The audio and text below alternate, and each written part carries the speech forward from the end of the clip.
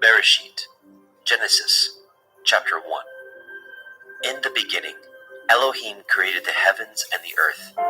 And the earth was without form and void, and darkness was upon the face of the deep. And the Ruach Elohim moved upon the face of the waters. And Elohim said, "Let there be light." And there was light.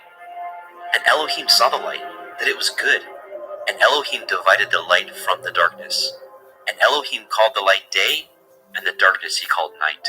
And the evening and the morning were the first day. And Elohim said, "Let there be a firmament in the midst of the waters, and let it divide the waters from the waters." And Elohim made the firmament, and divided the waters which were under the firmament from the waters which were above the firmament. And it was so.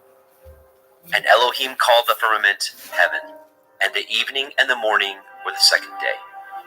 And Elohim said, "Let the waters under the heavens be gathered together unto one place, and let the dry land appear."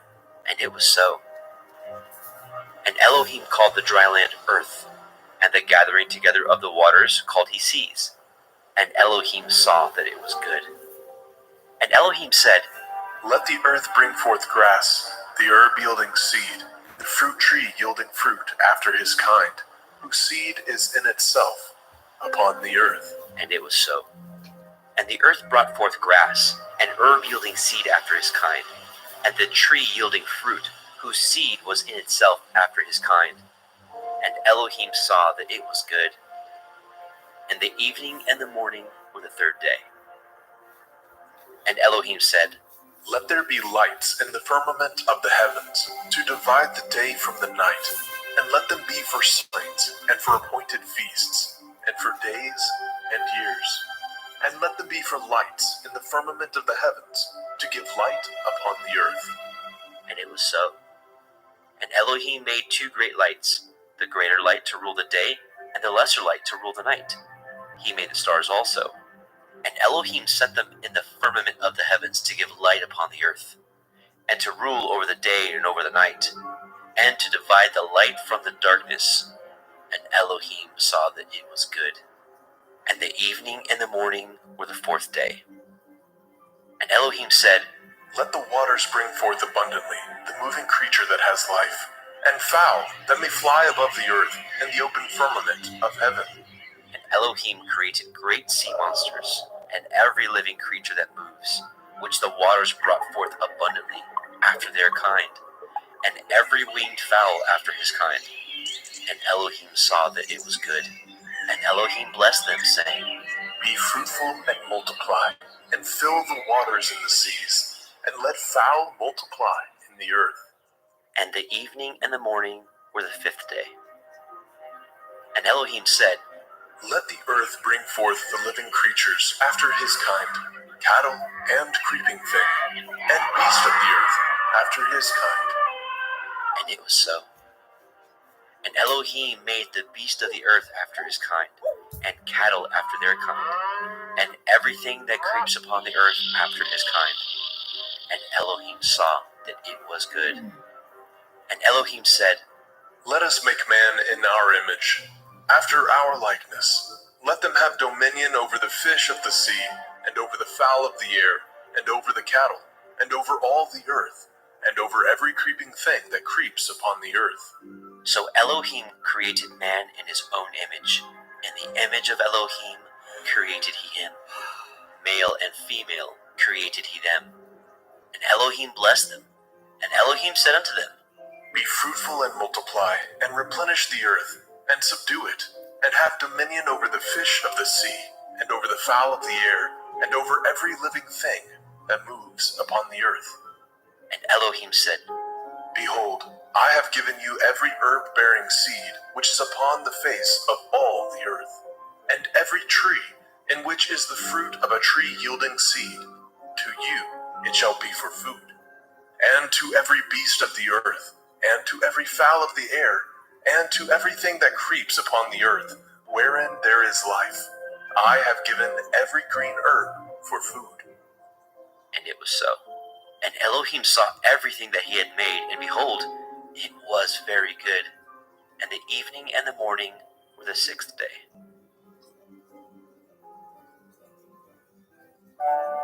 Bereshit, Genesis, chapter 2. Thus the heavens and the earth were finished, and all the host of them. And on the seventh day, Elohim ended his work which he had made. And he rested on the seventh day from all his work which he had made. And Elohim blessed the seventh day, and sanctified it, because that in it he had rested from all his work which Elohim created and made. These are the generations of the heavens and of the earth, when they were created, in the day that Yahweh Elohim made the earth and the heavens. And every plant of the field before it was in the earth, and every herb of the field before it grew. For Yahweh Elohim had not caused it to rain upon the earth, and there was not a man to till the ground. But there went up a mist from the earth, and watered the whole face of the ground. And Yahweh Elohim formed the man of the dust of the ground, and breathed into his nostrils the breath of life. And the man became a living soul. And Yahweh Elohim planted a garden eastward in Eden, and there he put the man whom he had formed. And out of the ground made Yahweh Elohim to grow every tree that is pleasant to the sight and good for food, the tree of life also in the midst of the garden, and the tree of knowledge of good and evil. And a river went out of Eden to water the garden, and from thence it was parted, and became into four heads. The name of the first is Pishon, that is, which compasses the whole land of Havilah, where there is gold. And the gold of that land is good. There is Delam, and the onyx stone. And the name of the second river is Gihon. The same is it that compasses the whole land of Cush. And the name of the third river is Hiddekel, that is, which goes toward the east of Ashur. And the fourth river is Perath. And Yahweh Elohim took the man, and put him into the garden of Eden to dress it and to guard it. And Yahweh Elohim commanded he man, saying, Of every tree of the garden you may freely eat, but of the tree of the knowledge of good and evil you shall not eat of it. For in the day that you eat thereof you shall surely die. And Yahweh Elohim said, "It is not good that man should be alone. I will make a helpmeet for him." And out of the ground Yahweh Elohim formed every beast of the field, and every fowl of the air, and brought them unto the man to see what he would call them. And whatsoever the man called every living creature, that was the name thereof. And the man gave names to all the cattle, and to the fowl of the air, and to every beast of the field. But for the man there was not found a helpmeet for him. And Yahweh Elohim caused a deep sleep to fall upon the man, and he slept. And he took one of his ribs, and closed up the flesh instead thereof. And the rib which Yahweh Elohim had taken from man made he a woman, and brought her unto the man. And the man said, "This is now bone of my bones, and flesh of my flesh. She shall be called woman, because she was taken out of man. Therefore shall a man leave his father and his mother, and shall cleave unto his woman, and they shall be one flesh. And they were both naked, the man and his woman, and were not ashamed."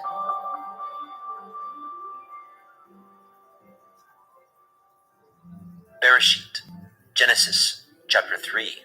Now the serpent was more subtle than any beast of the field which Yahweh Elohim had made.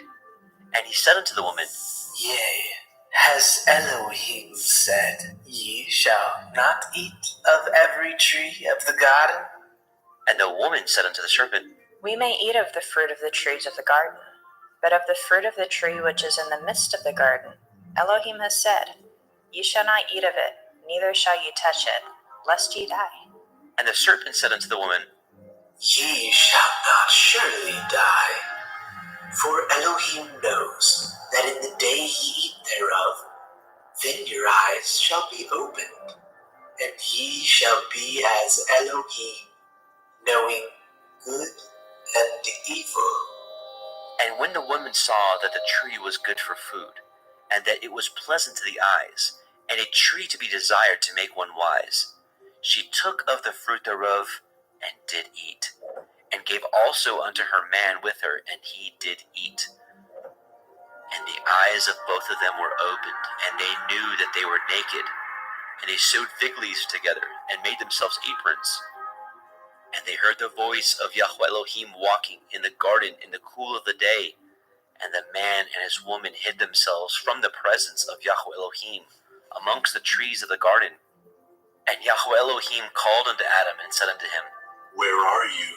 And he said, I heard your voice in the garden, and I was afraid, because I was naked, and I hid myself. And he said, "Who told you that you were naked? Have you eaten of the tree whereof I commanded you that you should not eat?" And the man said, The woman whom you gave to be with me, she gave me of the tree, and I did eat.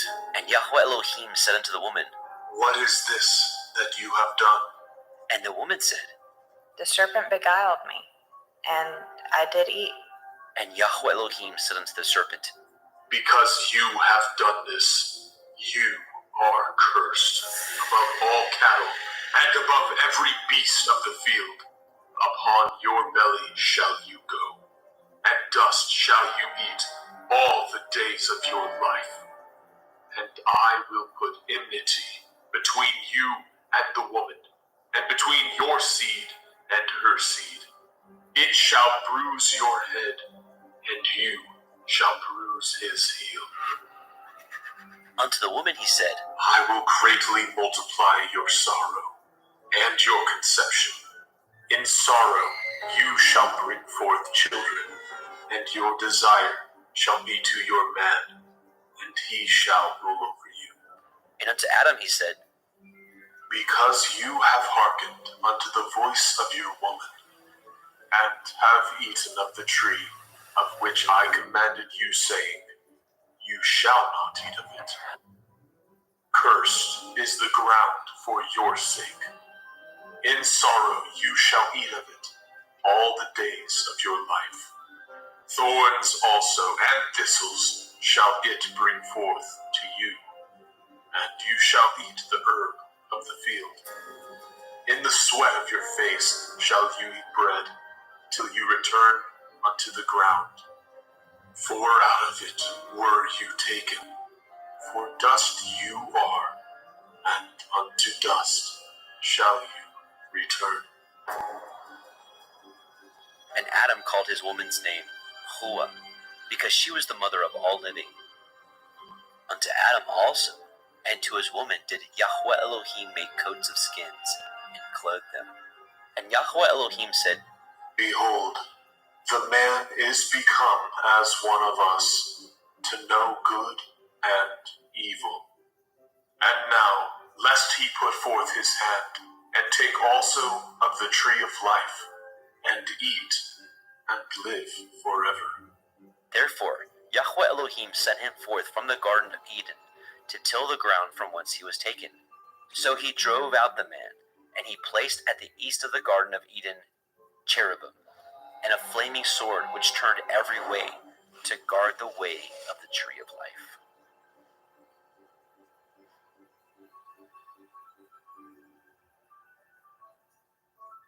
Bereshit, Genesis, chapter 4. And Adam knew Hua his woman, and she conceived, and bore Cain, and said, I have gotten a man from Yahuwah. And she again bore his brother Habil.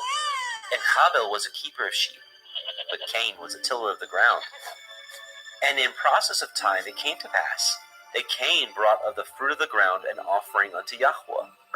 And Habil he also brought of the firstlings of his flock, and of the fat thereof.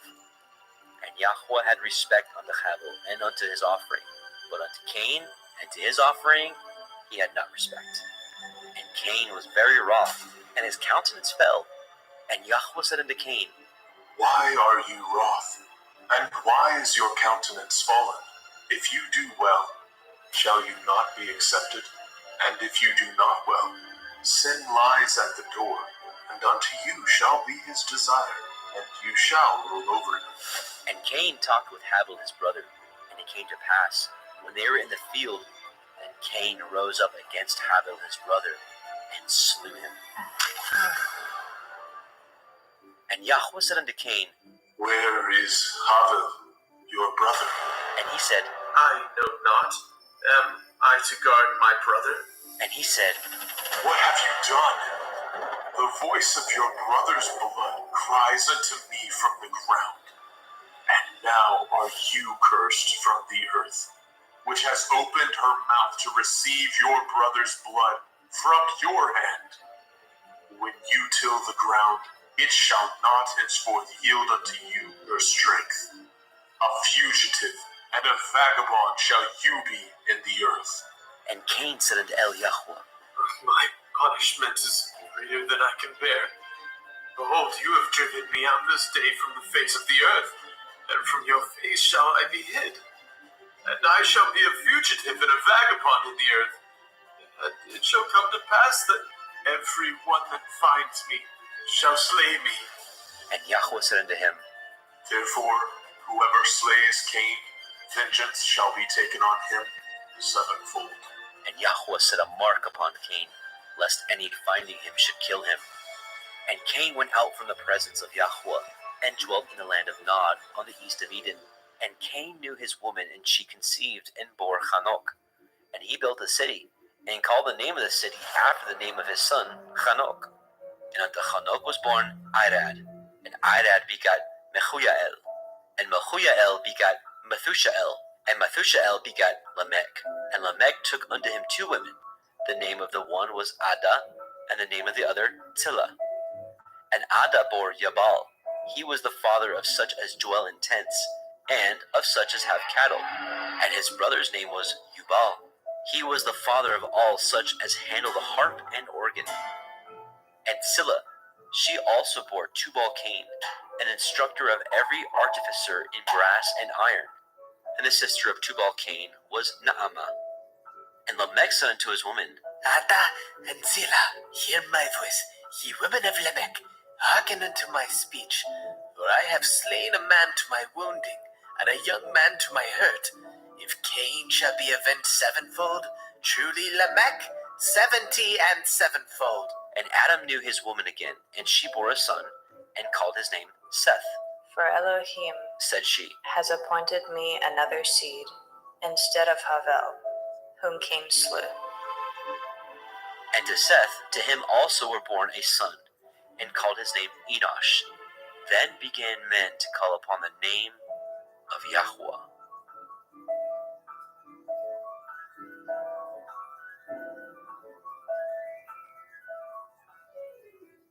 Bereshit, Genesis, chapter 5. This is the sefer of the generations of Adam. In the day that Elohim created man, in the likeness of Elohim made he him. Male and female created he them, and blessed them, and called their name Adam, in the day when they were created. And Adam lived 130 years, and begat a son in his own likeness, after his image, and called his name Seth. And the days of Adam, after he had begotten Seth, were 800 years, and he begat sons and daughters. And all the days that Adam lived were 930 years, and he died. And Seth lived 105 years, and begat Enosh. And Seth lived, after he begot Enosh, 807 years, and begat sons and daughters. And all the days of Seth were 912 years, and he died. And Enosh lived 90 years, and begat Canaan. And Enosh lived, after he begot Canaan, 815 years, and begat sons and daughters. And all the days of Enosh were 905 years, and he died. And Canaan lived 70 years, and begat Mahalalel. And Canaan lived, after he begot Mahalalel, 840 years, and begat sons and daughters. And all the days of Canaan were 910 years, and he died. And Mahalalel lived 65 years, and begot Yared. And Mahalalel lived, after he begot Yared, 830 years, and begat sons and daughters. And all the days of Mahalalel were 895 years, and he died. And Yared lived 162 years, and he begat Hanok. And Yared lived, after he begat Hanok, 800 years, and begat sons and daughters. And all the days of Yared were 962 years, and he died. And Hanok lived 65 years, and begat Methuselah. And Hanok walked with Elohim, after he begot Methuselah, 300 years, and begat sons and daughters. And all the days of Hanok were 365 years. And Hanok walked with Elohim, and he was not, for Elohim took him. And Methuselah lived 187 years, and begat Lamech. And Methuselah lived, after he begot Lamech, 782 years, and begat sons and daughters. And all the days of Methuselah were 969 years, and he died. And Lamech lived 182 years, and begat a son, and he called his name Noah, saying, This same shall comfort us concerning our work and toil of our hands, because of the ground which Yahuwah has cursed. And Lamech lived, after he begot Noah, 595 years, and begat sons and daughters. And all the days of Lamech were 777 years, and he died. And Noah was 500 years old, and Noah begat Shem, Ham, and Japheth. Bereshit, Genesis, chapter 6. And it came to pass, when men began to multiply on the face of the earth, and daughters were born unto them, that the sons of Elohim saw the daughters of men that they were fair, and they took them women of all which they chose. And Yahweh said, My Ruach shall not always strive with man, for that he also is flesh. Yet his days shall be 120 years. There were Nephilim in the earth in those days, and also after that, when the sons of Elohim came in unto the daughters of men, and they bore children to them, the same became giants, which were of ancient times, men of infamy. And Yahweh saw that the wickedness of man was great in the earth, and that every imagination of the thoughts of his heart was only evil continually. And Yahweh repented that he had made man on the earth, and it grieved him at his heart. And Yahweh said, I will destroy man whom I have created from the face of the earth, both man and beast, and the creeping thing, and the fowls of the air, for I repent that I have made them. But Noah found grace in the sight of Yahweh. These are the generations of Noah. Noah was a just man and perfect in his generations, and Noah walked with Elohim. And Noah begot 3 sons, Shem, Ham, and Japheth. The earth also was corrupt before Elohim, and the earth was filled with violence. And Elohim looked upon the earth, and behold, it was corrupt, for all flesh had corrupted his way upon the earth. And Elohim said unto Noah, The end of all flesh is come before me, for the earth is filled with violence through them. And behold, I will destroy them with the earth. Make you an ark of gopher wood. Rooms shall you make in the ark, and shall pitch it within and without with pitch. And this is the fashion which you shall make it of. The length of the ark shall be 300 cubits, the breadth of it 50 cubits, and the height of it 30 cubits. A window shall you make to the ark, and in a cubit shall you finish it above. And the door of the ark shall you set in the side thereof, with lower, second, and third stories shall you make it. And behold, I, even I, do bring a flood of waters upon the earth, to destroy all flesh, wherein is the breath of life from under heaven, and everything that is in the earth shall die. But with you will I establish my covenant, and you shall come into the ark, you and your sons, and your woman, and your sons' women with you. And of every living thing of all flesh, 2 of every sort shall you bring into the ark, to keep them alive with you. They shall be male and female, of fowls after their kind, and of cattle after their kind, of every creeping thing of the earth after his kind. 2 of every sort shall come unto you, to keep them alive. And take unto you of all food that is eaten, and you shall gather it to you, and it shall be for food for you, and for them. Thus did Noah according to all that Elohim commanded him. So did he.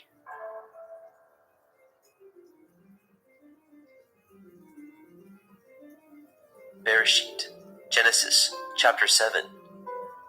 And Yahweh said unto Noah, Come, you and all your house into the ark, for you have I seen righteous before me in this generation. Of every clean beast you shall take to you by 7s, the male and his female, and of beasts that are not clean by 2, the male and his female. Of fowls also of the air by 7s, the male and the female, to keep seed alive upon the face of all the earth. For yet 7 days, and I will cause it to rain upon the earth 40 days and 40 nights, and every living substance that I have made will I destroy from off the face of the earth. And Noah did according unto all that Yahweh commanded him. And Noah was 600 years old when the flood of waters was upon the earth. And Noah went in, and his sons, and his woman, and his sons' women with him, into the ark because of the waters of the flood, of clean beasts, and of beasts that are not clean, and of fowls, and of everything that creeps upon the earth.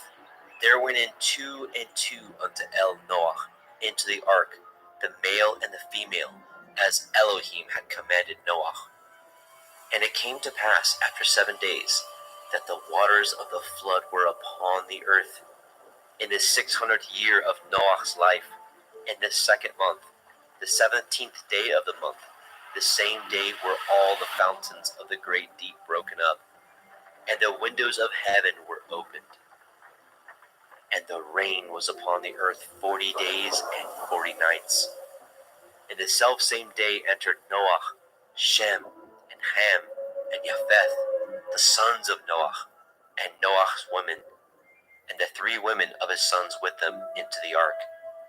They and every beast after his kind, and all the cattle after their kind, and every creeping thing that creeps upon the earth after his kind, and every fowl after his kind, of every bird of every sort. And they went in unto Noah into the ark, 2 and 2 of all flesh, wherein is the breath of life. And they that went in male and female of all flesh, as Elohim had commanded him, and Yahweh shut him in. And the flood was 40 days upon the earth, and the waters increased, and bore up the ark, and it was lifted up above the earth. And the waters prevailed, and were increased greatly upon the earth, and the ark went upon the face of the waters. And the waters prevailed exceedingly upon the earth, and all the high hills that were under the whole heaven were covered. 15 cubits upward did the waters prevail, and the mountains were covered. And all flesh died that moved upon the earth, both of fowl, and of cattle, and of beast, and of every creeping thing that creeps upon the earth, and every man, all in whose nostrils was the breath of life, of all that was in the dry land, died. And every living substance was destroyed which was upon the face of the ground, both man and cattle, and the creeping things, and the fowl of the heavens, and they were destroyed from the earth. And Noah only remained alive, and they that were with him in the ark. And the waters prevailed upon the earth 150 days. Bereshit, Genesis, chapter 8. And Elohim remembered Noah, and every living thing, and all the cattle that was with him in the ark. And Elohim made a wind to pass over the earth, and the waters assuaged. The fountains also of the deep, and the windows of heaven were stopped, and the rain from heaven was restrained, and the waters returned from off the earth continually. And after the end of the 150 days, the waters were abated. And the ark rested in the 7th month, on the 17th day of the month, upon the mountains of Ararat. And the waters were decreased continually until the 10th month. In the 10th month, on the 1st day of the month, were the tops of the mountains seen. And it came to pass, at the end of 40 days, that Noah opened the window of the ark which he had made, and he sent forth a raven which went forth to and fro until the waters were dried up from off the earth. Also he sent forth a dove from him to see if the waters were abated from off the face of the ground. But the dove found no rest for the sole of her foot, and she returned unto him into the ark, for the waters were on the face of the whole earth. Then he put forth his hand and took her, and pulled her in unto him into the ark. And he stayed yet other 7 days, and again he sent forth the dove out of the ark. And the dove came into him in the evening, and lo, in her mouth was an olive leaf, plucked off. So Noah knew that the waters were abated from off the earth. And he stayed yet other 7 days, and sent forth the dove, which returned not again unto him any more. And it came to pass in the 601st year, in the 1st month, the 1st day of the month, the waters were dried up from off the earth. And Noah removed the covering of the ark, and looked, and behold, the face of the ground was dry. And in the 2nd month, on the 7th and 20th day of the month, the earth was dried. And Elohim spoke unto Noah, saying, Go forth of the ark, you and your woman, and your sons women with you. Bring forth with you every living thing that is with you, of all flesh, both of fowl and of cattle, and of every creeping thing that creeps upon the earth, that they may breed abundantly in the earth, and be fruitful, and multiply upon the earth. And Noah went forth, and his sons, and his woman, and his sons' women with him, every beast, every creeping thing, and every fowl, and whatsoever creeps upon the earth after their kinds, went forth out of the ark. And Noah built an altar unto Yahweh, and took of every clean beast, and of every clean fowl, and offered burnt offerings on the altar. And Yahweh smelled the sweet savor. And Yahweh said in his heart, I will not again curse the ground any more for man's sake, for the imagination of man's heart is evil from his youth. Neither will I again smite any more everything living as I have done. While the earth remains, seed time and harvest, and cold and heat, and summer and winter, and day and night shall not cease. Bereshit, Genesis chapter 9.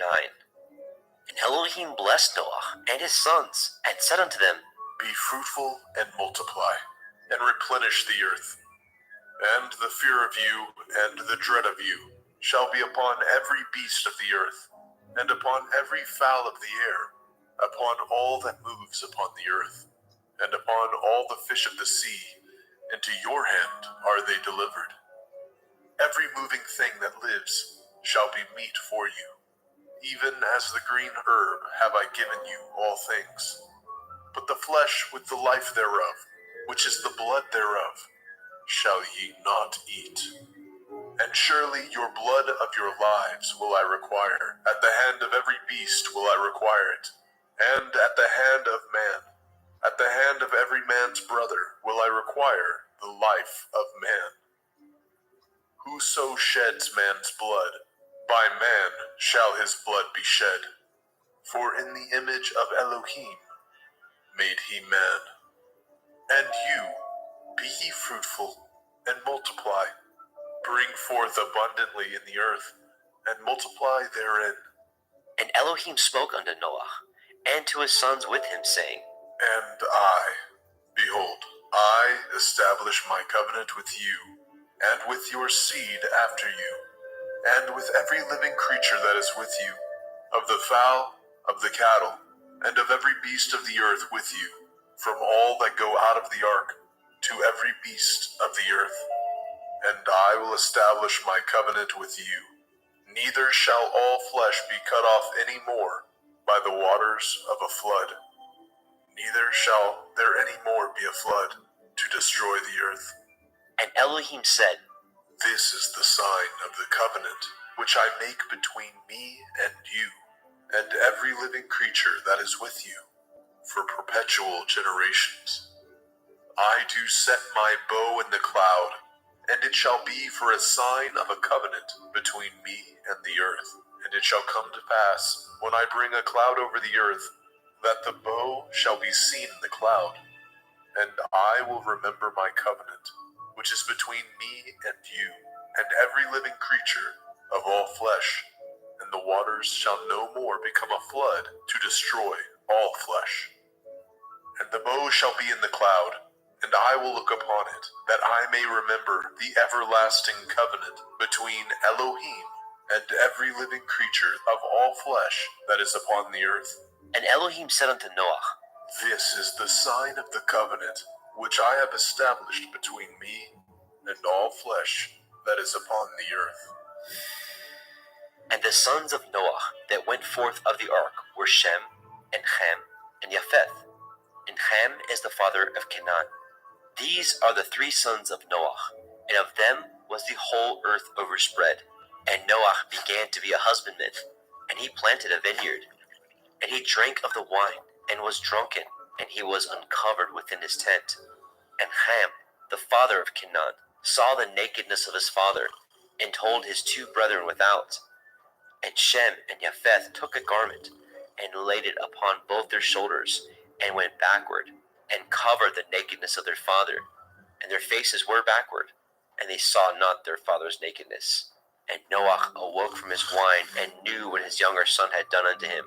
And he said, Cursed be Canaan, a servant of servants shall he be unto his brethren. And he said, Blessed be Yahweh Elohai of Shem, and Canaan shall be his servant. Elohim shall enlarge Japheth, and he shall dwell in the tents of Shem, and Canaan shall be his servant.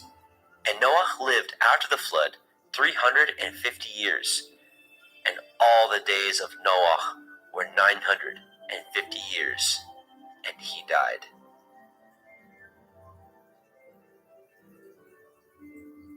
Bereshit, Genesis chapter 10. Now these are the generations of the sons of Noah, Shem, Ham, and Japheth. And unto them were sons born after the flood. The sons of Japheth, Gomer, and Magog, and Madai, and Yaban, and Tubal, and Meshech, and Tirak. And the sons of Gomer, Ashkenaz, and Riphath, and Togarma. The sons of Yavan, Elisha, and Tarshish, and Kittim, and Dodanim. By these were the isles of the other nations divided in their lands, everyone after his tongue, and after their families in their nations. And the sons of Ham, Cush, and Mitzrayim, and Put, and Canaan. And the sons of Cush, Seba, and Havilah, and Kavta, and Raama, and Kavteka. And the sons of Raama, Sheba, and Dedan. And Cush begat Nimrod. He began to be a giant and a hunter in the earth. He was a giant and a hunter before Yahweh. Wherefore it is said, even as Nimrod, the giant hunter before Yahweh. And the beginning of his kingdom was Babel, and Erech, and Akkad, and Calneh, in the land of Shinar. Out of that land went forth Ashur, and built Nineveh, and the city Rehoboth, and Kelach, and Reset between Nineveh and Kelach. The same is a great city. And Mitzrayim begat Lodim, and Anamim, and Lechavim, and the Naphtochim, and the Pathrosim, and the Kasluchim, out of whom came Pelishtim, and the Kaphtorim. And Canaan begat Zidon, his firstborn, and Heth, and the Jebusite, and the Amorite, and the Girgashite, and the Hivite, and the Arkite, and the Hinite, and the Arvadite, and the Tsemarite, and the Hamathite. And afterward were the families of the Canaanim spread abroad. And the border of the Canaanim was from Sidon, as you come to Gerar, unto Gaza, as you go unto Sodom, and Amorah, and Admah, and Zeboim, even unto Lasha. These are the sons of Ham, after their families, after their tongues, in their countries, and in their nations. And unto Shem also, the father of all the children of Eber, the brother of Japheth, the elder, even to him were children born. And the children of Shem, Elam, and Ashur, and Arphaxad, and Lud, and Aram. And the children of Aram, Uz, and Hul, and Gether, and Mash. And Arphaxad begat Shelach, and Shelach begat Eber. And unto Eber were born two sons. The name of one was Peleg, for in his days was the earth divided. And his brother's name was Yoktan. And Yoktan begat Almodad, and Sheleth, and Chatzarmaveth, and Yerach, and Hadoram, and Uzal, and Dikla, and Obal, and Abimael, and Sheba, and Ophir, and Havilah, and Yobab. All these were the sons of Yoktan. And their dwelling was from Misha, as you go unto Sephah, a mountain of the east. These are the sons of Shem, after their families, after their tongues, in their lands, after their nations. These are the families of the sons of Noah, after their generations, in their nations, and by these were the nations divided in the earth after the flood.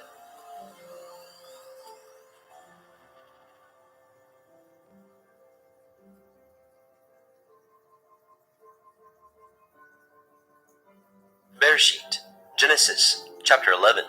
And the whole earth was of one language and of one speech.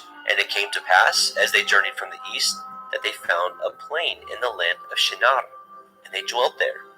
And they said one to another, Go to, let us make brick and burn them thoroughly. And they had brick for stone, and slime had they for mortar. And they said, Go to, let us build a city and a tower, whose top may reach unto the heavens, and let us make a name, lest we be scattered abroad upon the face of the whole earth. And Yahweh came down to see the city, and the tower, which the children of men built. And Yahweh said, Behold, the people is one, and they have all one language, and this they begin to do, and now nothing will be restrained from them, which they have imagined to do. Go to, let us go down, and there confound their language, that they may not understand one another's speech. So Yahweh scattered them abroad from thence upon the face of all the earth, and they left off to build the city. Therefore is the name of it called Babel, because Yahweh did there confound the language of all the earth. And from thence did Yahweh scatter them abroad upon the face of all the earth. These are the generations of Shem. Shem was 100 years old, and begot Arphaxad 2 years after the flood. And Shem lived after he begot Arphaxad 500 years, and begat sons and daughters. And Arphaxad lived 35 years, and begot Shelach. And Arphaxad lived after he begot Shelach 403 years, and begat sons and daughters. And Shelach lived 30 years, and begot Eber. And Shelach lived after he begot Eber 403 years, and begat sons and daughters. And Eber lived 34 years, and begot Peleg. And Eber lived after he begot Peleg 430 years, and begot sons and daughters. Peleg lived 30 years, and begat Reu. And Peleg lived after he begot Reu 209 years, and begot sons and daughters. And Reu lived 32 years, and begot Serug. And Reu lived after he begot Serug 207 years, and begot sons and daughters. And Serug lived 30 years, and begot Nahor. And Serug lived after he begot Nahor 200 years, and begot sons and daughters. And Nahor lived 29 years, and begot Terach. And Nahor lived after he begot Terach 119 years, and begot sons and daughters. And Terach lived 70 years, and begot Abram, Nahor, and Haran. Now these are the generations of Terach. Terach begot Abram, Nahor, and Haran. And Haran begot Lot. And Haran died before his father Terach in the land of his nativity, in Ur of the Kasdim. And Abram and Nahor took them women. The name of Abram's woman was Sarai, and the name of Nahor's woman, Milcah, the daughter of Haran, the father of Milcah, and the father of Yiscah. But Sarai was barren; she had no child. And Terach took Abram his son, and Lot, the son of Haran, his son's son, and Sarai, his daughter-in-law, his son Abram's woman. And they went forth with them from Ur of the Kasdim to go into the land of Canaan. And they came unto Haran and dwelt there. And the days of Terach were 205 years, and Terach died in Haran. Bereshit, Genesis, chapter 12. Now Yahweh had said unto Abram, Get you out of your country, and from your kindred, and from your father's house, unto a land that I will show you. And I will make of you a great nation, and I will bless you, and make your name great, and you shall be a blessing. And I will bless them that bless you, and curse him that curses you. And in you shall all families of the earth be blessed. So Abram departed as Yahweh had spoken unto him, and Lot went with him. And Abram was 75 years old when he departed out of Haran. And Abram took Sarai his woman, and Lot his brother's son, and all their substance that they had gathered, and the souls that they had gotten in Haran. And they went forth to go into the land of Canaan, and into the land of Canaan they came. And Abram passed through the land unto the place of Shechem, unto the plain of Moreh, and the Canaanite was in the land. And Yahweh appeared unto Abram and said, Unto your seed will I give this land. And there built he an altar unto Yahweh, who appeared unto him. And he removed from thence unto a mountain on the east of Beit El, and pitched his tent, having Beit El on the west, and Ai on the east. And there he built an altar unto Yahweh, and called upon the name of Yahweh. And Abram journeyed, going on still towards the Negev. And there was a famine in the land. And Abram went down into Mitzrayim to sojourn there, for the famine was grievous in the land. And it came to pass, when he was come near to enter into Mitzrayim, that he said unto El Sarai his woman, Behold now, I know that you are a fair woman to look upon. Therefore it shall come to pass when the Mitzrayim shall see you, that they shall say, This is his woman, and they will kill me, but they will save you alive. Say, I pray you, you are my sister, that it may be well with me for your sake, and my soul shall live because of you. And it came to pass that when Abram was come into Mitzrayim, that Mitzrayim beheld the woman, that she was very fair. The princes also of Pharaoh saw her, and commended her before Pharaoh. And the woman was taken into Pharaoh's house. And he entreated Abram well for her sake. And he had sheep and oxen, and he asses, and men servants, and maid servants, and she asses, and camels. And Yahweh plagued Pharaoh and his house with great plagues because of Sarai, Abram's woman. And Pharaoh called Abram and said, What is this that you have done unto me? Why did you not tell me that she was your woman? Why said you, She is my sister, so I might have taken her to be my woman? Now therefore, behold, your woman, take her, and go your way. And Pharaoh commanded his men concerning him, and they sent him away, and his woman, and all that he had. Bereshit, Genesis, chapter 13. And Abram went up out of Mitzrayim, he, and his woman, and all that he had, and Lot with him, into the Negev. And Abram was very rich in cattle, in silver, and in gold. And he went on his journeys from the Negev even to Beit El, unto the place where his tent had been at the beginning, between Beit El and Ai, unto the place of the altar, which he had made there at the first. And there Abraham called on the name of Yahweh. And Lot also, which went with Abram, had flocks and herds and tents. And the land was not able to bear them, that they might dwell together, for their substance was great, so that they could not dwell together. And there was a strife between the herdsmen of Abram's cattle and the herdsmen of Lot's cattle. And the Canaanite and the Perizzite dwelled then in the land. And Abram said unto Lot, Let there be no strife, I pray you, between me and you, and between my herdsmen and your herdsmen, for we be brethren. Is not the whole land before you? Separate yourself, I pray you, from me.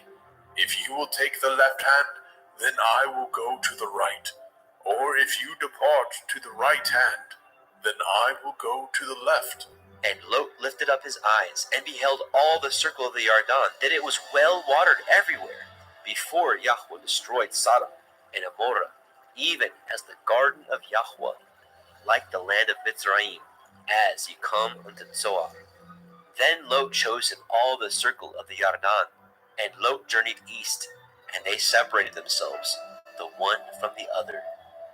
And Abram dwelt in the land of Canaan, and Lot dwelt in the cities of the circle of the Yarden, and pitched his tent toward Sodom.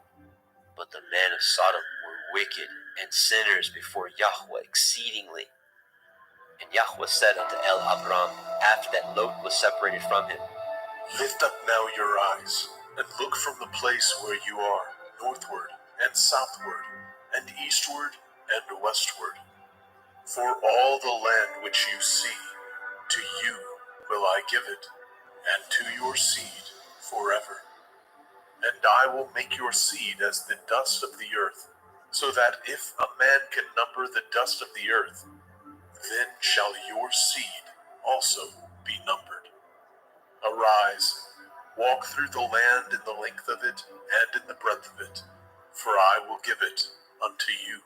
Then Abram removed his tent, and came and dwelt in the plain of Mamre, which is in Hebron, and built there an altar unto Yahweh.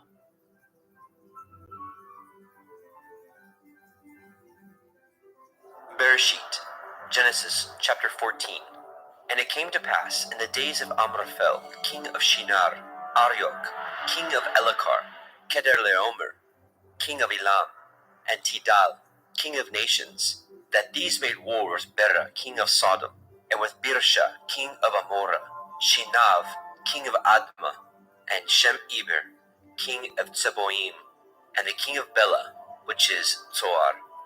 All these were joined together in the valley of Siddim, which is the Salt Sea. 12 years they served Kedorlaomer, and in the 13th year they rebelled.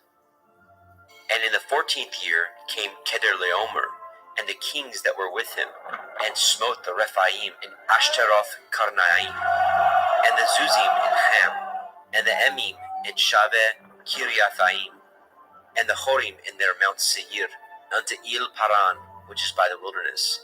And they returned and came to En Mishpat, which is Kadesh, and smote all the country of the Amalekim, and also the Amorim, that dwelt in Hatzron Tamar.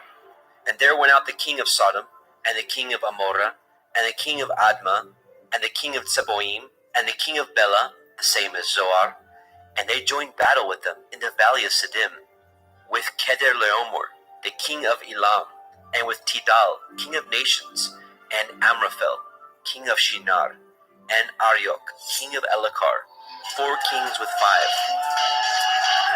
And the valley of Siddim was full of slime pits, and the kings of Sodom and Amorah fled, and fell there, and they that remained fled to the mountain. And they took all the goods of Sodom and Amorah, and all their victuals, and went their way. And they took Lot, Abram's brother, who dwelt in Sodom, and his goods, and departed. And there came one that had escaped, and told Abram the Ivri, for he dwelt in the plain of Mamre, the Amorite, brother of Eshcol, and brother of Aner, and these were confederate with Abram. And when Abram heard that his brother was taken captive, he armed his trained servants, born in his house, 318, and pursued them unto Dan.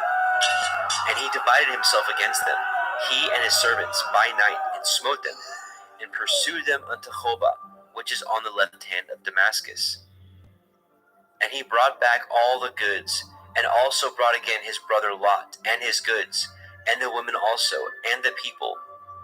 And the king of Sodom went out to meet him after his return from the slaughter of Kedorlaomer, and of the kings that were with him, at the valley of Shaveh, which is in the king's valley.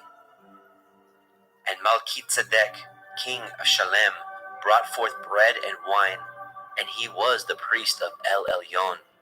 And he blessed him and said, Blessed be Avram of El Elyon, possessor of heaven and earth. And blessed be El Elyon, which has delivered your enemies into your hand. And he gave him tithes of all. And the king of Sodom said unto El Abram, Give me the persons, and take the goods for yourself. And Abram said to the king of Sodom, I have lifted up my hand unto El Yahuwah, El Elyon, the possessor of heaven and earth, that I will not take from a thread even to a shoe latchet, and that I will not take anything that is yours, lest you should say, I have made Avram rich, save only that which the young men have eaten, and the portion of the men which went with me, Aner, Eshcol, and Mamre. Let them take their portion.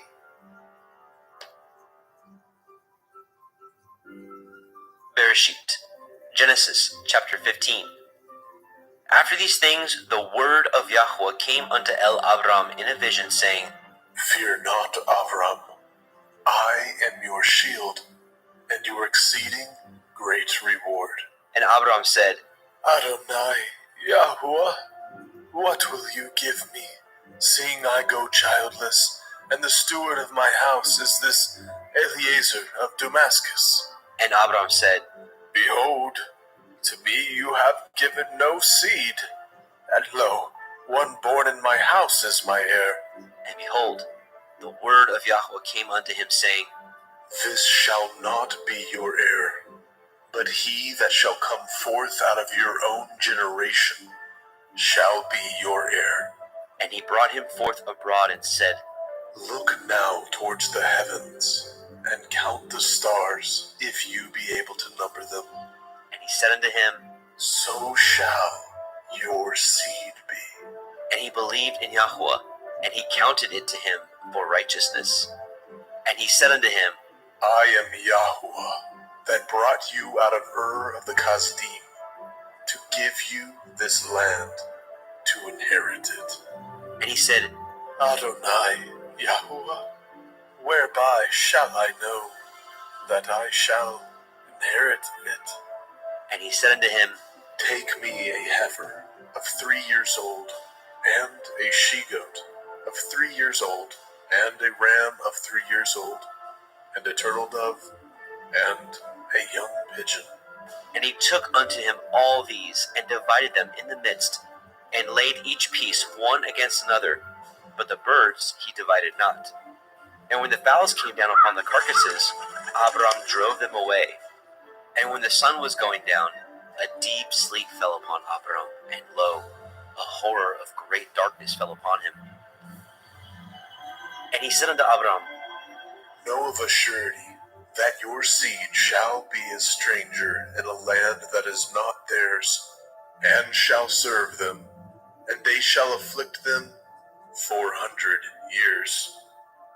And also that nation whom they shall serve will I judge, and afterward they shall come out with great substance, and you shall go to your fathers in peace.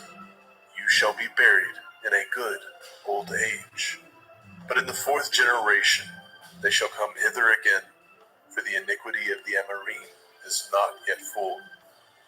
And it came to pass that, when the sun went down, and it was dark, behold, a smoking furnace, and a burning lamp that passed between those pieces. And the same day Yahweh cut a covenant with Abram, saying, Unto your seed have I given this land, from the river of Mitzrayim unto the great river, the river Perath, the Canaim, and the Kenazim, and the Kadmonim, and the Hittim, and the Perizim, and the Rephaim, and the Amorim, and the Kenainim, and the Girgashim, and the Yebusim.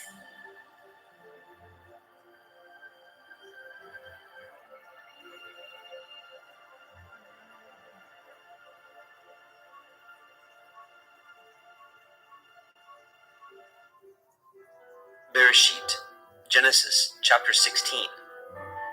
Now Sarai, Abram's woman, bore him no children, and she had a handmaid, a Mitzrite, whose name was Hagar.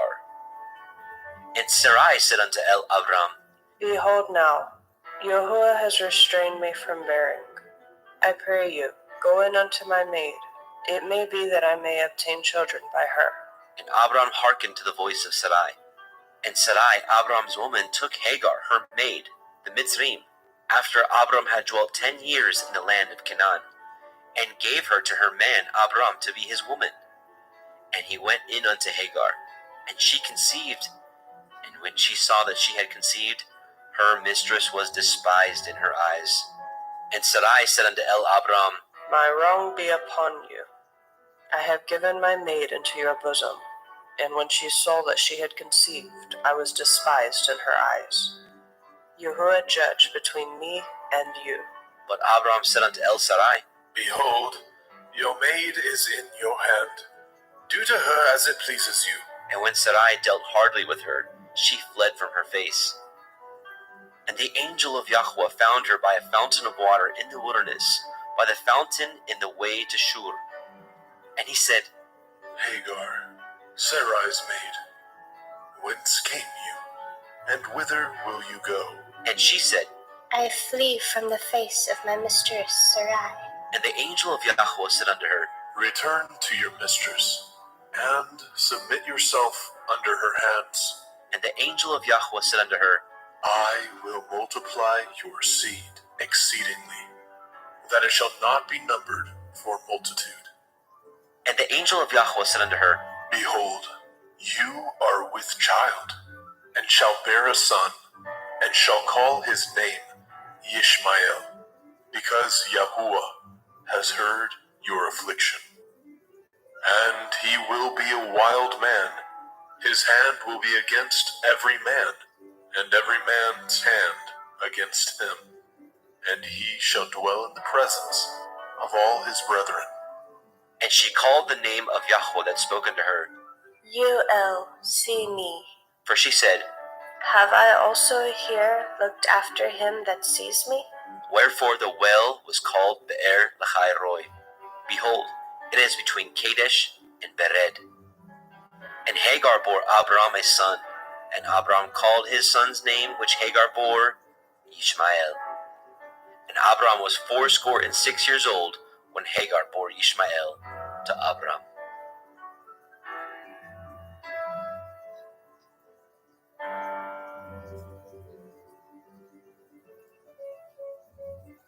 Bereshit, Genesis chapter 17.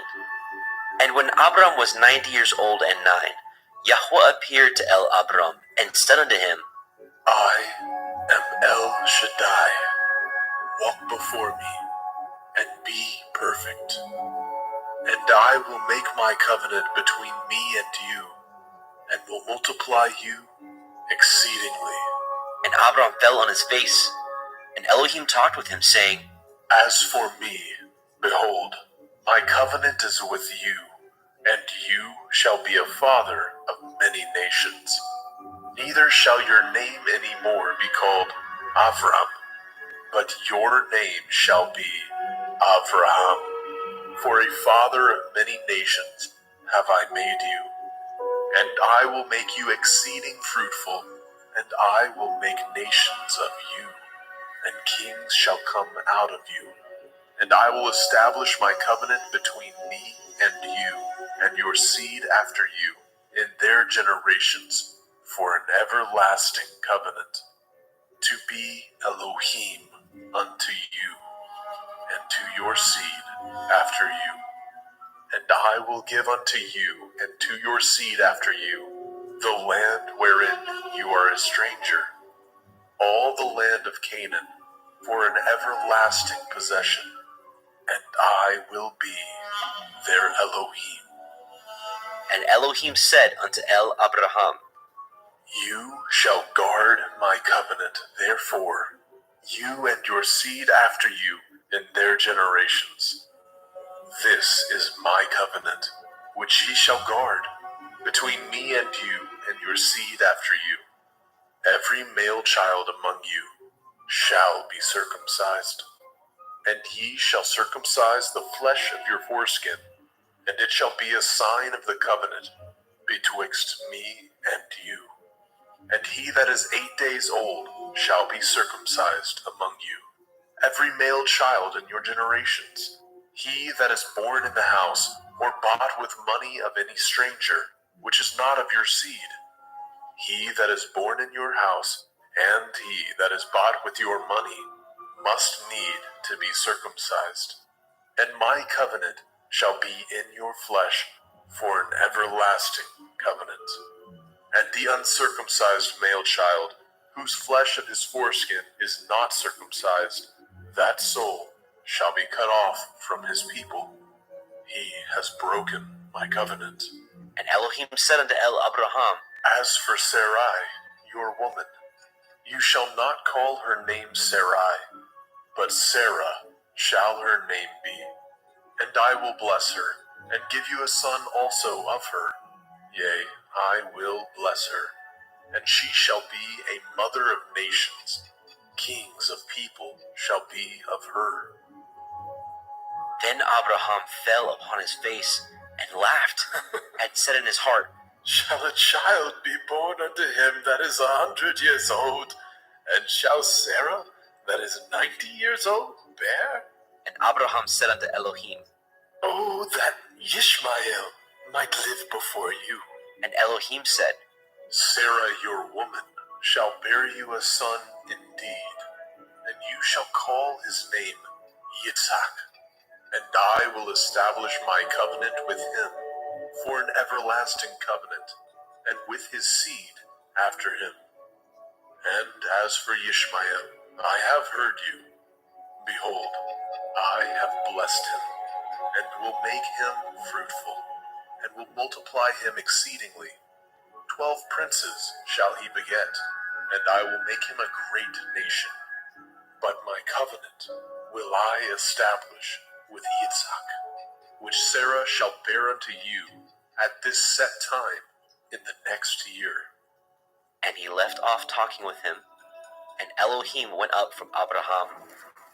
And Abraham took Ishmael his son, and all that were born in his house, and all that were bought with his money, every male among the men of Abraham's house, and circumcised the flesh of their foreskin in the selfsame day, as Elohim had said unto him. And Abraham was 90 years old and 9 when he was circumcised in the flesh of his foreskin. And Ishmael his son was 13 years old when he was circumcised in the flesh of his foreskin. And the selfsame day was Abraham circumcised, and Ishmael his son. And all the men of his house, born in the house, and bought with money of the stranger, were circumcised with him.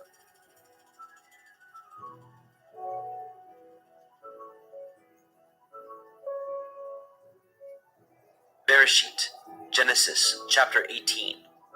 And Yahweh appeared unto him in the plains of Mamre, and he sat in the tent door in the heat of the day.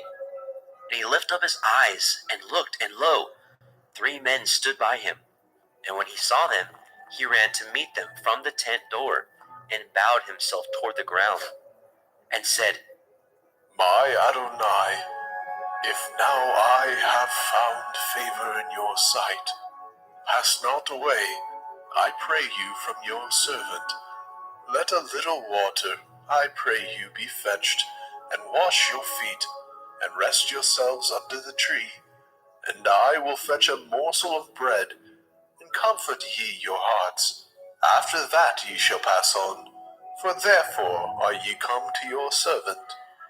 And they said, So do, as you have said. And Abraham hasted into the tent unto El Sarah, and said, Make ready quickly 3 measures of fine meal, knead it, and make cakes upon the hearth. And Abraham ran unto the herd, and fetched a calf tender and good, and gave it unto a young man, and he hastened to dress it. And he took butter, and milk, and the calf which he had dressed, and set it before them. And he stood by them under the tree, and they did eat. And they said unto him, Where is Sarah, your woman? And he said, Behold, in the tent. And he said, I will certainly return unto you according to the time of life, and lo, Sarah your woman shall have a son. And Sarah heard it in the tent door, which was behind him. Now Abraham and Sarah were old and well stricken in age, and it ceased to be with Sarah after the manner of women. Therefore Sarah laughed within herself, saying, After I am waxed old, shall I have pleasure, my Lord being old also?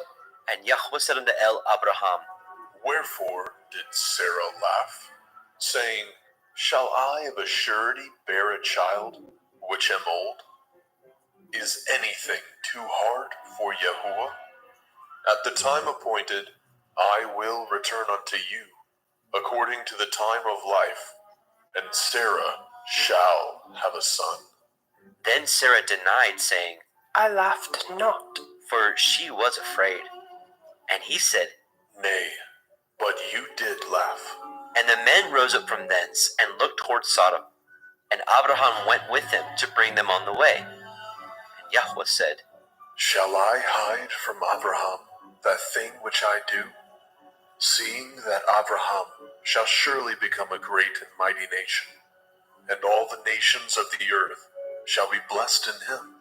For I know him, that he will command his children and his household after him, that they shall guard the way of Yahuwah, to do justice and judgment, that Yahuwah may bring upon Abraham that which he has spoken of him.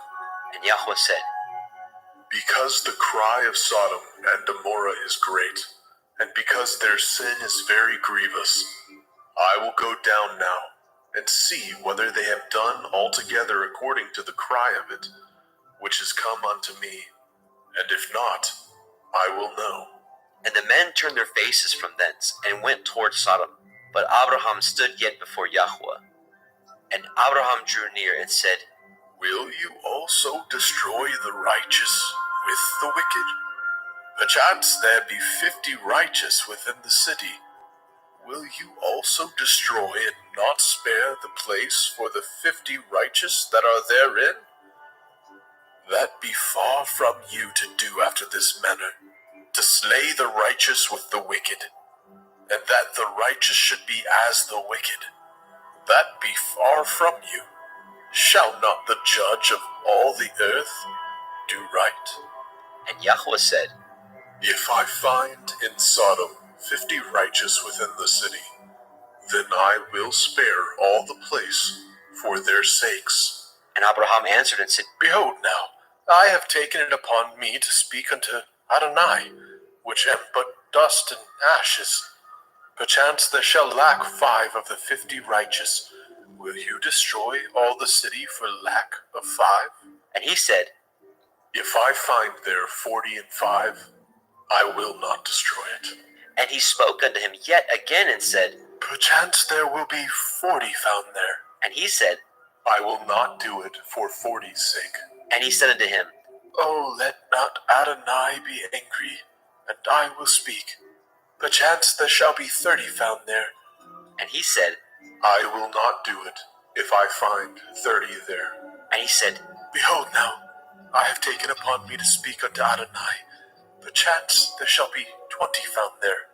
And he said, I will not destroy it for 20's sake. And he said, Oh, let not Adonai be angry, and I will speak yet but this once. Perchance 10 shall be found there. And he said, I will not destroy it for 10's sake. And Yahweh went his way as soon as he had left communing with El Abraham. And Abraham returned unto his place.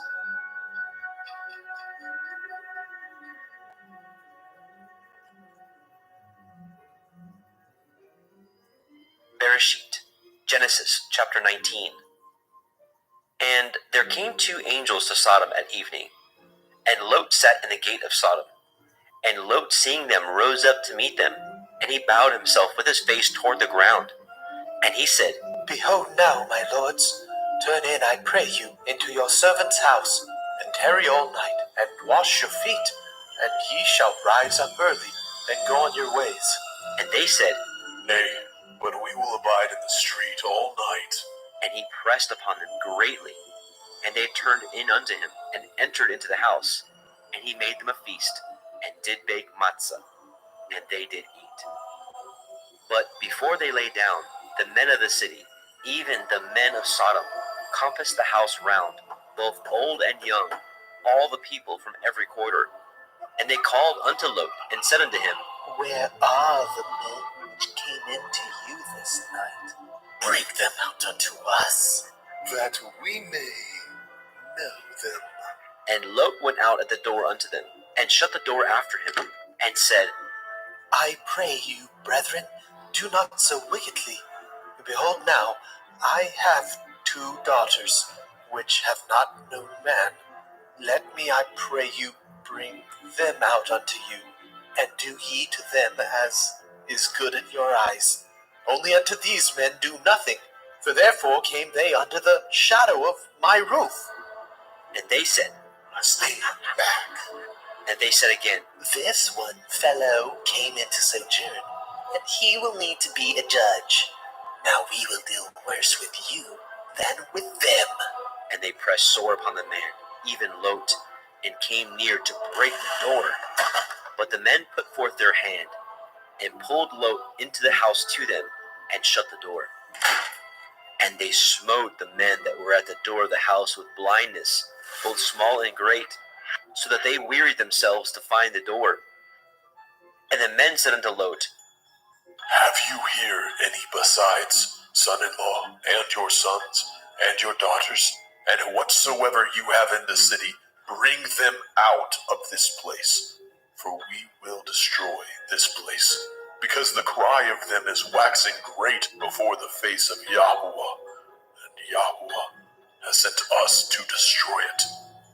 And Lot went out, and spoke unto his sons-in-law, which married his daughters, and said, Up, get you out of this place, for Yahweh will destroy this city. But he seemed as one that mocked unto his sons-in-law.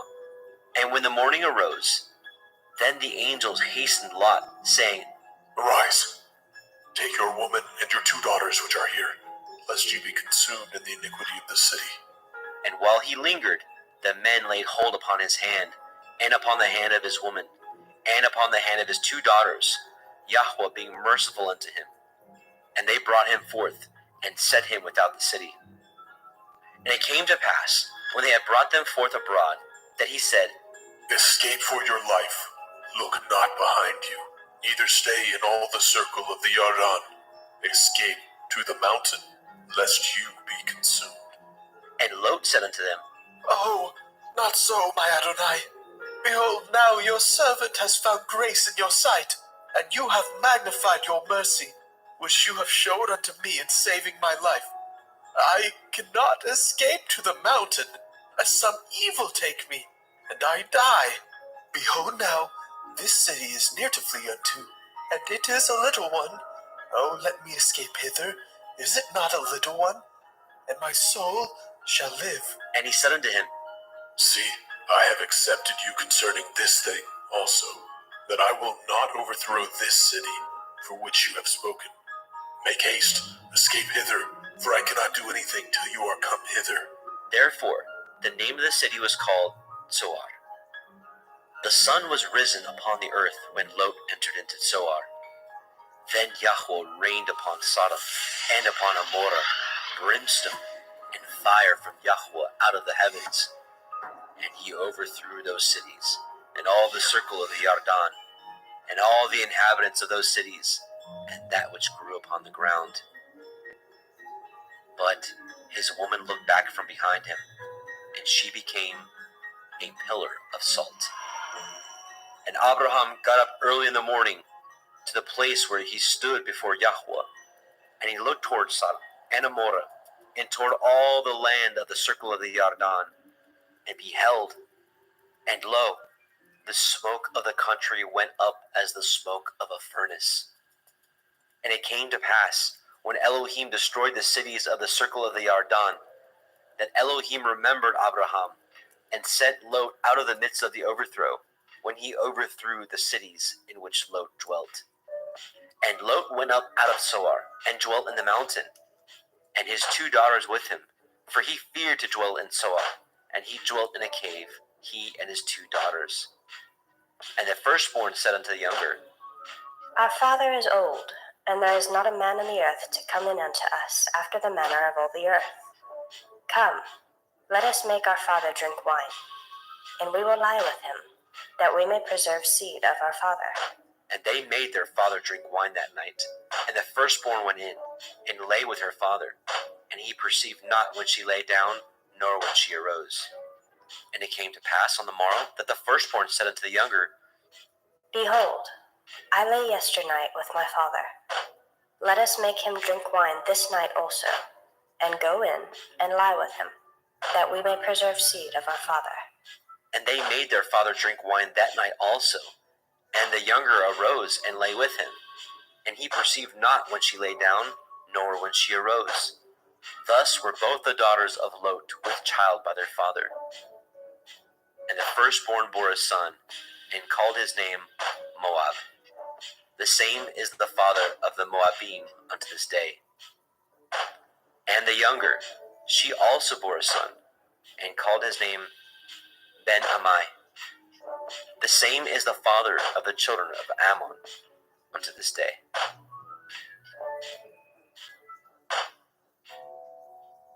Bereshit, Genesis, chapter 20. And Abraham journeyed from thence toward the country of the Negev, and dwelt between Kadesh and Shur, and sojourned in Gerar. And Abraham said of El-Sarah his woman, She is my sister. And Abimelech king of Gerar sent, and took Sarah. But Elohim came to Abimelech in a dream by night, and said to him, Behold, you are but a dead man, for the woman which you have taken, for she is a man's woman. But Abimelech had not come near her. And he said, Adonai, will you slay also a righteous nation? Said he not unto me, She is my sister? And she, even she herself said, He is my brother. In the integrity of my heart and innocence of my hands have I done this. And Elohim said unto him in a dream, Yea, I know that you did this in the integrity of your heart, for I also withheld you from sinning against me. Therefore suffered I you not to touch her. Now therefore restore the man his woman, for he is a prophet, and he shall pray for you, and you shall live. And if you restore her not, know you that you shall surely die, you and all that are yours. Therefore Abimelech rose early in the morning, and called all his servants, and told all these things in their ears. And the men were sore afraid.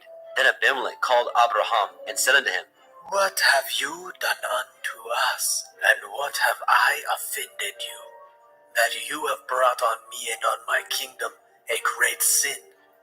You have done deeds unto me that ought not to be done. And Abimelech said unto Abraham, What saw you that you have done this thing?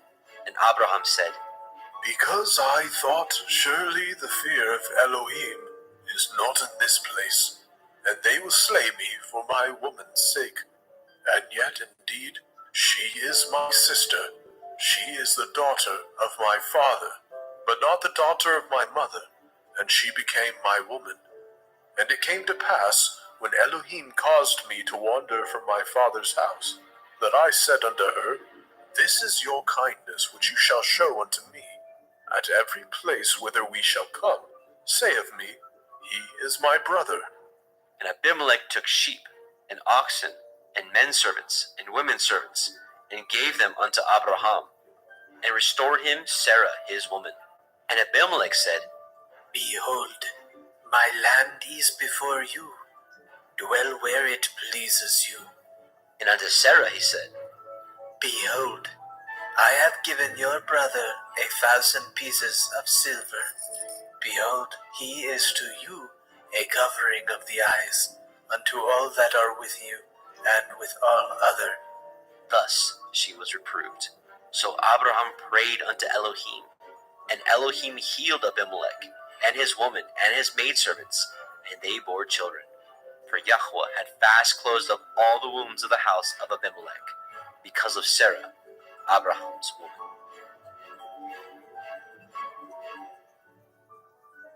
Bereshit, Genesis, chapter 21. And Yahweh visited Sarah as he had said, and Yahweh did unto Sarah as he had spoken. For Sarah conceived, and bore Abraham a son in his old age, at the set time of which Elohim had spoken to him. And Abraham called the name of his son that was born unto him, whom Sarah bore unto him, Yitzchak. And Abraham circumcised his son Yitzchak, being 8 days old, as Elohim had commanded him. And Abraham was 100 years old, when his son Yitzchak was born unto him. And Sarah said, Elohim has made me to laugh, so that all that hear will laugh with me. And she said, Who would have said unto Abraham that Sarah should have given children suck? For I have borne him a son in his old age. And the child grew, and was weaned. And Abraham made a great feast, the same day that Yitzchak was weaned. And Sarah saw the son of Hagar, the Mitzrayim, which she had borne unto Abraham, mocking. Wherefore she said unto Abraham, Cast out this bondwoman and her son, for the son of this bondwoman shall not be heir with my son, even with Yitzhak. And the thing was very grievous in Abraham's sight because of his son. And Elohim said unto Abraham, Let it not be grievous in your sight because of the lad, and because of your bondwoman. In all that Sarah has said unto you, hearken unto her voice. For in Yitzhak shall your seed be called. And also the son of the bondwoman will I make a nation, because he is your seed. And Abraham rose up early in the morning, and took bread and a bottle of water, and gave it unto Hagar, putting it on her shoulder, and the child, and sent her away. And she departed, and wandered in the wilderness of Beersheba. And the water was spent in the bottle, and she cast the child under one of the shrubs. And she went and sat her down over against him a good way off, as it were a bow shot. For she said, Let me not see the death of the child. and she sat over against him, and lifted up her voice and wept. And Elohim heard the voice of the lad, and the angel of Elohim called unto Hagar out of the heavens, and said unto her, What ails you, Hagar? Fear not, for Elohim has heard the voice of the lad where he is. Arise, lift up the lad, and hold him in your hand, for I will make him a great nation. And Elohim opened her eyes, and she saw a well of water. And she went and filled the bottle with water, and gave the lad drink. And Elohim was with the lad, and he grew, and dwelt in the wilderness, and became an archer. And he dwelt in the wilderness of Paran, and his mother took him a woman out of the land of Mitzrayim. And it came to pass at that time, that Abimelech and Pichol, the chief captain of his host, spoke unto Abraham, saying, Elohim is with you in all that you do. Now therefore swear unto me here by Elohim, that you will not deal falsely with me, nor with my son, nor with my son's son, but according to the kindness that I have done unto you, you shall do unto me, and to the land wherein you have sojourned. And Abraham said, I will swear. And Abraham reproved Abimelech because of a well of water, which Abimelech's servants had violently taken away. And Abimelech said, I know not who has done these things, neither did you tell me, neither yet heard I of it, but today. And Abraham took sheep and oxen, and gave them unto Abimelech, and both of them cut a covenant. And Abraham set 7 ewe lambs of the flock by themselves. And Abimelech said unto Abraham, What mean these 7 ewe lambs which you have set by themselves?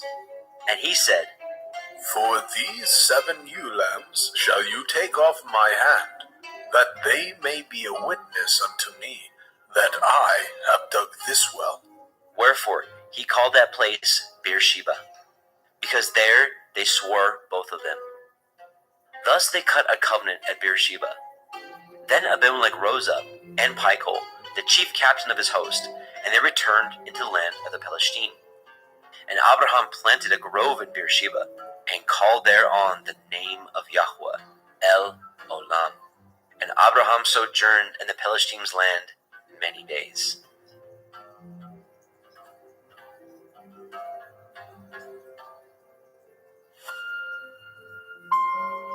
Bereshit, Genesis chapter 22. And it came to pass after these things, that Elohim did try Abraham, and said unto him, Abraham, and he said, behold, here I am. and he said, Take now your son, your Yahid, Yitzhak, whom you love, and get you into the land of Moriah, and offer him there for a burnt offering upon one of the mountains, which I will tell you of. And Abraham rose up early in the morning, and saddled his ass, and took 2 of his young men with him, and Yitzchak his son, and clave the wood for the burnt offering, and rose up, and went unto the place of which Elohim had told him. Then on the 3rd day Abraham lifted up his eyes, and saw the place afar off. And Abraham said unto his young men, Abide ye here with the ass, and I and the lad will go yonder, and worship, and come again to you. And Abraham took the wood of the burnt offering, and laid it upon Yitzchak his son. And he took the fire in his hand, and a knife, and they went both of them together. And Yitzchak spoke unto Abraham his father, and said, My father, and he said, here am I, my son. and he said, Behold the fire and the wood, but where is the lamb for a burnt offering? and Abraham said, My son, Elohim will provide himself a lamb for a burnt offering. So they went both of them together. And they came to the place which Elohim had told him of, and Abraham built an altar there, and laid the wood in order, and bound Yitzchak his son, and laid him on the altar upon the wood. And Abraham stretched forth his hand, and took the knife to slay his son, And the angel of Yahweh called unto him out of the heavens and said, Abraham, Abraham. And he said, Here am I. And he said, Lay not your hand upon the lad, neither do you anything unto him. For now I know that you fear Elohim, seeing you have not withheld your son, your Yachid, from me. And Abraham lifted up his eyes and looked, and behold, behind him a ram caught in a thicket by his horns. And Abraham went and took the ram, and offered him up for a burnt offering in the stead of his son. And Abraham called the name of that place Yahweh Yireh, as it is said to this day, In the mount of Yahweh it shall be seen. And the angel of Yahweh called unto El Abraham out of the heavens the second time, and said, By myself have I sworn, says Yahuwah, for because you have done this thing, and have not withheld your son, your Yahid, that in blessing I will bless you, and in multiplying I will multiply your seed as the stars of heaven, and as the sand which is upon the seashore, and your seed shall possess the gate of his enemies. And in your seed shall all the nations of the earth be blessed, because you have obeyed my voice. So Abraham returned unto his young men, and they rose up and went together to Beersheba. And Abraham dwelt at Beersheba. And it came to pass after these things that it was told Abraham, saying, Behold, Milcah, she has also borne children unto your brother Nahor, Uz his firstborn, and Buz his brother, and Kemuel the father of Aram, and Kesed, and Hazo, and Pildash, and Yidlaf, and Bethuel. And Bethuel begat Rivkah. These 8 Milcah did bear to Nahor, Abraham's brother, and his concubine, whose name was Reumah.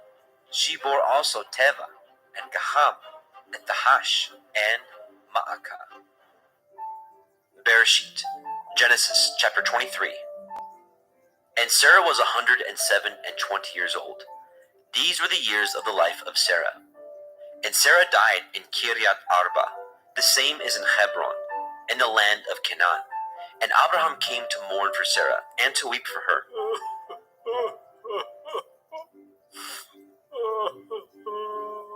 And Abraham stood up from before his dead, and spoke unto the sons of Heth, saying, I am a stranger and a sojourner with you. Give me a possession of a burying place with you, that I may bury my dead out of my sight. And the children of Heth answered Abraham, saying unto him, Hear us, my lord. You are a mighty prince among us. In the choice of our sepulchres bury your dead. None of us shall withhold from you his sepulchre, but that you may bury your dead. And Abraham stood up, and bowed himself to the people of the land, even to the children of Heth. And he communed with them, saying, If it be your mind that I should bury my dead out of my sight, hear me, and entreat from me to Ephron, the son of Zohar, that he may give me the cave of Machpelah, which he has, which is in the end of his field. For as much money as it is worth he shall give it me, for a possession of a burying place amongst you. And Ephron dwelt among the children of Heth. And Ephron the Hittite answered Abraham in the audience of the children of Heth, even all that went in the gate of his city, saying, Nay, my lord, hear me. The field I give you, and the cave that is therein I give it you. In the presence of the sons of my people give I it you. Bury your dead. And Abraham bowed down himself before the people of the land. And he spoke unto Ephron in the audience of the people of the land, saying, But if you will give it, I pray you, hear me. I will give you money for the field. Take it of me, and I will bury my dead there. And Ephron answered Abraham, saying unto him, My lord, hearken unto me. The land is worth 400 shekels of silver. What is that betwixt me and you? Bury therefore your dead. And Abraham hearkened unto Ephron. And Abraham weighed to Ephron the silver, which he had named in the audience of the sons of Heth, 400 shekels of silver, current money with the merchant. And the field of Ephron, which was in Machpelah, which was before Mamre, the field and the cave which was therein, and all the trees that were in the field, that were in all the borders round about, were made sure unto Abraham for a possession in the presence of the children of Heth, before all that went in at the gate of his city. And after this, Abraham buried Sarah his woman in the cave of the field of Machpelah before Mamre, the same as Hebron, in the land of Canaan. And the field and the cave that is therein were made sure unto Abraham for a possession of a burying place by the sons of Heth.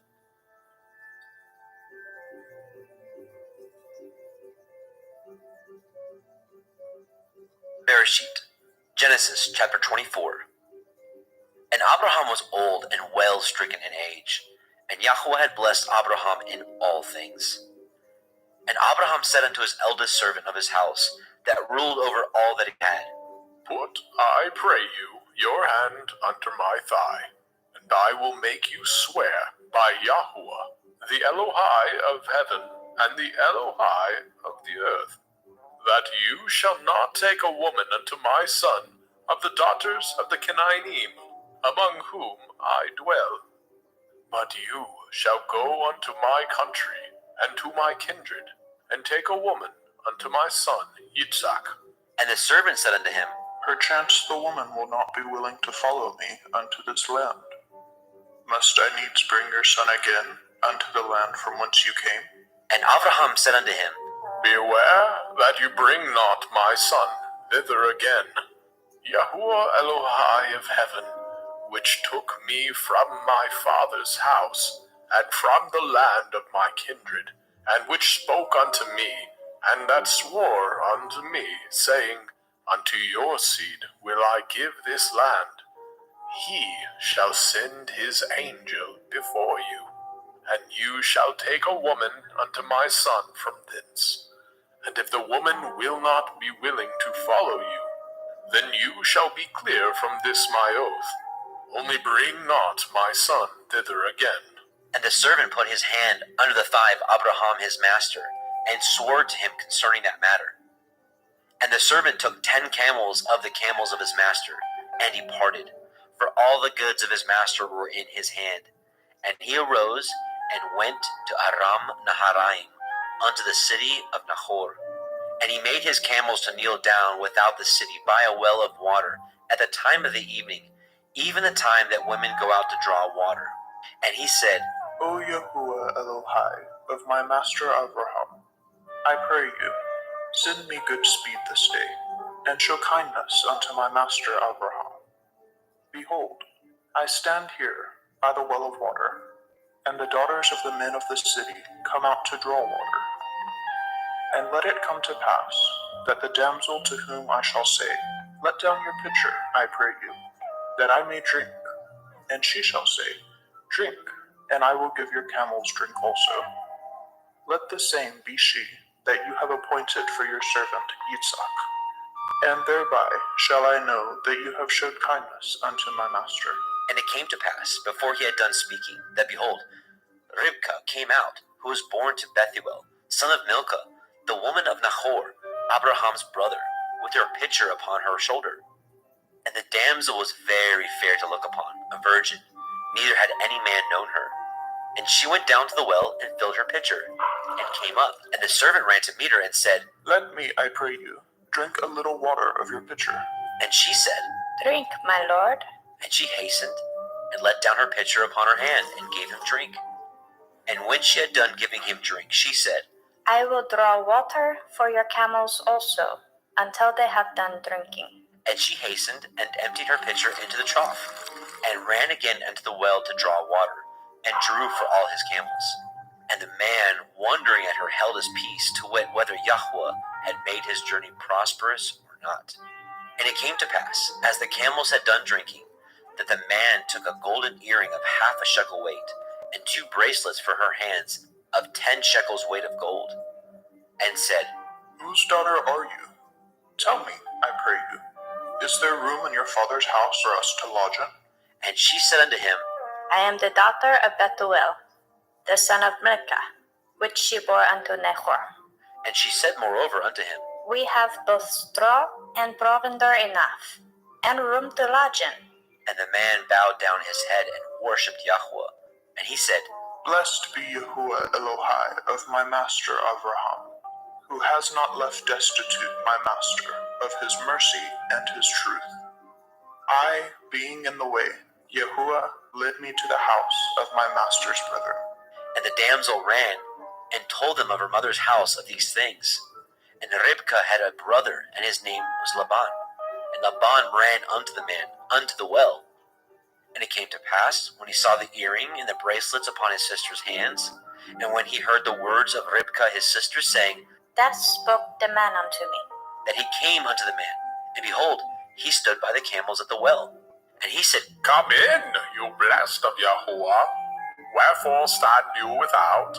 For I have prepared the house and room for the camels. And the man came into the house, and he ungirded his camels, and gave straw and provender for the camels, and water to wash his feet, and the men's feet that were with him.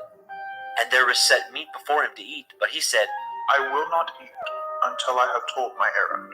and he said, Speak on. and he said, I am Avraham's servant, and Yahuwah has blessed my master greatly, and he has become great. And he has given him flocks and herds, and silver and gold, and men servants and maidservants, and camels and asses. And Sarah, my master's woman, bore a son to my master when she was old, and unto him has he given all that he has. And my master made me swear, saying, You shall not take a woman to my son of the daughters of the Canaanim, in whose land I dwell, but you shall go unto my father's house, and to my kindred, and take a woman unto my son. And I said unto my master, Perchance the woman will not follow me. And he said unto me, Yahuwah, before whom I walk, will send his angel with you, and prosper your way. And you shall take a woman for my son of my kindred, and of my father's house. Then shall you be clear from this my oath, when you come to my kindred, and if they give not you one, you shall be clear from my oath. And I came this day unto the well, and said, O Yahuwah Elohai, of my master Avraham, if now you do prosper my way which I go, behold, I stand by the well of water. And it shall come to pass, that when the virgin comes forth to draw water, and I say to her, Give me, I pray you, a little water of your pitcher to drink. And she say to me, Both drink you, and I will also draw for your camels. Let the same be the woman whom Yahuwah has appointed out for my master's son. And before I had done speaking in my heart, behold, Rivkah came forth with her pitcher on her shoulder. And she went down unto the well, and drew water. And I said unto her, Let me drink, I pray you. And she made haste, and let down her pitcher from her shoulder, and said, Drink, and I will give your camels drink also. So I drank, and she made the camels drink also. And I asked her and said, Whose daughter are you? And she said, The daughter of Bethuel, Nahor's son, whom Milcah bore unto him. And I put the earring upon her face, and the bracelets upon her hands. And I bowed down my head and worshipped Yahuwah, and blessed Yahuwah Elohai of my master Avraham, which had led me in the right way to take my master's brother's daughter unto his son. And now, if ye will deal kindly and truly with my master, tell me, and if not, tell me, that I may turn to the right hand or to the left. Then Laban and Bethuel answered and said, The thing proceeds from Yahuwah. We cannot speak unto you bad or good. Behold, Rivkah is before you. Take her and go, and let her be your master's son's woman, as Yahuwah has spoken. And it came to pass that when Abraham's servant heard their words, he worshipped Yahweh, bowing himself to the earth. And the servant brought forth jewels of silver and jewels of gold and raiment, and gave them to Ribkah. And he gave also to her brother and to her mother precious things. And they did eat and drink, and the men that were with him, and tarried all night. And they rose up in the morning, and he said, Send me away unto my master. And her brother and her mother said, Let the damsel abide with us a few days, at the least 10. After that she shall go. And he said unto them, Hinder me not, seeing Yahuwah has prospered my way. Send me away, that I may go to my master. And they said, We will call the damsel and inquire at her mouth. And they called Ribkah and said unto her, Will you go with this man? And she said, I will go. And they sent away Ribkah their sister, and her nurse, and Abraham's servant, and his men. And they blessed Ribkah, and said unto her, You are our sister. Be the mother of thousands of millions, and let your seed possess the gate of those which hate them. And Ribkah arose, and her damsels, and they rode upon the camels, and followed the man. And the servant took Ribkah, and went his way. And Yitzhak came from the way of the well of Beer Lachairoi, for he dwelt in the country of the Negev. And Yitzhak went out to meditate in the field in the evening, and he lifted up his eyes and saw, and behold, the camels were coming. And Ribkah lifted her eyes, and when she saw Yitzhak, she lighted off the camel. For she had said unto the servant, What man is this that walks in the field to meet us? and the servant had said, It is my master. Therefore she took a veil and covered herself. And the servant told Yitzhak all the things that he had done. And Yitzhak brought her into his mother Sarah's tent, and took Ribkah, and she became his woman, and he loved her. And Yitzhak was comforted after his mother's death. Bereshit, Genesis chapter 25. And again Abraham took a woman, and her name was Keturah. And she bore him Zimran, and Yokshan, and Medan, and Midian, and Yishbak, and Shuach. And Yokshan begat Sheba, and Dedan. And the sons of Dedan were Ashurim, and Letushim, and Leumim. And the sons of Midian, Ephah, and Epher, and Chanok, and Abidah, and Eldaah. These were the children of Keturah. And Abraham gave all that he had unto Yitzhak. But unto the sons of the concubines which Abraham had, Abraham gave gifts, and sent them away from Yitzhak his son, while he yet lived, eastward into the east country. And these are the days of the years of Abraham's life which he lived, 160 years. Then Abraham gave up his ruach, and died in a good old age, an old man and full of years, and was gathered to his people. And his sons, Yitzhak and Yishmael, buried him in the cave of Machpelah, in the field of Ephron, the son of Zohar, the Hittite, which is before Mamre, the field which Abraham purchased of the sons of Heth. There was Abraham buried, and Sarah his woman. And it came to pass, after the death of Abraham, that Elohim blessed his son Yitzhak, and Yitzhak dwelt by the well Be'er Lachairoi. Now these are the generations of Yishmael, Abraham's son, whom Hagar, the Mitzrayim, Sarah's handmaid, bore unto Abraham. And these are the names of the sons of Yishmael, by their names, according to their generations. The firstborn of Yishmael, Nebaioth, and Kedar, and Adbeel, and Mibsam, and Mishma, and Duma, and Masaah, Hadar, and Tima, Yetur, Naphish, and Kedema. These are the sons of Yishmael, and these are their names, by their towns and by their castles, 12 princes according to their nations.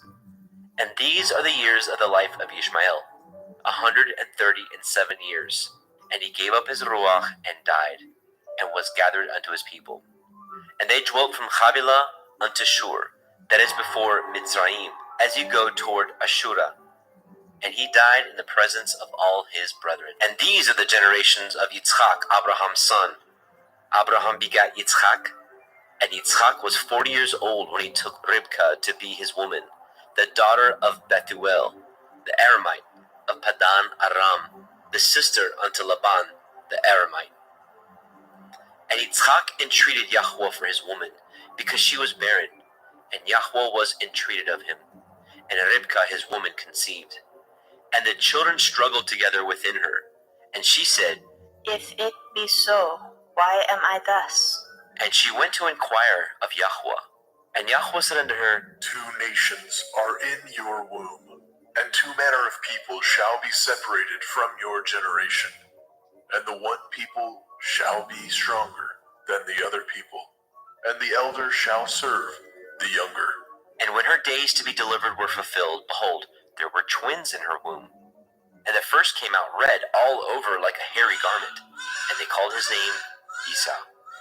And after that came his brother out, and his hand took hold on Esau's heel, and his name was called Jacob. And Yitzchak was 80 years old when she bore them. And the boys grew, and Esau was a cunning hunter, a man of the field, and Jacob was an upright man, dwelling in tents. And Yitzchak loved Esau, because he did eat of his venison, but Ribkah loved Jacob. And Jacob sought pottage, and Esau came from the field, and he was faint. And Esau said to Jacob, Feed me, I pray you, with that same red pottage, for I am faint. Therefore was his name called Edom. And Jacob said, Sell me this day your birthright. and Esau said, Behold, I am at the point to die, and what profit shall this birthright do to me? and Jacob said, Swear to me this day. and he swore unto him. And he sold his birthright unto Jacob. Then Jacob gave Esau bread and pottage of lentils, and he did eat and drink, and rose up and went his way. Thus Esau despised his birthright. Bereshit, Genesis chapter 26. And there was a famine in the land, beside the first famine that was in the days of Abraham. And Yitzchak went unto Abimelech, king of the Pelishtim, unto Gerar. And Yahweh appeared unto him and said, Go not down into Mitzrayim. Dwell in the land which I shall tell you of. Sojourn in this land, and I will be with you, and will bless you. For unto you and unto your seed I will give you all these countries, and I will perform the oath which I swore unto Abraham your father. And I will make your seed to multiply as the stars of heaven, and will give unto your seed all these countries, and in your seed shall all the nations of the earth be blessed. Because that Abraham obeyed my voice, and did guard my watch, my commandments, my statutes, and my Torah. And Yitzchak dwelt in Gerar. And the men of the place asked him of his woman, and he said, She is my sister. for he feared to say, She is my woman, lest, said he, The men of the place should kill me for Rivkah, because she was fair to look upon. And it came to pass, when he had been there a long time, that Abimelech, king of the Pelishtim, looked out at a window and saw, and behold, Yitzchak was sporting with Ribkah his woman. And Abimelech called Yitzchak and said, Behold, of a surety she is your woman. And how said you, She is my sister? And Yitzchak said unto him, Because I said, lest I die for her. and Abimelech said, What is this you have done unto us? One of the people might lightly have lain with your woman, and you should have brought guiltiness upon us. And Abimelech charged all his people, saying, He that touches this man or his woman shall surely be put to death. Then Yitzchak sowed in that land, and received in the same year 100-fold, and Yahweh blessed him. And the man waxed great, and went forward, and grew until he became very great, for he had possessions of flocks, and possessions of herds, and great store of servants. And the Pelishtim envied him. For all the wells which his father's servant had dug in the days of Abraham his father, the Pelishtim had stopped them, and filled them with earth. And Abimelech said unto Yitzchak, Go from us, for you are much mightier than we. And Yitzchak departed thence, and pitched his tent in the valley of Gerar, and dwelt there. And Yitzchak dug again the wells of water, which they had dug in the days of Abraham his father, for the Pelishtim had stopped them up after the death of Abraham. And he called their names after the names by which his father had called them. And Yitzchak's servants dug in the valley and found there a well of springing water. And the herdsmen of Gerar did strive with Yitzchak's herdsmen, saying, The water is ours. And he called the name of the well Esek, because they strove with him. And they dug another well, and strove for that also. And he called the name of it Sitnah. And he removed from thence, and dug another well. And for that they strove not. And he called the name of it Rehoboth. And he said, For now Yahuwah has made room for us, and we shall be fruitful in the land. And he went up from thence to Be'er Sheba. And Yahuwah appeared unto him that same night, and said, I am the Elohai of Avraham your father. Fear not, for I am with you, and will bless you, and multiply your seed for my servant Abraham's sake. And he built an altar there, and called upon the name of Yahuwah, and pitched his tent there, and there Yitzchak's servants dug a well. Then Abimelech went to him from Gerar, and Achuzat, one of his friends, and Pichol, the chief captain of his army. And Yitzchak said unto them, Wherefore come ye to me, seeing ye hate me, and have sent me away from you? And they said, We saw certainly that Yahuwah was with you, and we said, Let there be now an oath betwixt us, even betwixt us and you, and let us cut a covenant with you. That you will do us no hurt, as we have not touched you, and as we have done unto you nothing but good, and have sent you away in peace. You are now the blessed of Yahuwah. And he made them a feast, and they did eat and drink. And they rose up early in the morning, and swore one to another. And Yitzchak sent them away, and they departed from him in peace. And it came to pass the same day that Yitzchak's servants came, and told him concerning the well which they had dug, and said unto him, We have found water. And he called it Sheba. Therefore the name of the city is Be'er Sheba unto this day. And Esau was 40 years old, when he took to be his woman Yahudit, the daughter of Beeri, the Hittite, and Basemat, the daughter of Elon, the Hittite, which were a grief of mind unto Yitzchak and to Ribkah. Bereshit, Genesis chapter 27. And it came to pass that when Yitzchak was old, and his eyes were dim, so that he could not see, he called Esau his eldest son, and said unto him, My son, And he said unto him, behold, here I am. And he said, Behold now, I am old. I know not the day of my death. Now therefore take, I pray you, your weapons, your quiver and your bow, and go out to the field, and take me some venison, and make me savory meat such as I love, and bring it to me, that I may eat, that my soul may bless you before I die. And Ribkah heard when Yitzchak spoke to Esau his son. And Esau went to the field to hunt for venison, and to bring it. And Ribkah spoke unto Jacob her son, saying, Behold, I heard your father speak unto Esau, your brother, saying, Bring me venison, and make me savory meat, that I may eat, and bless you before Yahuwah, before my death. Now therefore, my son, obey my voice, according to that which I command you.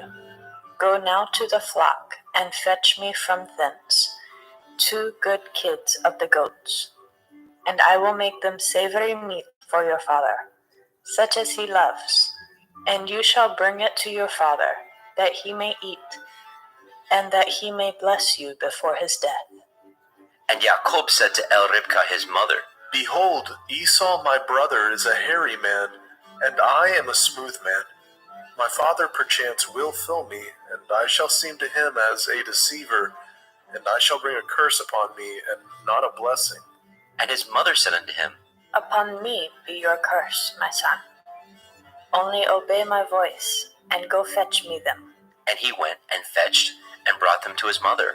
And his mother made savory meat, such as his father loved. And Ribkah took goodly raiment of her eldest son Esau, which were with her in the house, and put them upon Jacob her younger son. And she put the skins of the kids of the goats upon his hands, and upon the smooth of his neck. And she gave the savory meat, and the bread, which she had prepared, into the hand of her son Jacob. And he came unto his father and said, My father. And he said, Here I am. Who are you, my son? And Jacob said unto his father, I am Esau, your firstborn. I have done according as you bade me. Arise, I pray you, sit and eat of my venison, that your soul may bless me. And Yitzchak said unto his son, How is it that you have found it so quickly, my son? And he said, Because Yahuwah Elohika brought it to me. And Yitzchak said unto Jacob, Come near, I pray you, that I may fill you, my son, whether you be my very son Esau or not. And Jacob went near unto Yitzchak his father, and he felt him, and said, The voice is Yaakov's voice, but the hands are the hands of Esau. And he discerned him not, because his hands were hairy, as his brother Esau's hands. So he blessed him. And he said, Are you my very son Esau? And he said, I am. And he said, Bring it near to me, and I will eat of my son's venison, that my soul may bless you. And he brought it near to him, and he did eat. And he brought him wine, and he drank. And his father Yitzchak said unto him, Come near now, and kiss me, my son. And he came near, and kissed him. And he smelled the smell of his raiment, and blessed him, and said, See, the smell of my son is as the smell of a field which Yahuwah has blessed. Therefore Elohim give you of the dew of heaven, and of the fatness of the earth, and plenty of grain and wine. Let people serve you, and nations bow down to you. Be Lord over your brethren, and let your mother's sons bow down to you. Cursed be every one that curses you, and blessed be he that blesses you. And it came to pass, as soon as Yitzchak had made an end of blessing Jacob, and Jacob was yet scarce gone out from the presence of Yitzchak his father, that Esau his brother came in from his hunting. And he also had made savory meat, and brought it unto his father, and said unto his father, Let my father arise, and eat of his son's venison, that your soul may bless me. And Yitzchak his father said unto him, Who are you? And he said, I am your son, your firstborn, Esau. And Yitzchak trembled very exceedingly, and said, Who?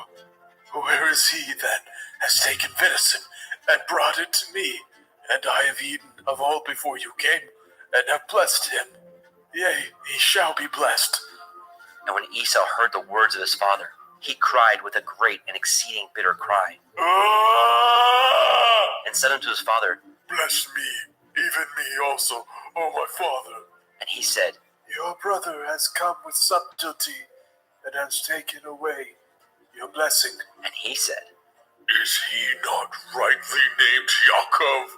For he has supplanted me these 2 times. He took away my birthright, and behold, now he has taken away my blessing. And he said, Have you not reserved a blessing for me? And Yitzchak answered and said unto Esau, Behold, I have made him your lord, and all his brethren have I given to him for servants, and with grain and wine have I sustained him. And what shall I do now unto you, my son? And Esau said unto his father, Have you but one blessing, my father? Bless me, even me also, O my father. And Esau lifted up his voice and wept. And Yitzchak his father answered and said unto him, Behold, your dwelling shall be the fatness of the earth, and of the dew of heaven from above. And by your sword shall you live, and shall serve your brother. And it shall come to pass, when you shall have the dominion, that you shall break his yoke from off your neck. And Esau hated Jacob because of the blessing wherewith his father blessed him. And Esau said in his heart, The days of mourning for my father are at hand. Then I will slay my brother Yaakov. And these words of Esau, her elder son, were told to Ribkah. And she sent and called Jacob, her younger son, and said unto him, Behold, your brother Esau, as touching you, comforts himself, purposing to kill you.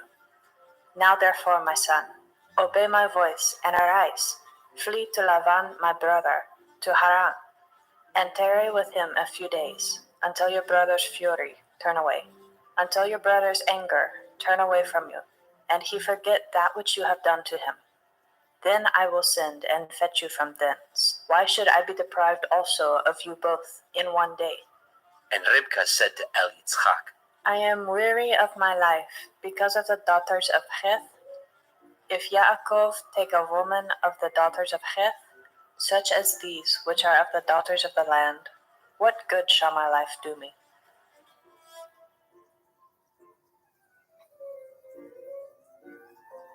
Bereshit, Genesis chapter 28. And Yitzchak called Yaakov, and blessed him, and charged him, and said unto him, You shall not take a woman of the daughters of Canaan.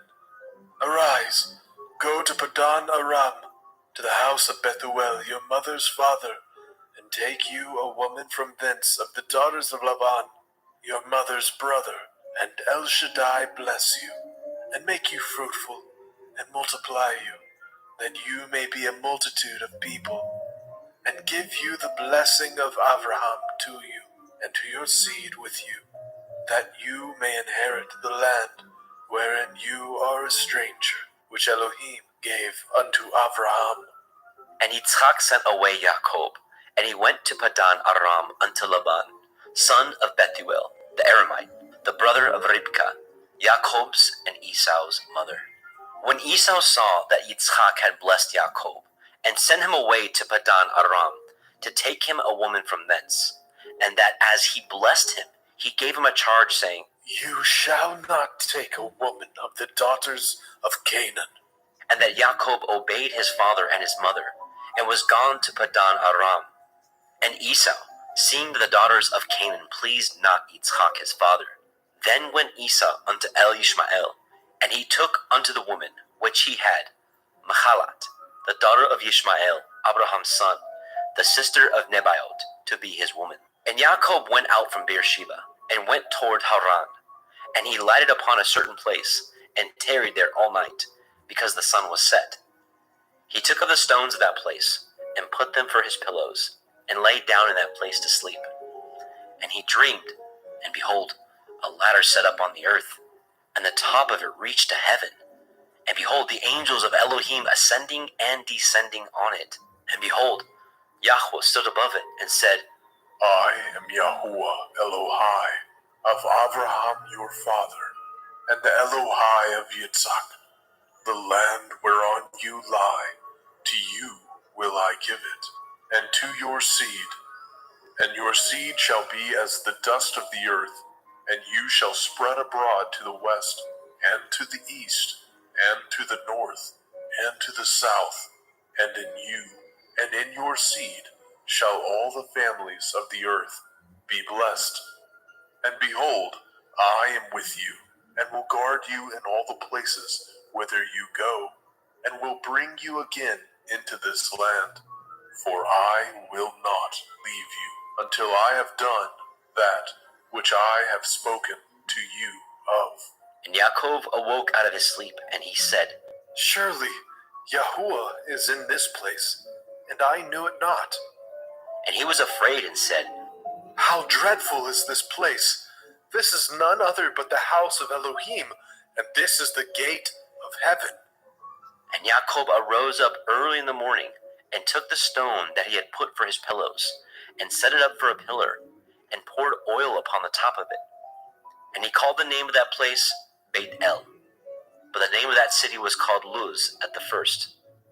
And Yaakov vowed a vow, saying, If Elohim will be with me, and will guard me in this way that I go, and will give me bread to eat, and raiment to put on, so that I come again to my father's house in peace, then shall Yahuwah be my Elohim, and this stone which I have set for a pillar shall be Elohim's house, and of all that you shall give me, I will surely give the 10th unto you.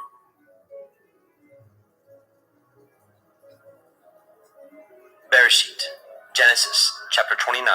Then Jacob went on his journey, and came into the land of the people of the east. And he looked, and behold, a well in the field, and lo, there were 3 flocks of sheep lying by it. For out of that well they watered the flocks, and a great stone was upon the well's mouth.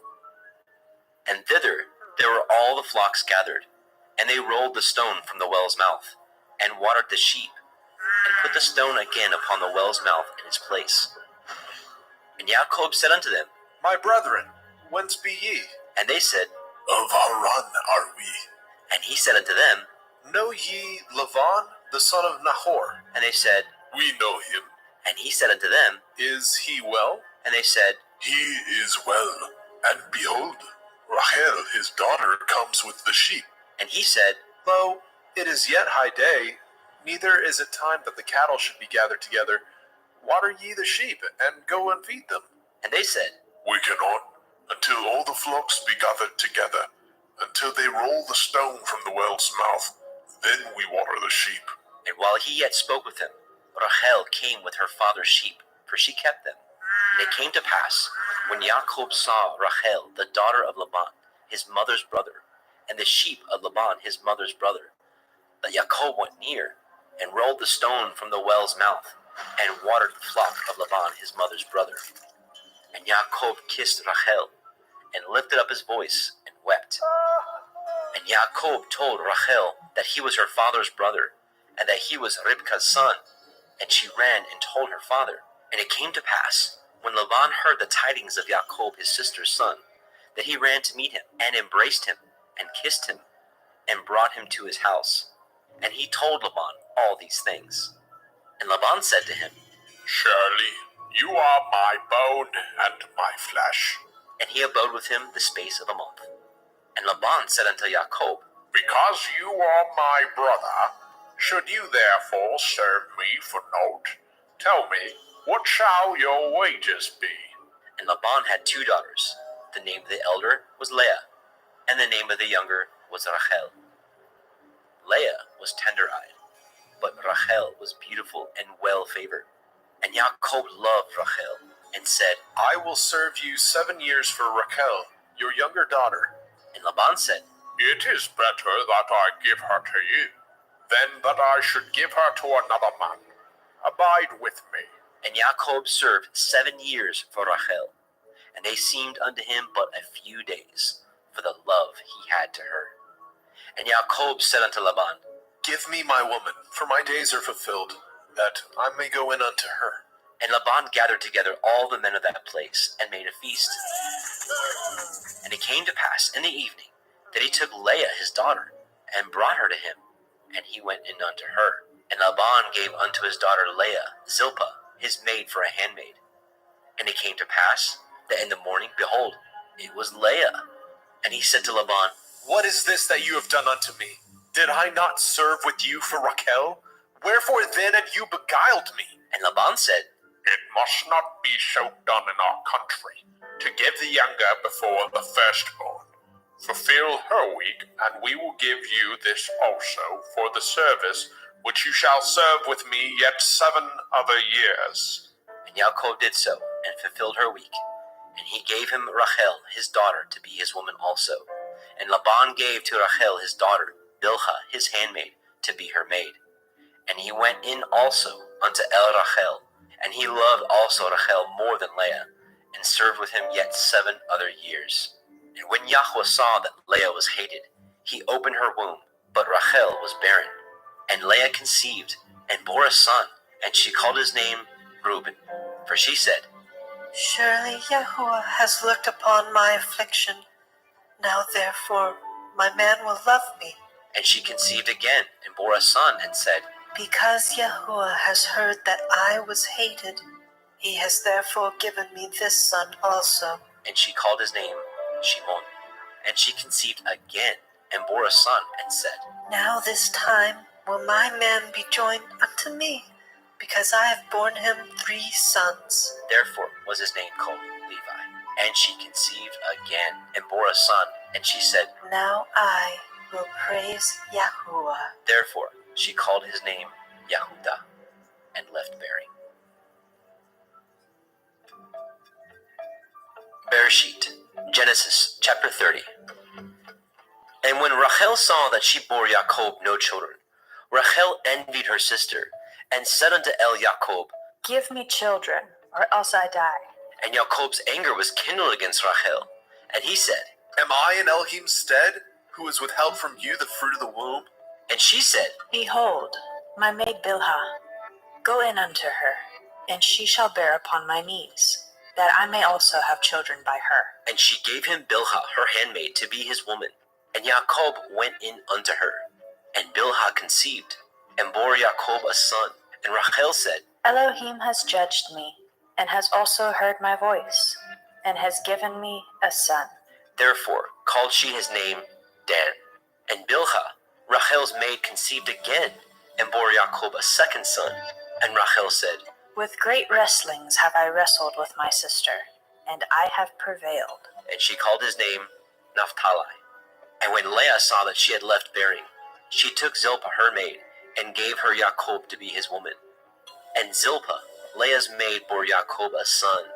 And Leah said, A troop comes. And she called his name Gad. And Zilpah, Leah's maid, bore Jacob a second son.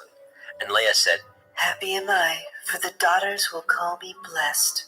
And she called his name Asher. And Reuben went in the days of the wheat harvest, and found mandrakes in the field, and brought them unto his mother, Leah. Then Rachel said to Leah, Give me, I pray you, of your son's mandrakes. And she said unto her, Is it a small matter that you have taken my man? And would you take away my son's mandrakes also?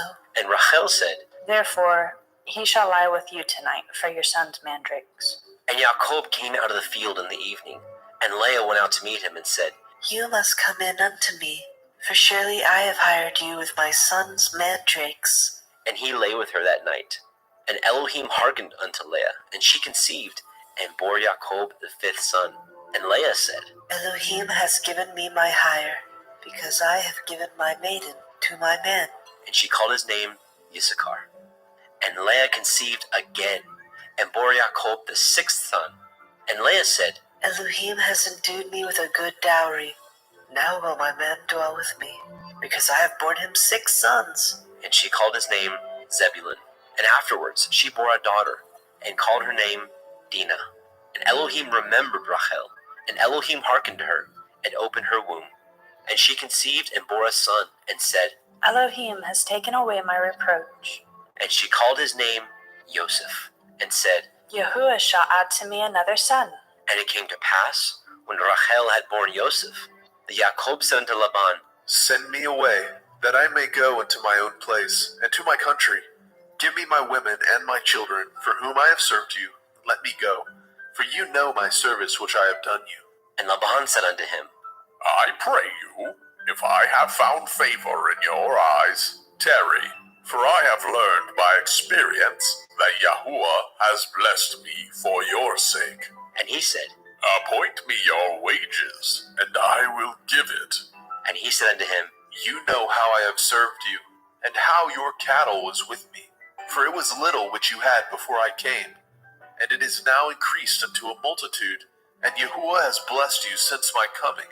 And now, when shall I provide for my own house also? And he said, What shall I give you? And Jacob said, You shall not give me anything. If you will do this thing for me, I will again feed and guard your flock. I will pass through all your flock today, removing from thence all the speckled and spotted cattle, and all the brown cattle among the sheep, and the spotted and speckled among the goats, and of such shall be my hire. So shall my righteousness answer for me in time to come, when it shall come for my hire before your face. Every one that is not speckled and spotted among the goats, and brown among the sheep, that shall be counted stolen with me. And Laban said, Behold, I would it might be according to your word. And he removed that day the he-goats that were ring-streaked and spotted, and all the she-goats that were speckled and spotted, and every one that had some white in it, and all the brown among the sheep, and gave them into the hands of his sons. And he set 3 days' journey betwixt himself and Jacob, and Jacob fed the rest of Laban's flocks. And Jacob took him rods of green poplar, and of the hazel and chestnut tree, and pilled white strakes in them, and made the white appear which was in the rods, And he set the rods which he had peeled before the flocks in the gutters, in the watering troughs, when the flocks came to drink, that they should conceive when they came to drink. And the flocks conceived before the rods, and brought forth cattle, ring-straked, speckled, and spotted. And Jacob did separate the lambs, and set the faces of the flocks toward the ring-straked, and all the brown in the flock of Laban. And he put his own flocks by themselves, and put them not unto Laban's cattle. And it came to pass, whensoever the stronger cattle did conceive, that Jacob laid the rods before the eyes of the cattle in the gutters, that they might conceive among the rods. But when the cattle were feeble, he put them not in. So the feebler were Laban's, and the stronger Jacob's. And the man increased exceedingly, and had much cattle, and maidservants, and menservants, and camels, and asses.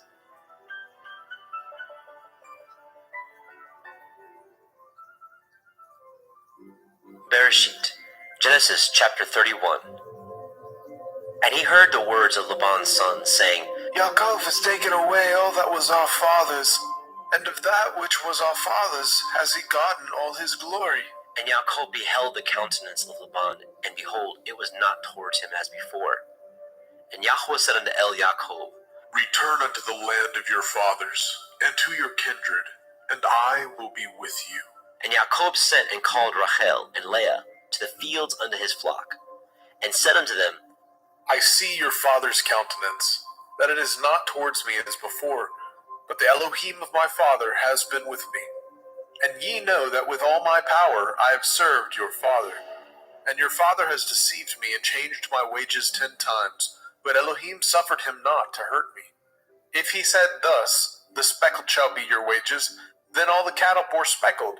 And if he said thus, the ring-straked shall be your hire, then bore all the cattle ring-straked.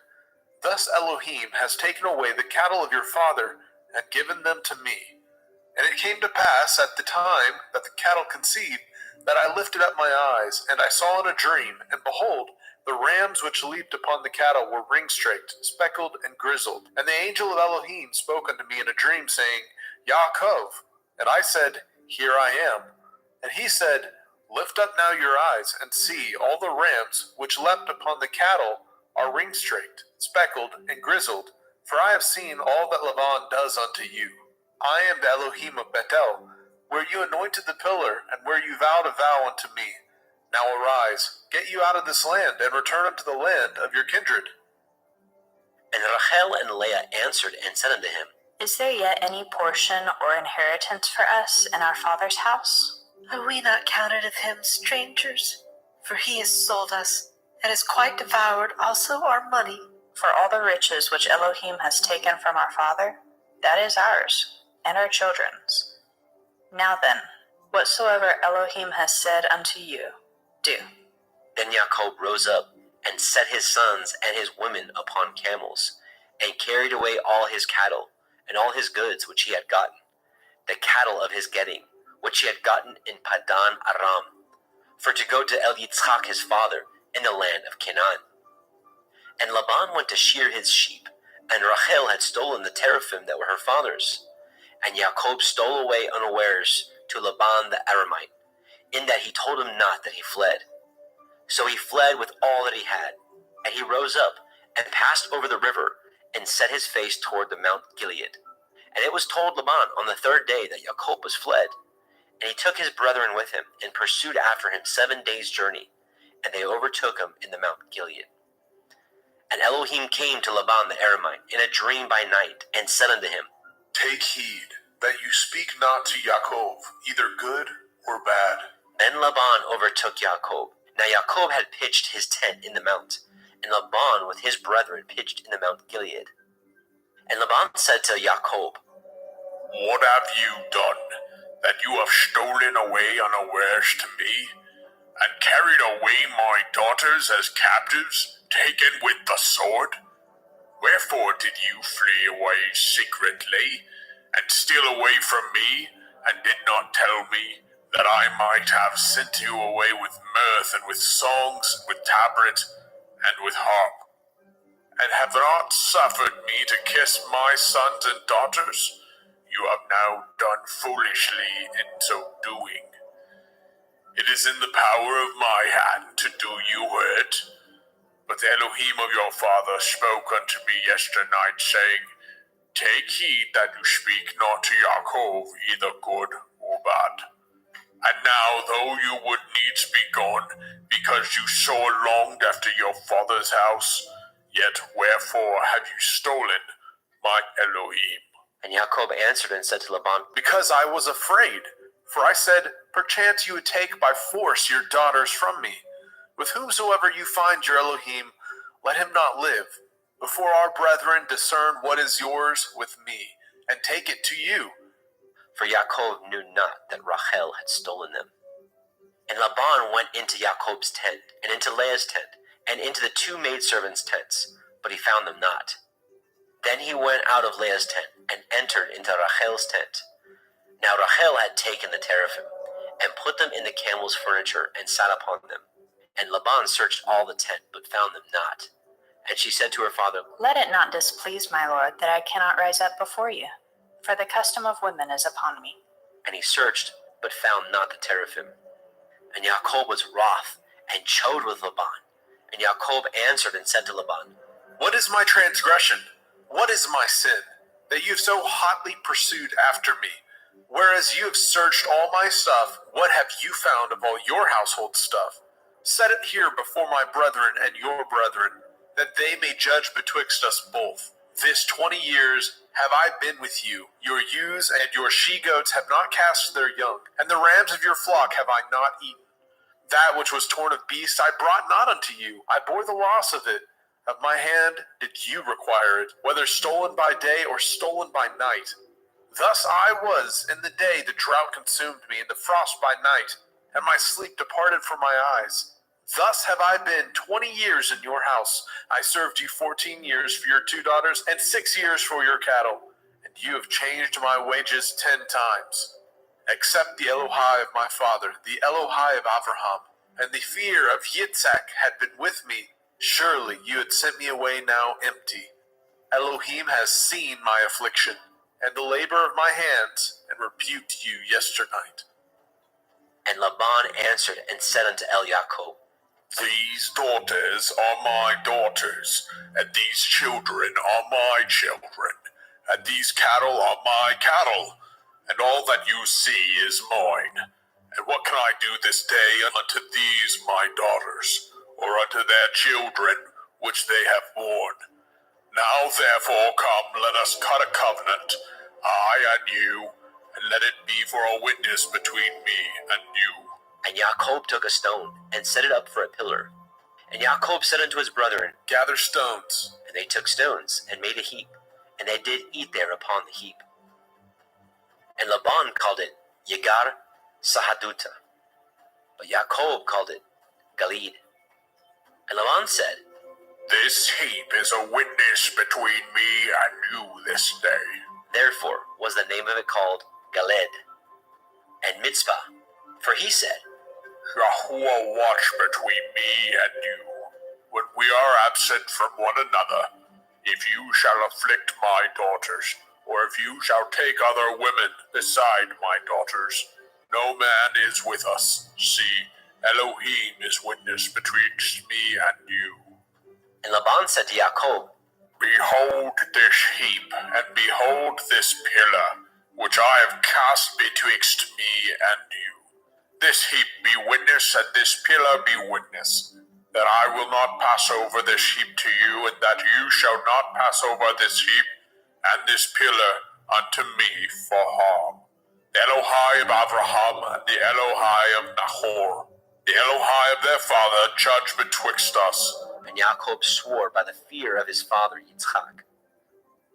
Then Jacob offered sacrifice upon the mount, and called his brethren to eat bread. And they did eat bread, and tarried all night in the mount. And early in the morning Laban rose up, and kissed his sons and his daughters, and blessed them. And Laban departed, and returned unto his place. Bereshit, Genesis chapter 32. And Jacob went on his way, and the angels of Elohim met him. And when Jacob saw them, he said, This is Elohim's host. And he called the name of that place Machanaim. And Jacob sent messengers before him to Esau his brother, unto the land of Seir, the country of Edom. And he commanded them, saying, Thus shall ye speak unto my lord Esau. Your servant Yaakov says thus, I have sojourned with Laban, and stayed there until now. And I have oxen and asses, flocks and men servants, and women servants. And I have sent to tell my lord, that I may find grace in your sight. And the messengers returned to Yaakov, saying, We came to your brother Esau, and also he comes to meet you, and 400 men with him. Then Yaakov was greatly afraid and distressed, and he divided the people that was with him, and the flocks, and the herds, and the camels into 2 bands, and said, If Esau come to the one company, and smite it, then the other company which is left shall escape. And Yaakov said, O Elohai of my father Abraham, and Elohai of my father Yitzhak, Yahuwah which said unto me, Return unto your country and to your kindred, and I will deal well with you. I am not worthy of the least of all the mercies, and of all the truth which you have showed unto your servant. For with my staff I passed over this Yarden, and now I am become 2 bands. Deliver me, I pray you, from the hand of my brother, from the hand of Esau, for I fear him, lest he will come and smite me, and the mother with the children. And you said, I will surely do you good, and make your seed as the sand of the sea, which cannot be numbered for multitude. And he lodged there that same night, and took of that which came to his hand a present for Esau his brother, 200 she-goats, and 20 he-goats, 200 ewes, and 20 rams, 30 milch camels with their colts, 40 kine, and 10 bulls, 20 she-asses, and 10 foals. And he delivered them into the hands of his servants, every drove by themselves, and said unto his servants, Pass over before me, and put a space betwixt drove and drove. And he commanded the foremost, saying, When Esau my brother meets you, and asks you, saying, Whose are you, and where go you, and whose are these before you? Then you shall say, They be your servant Yaakov's.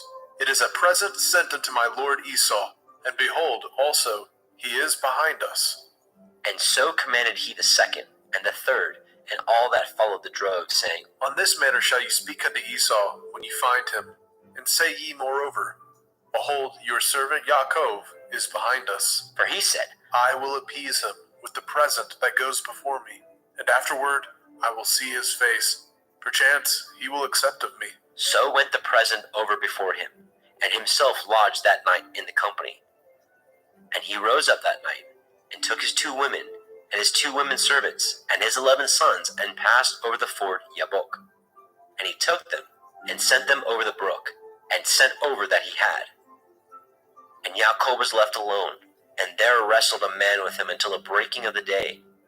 And when he saw that he prevailed not against him, he touched the hollow of his thigh, and the hollow of Yaakov's thigh was out of joint, as he wrestled with him.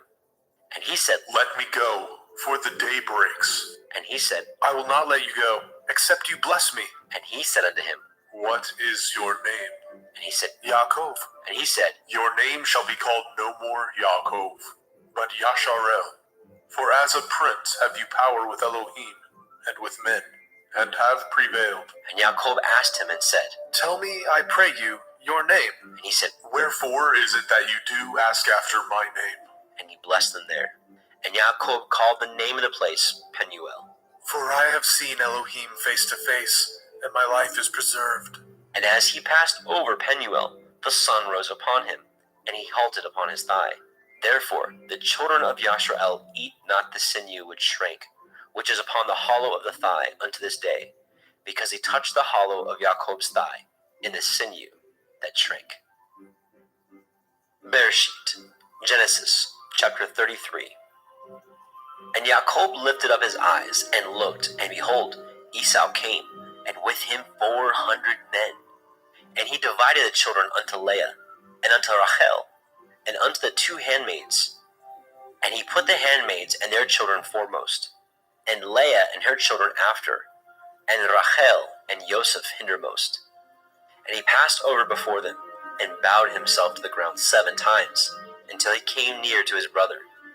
And Esau ran to meet him, and embraced him, and fell on his neck, and kissed him, and they wept.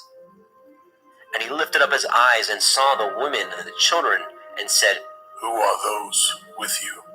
and he said, The children which Elohim has graciously given your servant. Then the handmaidens came near, they and their children, and they bowed themselves.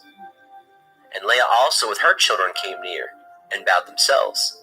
And after came Joseph near, and Rachel, and they bowed themselves. And he said, What do you mean by all this drove which I met? and he said, These are to find grace in the sight of my master. and Esau said, I have enough. My brother, keep what you have unto yourself. and Jacob said, Nay, I pray you, if now I have found grace in your sight, then receive my present at my hand.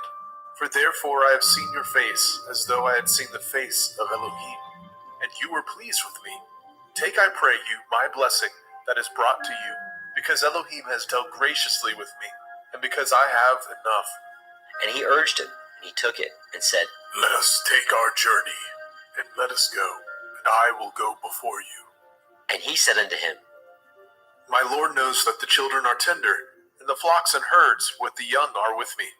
And if men should overdrive them one day, all the flock will die. Let my Lord, I pray you, pass over before his servant, and I will lead on softly, according as the cattle that goes before me, and the children be able to endure, until I come unto my Lord, unto Seir. and Esau said, Let me now leave you with some of the folk that are with me. and he said, What needs it? Let me find grace in the sight of my master. So Esau returned that day on his way unto Seir. And Jacob journeyed to Sukkot, and built him a house, and made Sukkot for his cattle. Therefore the name of the place is called Sukkot. And Jacob came to Shalem, a city of Shechem, which is in the land of Canaan, when he came from Padan Aram, and pitched his tent before the city. And he bought a parcel of a field, where he had spread his tent at the hand of the children of Hamor, Shechem's father, for 100 pieces of money. And he erected there an altar, and called it El Elohai Yashrel. Bereshit, Genesis chapter 34. And Dinah, the daughter of Leah, which she bore unto Jacob, went out to see the daughters of the land. And when Shechem, the son of Hamor, the Hivite, prince of the country, saw her, he took her, and lay with her, and defiled her. And his soul clave unto Dinah, the daughter of Jacob, and he loved the damsel, and spoke kindly unto the damsel. And Shechem spoke unto his father Hamor, saying, Get me this damsel to be my woman. And Jacob heard that he had defiled Dinah his daughter. Now his sons were with his cattle in the field, and Jacob held his peace until they were come. And Hamor, the father of Shechem, went out unto El Jacob to commune with him. And the sons of Jacob came out of the field when they heard it, and the men were grieved, and they were very wroth, because he had wrought folly in Yashrael, in lying with Jacob's daughter, which thing ought not to be done. And Hamor communed with them, saying, The soul of my son Shechem longs for your daughter. I pray you, give her him to be his woman, and make ye marriages with us, and give your daughters unto us, and take our daughters unto you. And ye shall dwell with us, and the land shall be before you. Dwell and trade ye therein, and get you possessions therein. And Shechem said unto her father, and unto her brethren, Let me find grace in your eyes, and what ye shall say unto me I will give. Ask me never so much dowry and gift, and I will give according as ye shall say unto me. But give me the damsel to be my woman. The sons of Jacob answered Shechem and Hamor his father deceitfully, and said, Because he had defiled Dinah their sister.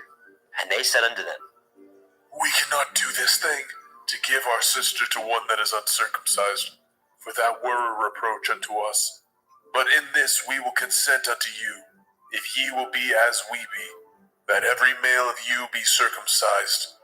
Then will we give our daughters unto you, and we will take your daughters unto us, and we will dwell with you, and we will become one people. But if ye will not hearken unto us to be circumcised, then we will take our daughter, and we will be gone. And their words pleased Hamor and Shechem, Hamor's son. And the young man deferred not to do the thing, because he had delight in Jacob's daughter, and he was more honorable than all his father's house. And Hamor and Shechem his son came unto the gate of their city, and communed with the men of their city, saying, These men are peaceable with us. Therefore let them dwell in the land, and trade therein. For the land, behold, it is large enough for them. Let us take their daughters to us for women, and let us give them our daughters. Only herein will the men consent unto us, for to dwell with us, to be one people, if every male among us be circumcised as they are circumcised. Shall not their cattle and their substance and every beast of theirs be ours? Only let us consent unto them, and they will dwell with us. And unto Hamor and unto Shechem his son hearkened all that went out of the gate of his city, and every male was circumcised, all that went out of the gate of his city. And it came to pass on the third day, when they were sore, that the two sons of Jacob, Shimon and Levi, Dinah's brethren, took each man his sword, and came upon the city boldly, and slew all the males. And they slew Hamor and Shechem his son with the edge of the sword, and took Dinah out of Shechem's house, and went out. The sons of Jacob came upon the slain, and spoiled the city, because they had defiled their sister. They took their sheep, and their oxen, and their asses, and that which was in the city, and that which was in the field, and all their wealth, and all their little ones, and their women they took captive, and spoiled even all that was in the house.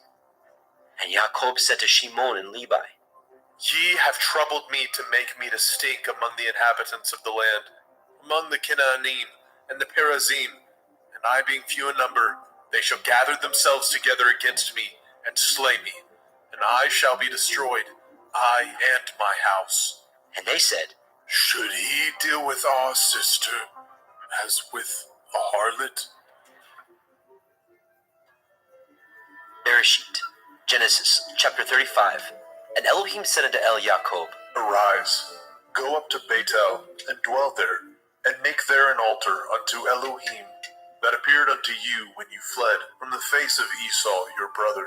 Then Jacob said unto his household, and to all that were with him, Put away the strange Elohai that are among you, and be clean, and change your garments, and let us arise, and go up to Bethel, and I will make there an altar unto Elohim, who answered me in the day of my distress, and was with me in the way which I went. And they gave unto Jacob all the strange Elohai which were in their hand, and all their earrings which were in their ears. And Jacob hid them under the oak which was by Shechem. And they journeyed, and the terror of Elohim was upon the cities that were round about them, and they did not pursue after the sons of Jacob. So Jacob came to Luz, which is in the land of Canaan, that is, Beit El, he and all the people that were with him. And he built there an altar, and called the place Beit El, because there Elohim appeared unto him, when he fled from the face of his brother. But Deborah, Ribkah's nurse, died, and she was buried beneath Beit El under an oak, and the name of it was called Alon Bakut. And Elohim appeared unto Jacob again, when he came out of Padan Aram, and blessed him.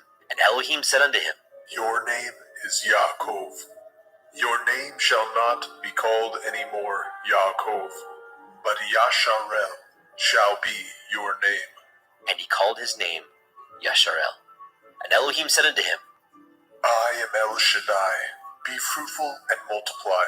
A nation and a company of nations shall be of you, and kings shall come out of your loins. And the land which I gave Abraham and Yitzhak, to you I will give it, and to your seed after you will I give the land. And Elohim went up from him in the place where he talked with him. And Jacob set up a pillar in the place where he talked with him, even a pillar of stone. And he poured a drink offering thereon, and he poured oil thereon. And Jacob called the name of the place where Elohim spoke with him, Beit El. And they journeyed from Beit El, and there was but a little way to come to Ephrathah. And Rachel travailed, and she had hard labor. And it came to pass, when she was in hard labor, that the midwife said unto her, Fear not, you shall have this son also. And it came to pass, as her soul was in departing, for she died, that she called his name Ben-Onai. But his father called him Benjamin. And Rachel died, and was buried in the way to Ephrathah, which is Beit Lechem. And Jacob set a pillar upon her grave, that is the pillar of Rachel's grave unto this day. And Yasharel journeyed, and spread his tent beyond Migdal Eder. And it came to pass, when Yasharel dwelt in that land, that Reuben went and lay with Bilhah his father's concubine, and Yasharel heard it. Now the sons of Jacob were 12, the sons of Leah, Reuben, Jacob's firstborn, and Shimon, and Levi, and Yehudah, and Issachar, and Zebulun. The sons of Rachel, Yosef, and Benjamin. And the sons of Bilhah, Rachel's handmaid, Dan, and Naphtali. And the sons of Zilpah, Leah's handmaid, Gad, and Asher. These are the sons of Jacob, which were born to him in Padan Aram. And Yaakov came unto Yitzchak his father, unto Mamre, unto Kiriath Arba, which is Hebron, where Abraham and Yitzchak sojourned. And the days of Yitzchak were 180 years. And Yitzchak gave up his ruach and died, and was gathered unto his people, being old and full of days. And his sons Esau and Jacob buried him. Bereshit, Genesis chapter 36. Now these are the generations of Esau, who is Edom. Esau took his woman of the daughters of Canaan, Ada, the daughter of Elon the Hittite, and Aholibama, the daughter of Anna, the daughter of Zibon the Hittite, and Basemath, Ishmael's daughter, sister of Nebaioth. And Ada bore to Esau Eliphaz, and Basemath bore Reuel, and Aholibama bore Yaish, and Ya'alam, and Korach. These are the sons of Esau, which were born unto him in the land of Canaan. And Esau took his women, and his sons, and his daughters, and all the persons of his house, and his cattle, and all his beasts, and all his substance, which he had got in the land of Canaan, and went into the country from the face of his brother Jacob. For their riches were more than they might dwell together, and the land wherein they were strangers could not bear them because of their cattle. Thus dwelt Esau in Mount Seir. Esau is Edom. And these are the generations of Esau, the father of the Edomim, in Mount Seir. These are the names of Esau's sons: Eliphaz, the son of Ada, the woman of Esau; Reuel, the son of Basemath, the woman of Esau. And the sons of Eliphaz were Timan, Omar, Zepho, Gatam, and Kenaz. And Timnah was the concubine to Eliphaz, Esau's son, and she bore to Eliphaz Amalek. These are the sons of Ada, Esau's woman. And these are the sons of Reuel, Nahat, and Zerach, Shammah, and Mizah. These are the sons of Basemath, Esau's woman. And these were the sons of Aholibama, the daughter of Anna, the daughter of Zibon, Esau's woman. And she bore to Esau Yaish, and Ya'alam, and Korach. These were the dukes of the sons of Esau. The sons of Eliphaz, the firstborn son of Esau: Duke Timan, Duke Omar, Duke Zepho, and Duke Kenaz, Duke Korach, Duke Gatam, and Duke Amalek. These are the dukes that came of Eliphaz in the land of Edom. These are the sons of Ada. And these are the sons of Reuel, Esau's son: Duke Nahat, Duke Zerach, Duke Shammah, Duke Mizah. These are the dukes that came of Reuel in the land of Edom. These are the sons of Basemath, Esau's woman. And these are the sons of Aholibama, Esau's woman: Duke Yaish, Duke Ya'alam, Duke Korach. These are the dukes that came of Aholibama, the daughter of Anna, Esau's woman. These are the sons of Esau, who is Edom, and these are their dukes. These are the sons of Seir, the Horite, who inhabited the land: Lotan, and Shobal, and Sibon, and Anna, and Dishon, and Etzer, and Dishan. These are the dukes of the Horim, the children of Seir, in the land of Edom. And the children of Lotan were Horai and Hemam. And Lotan's sister was Timnah. And the children of Shobal were these: Alyan, and Manachat, and Ebal, and Shiphi, and Onam. And these are the children of Zibon, both Ayah and Anah. This was that Anah that found the mules in the wilderness, as he fed the asses of Zibon his father. And the children of Anah were these: Dishon, and Aholibama, the daughter of Anna. And these are the children of Dishon: Hemdan, and Eshban, and Yithron, and Cheran.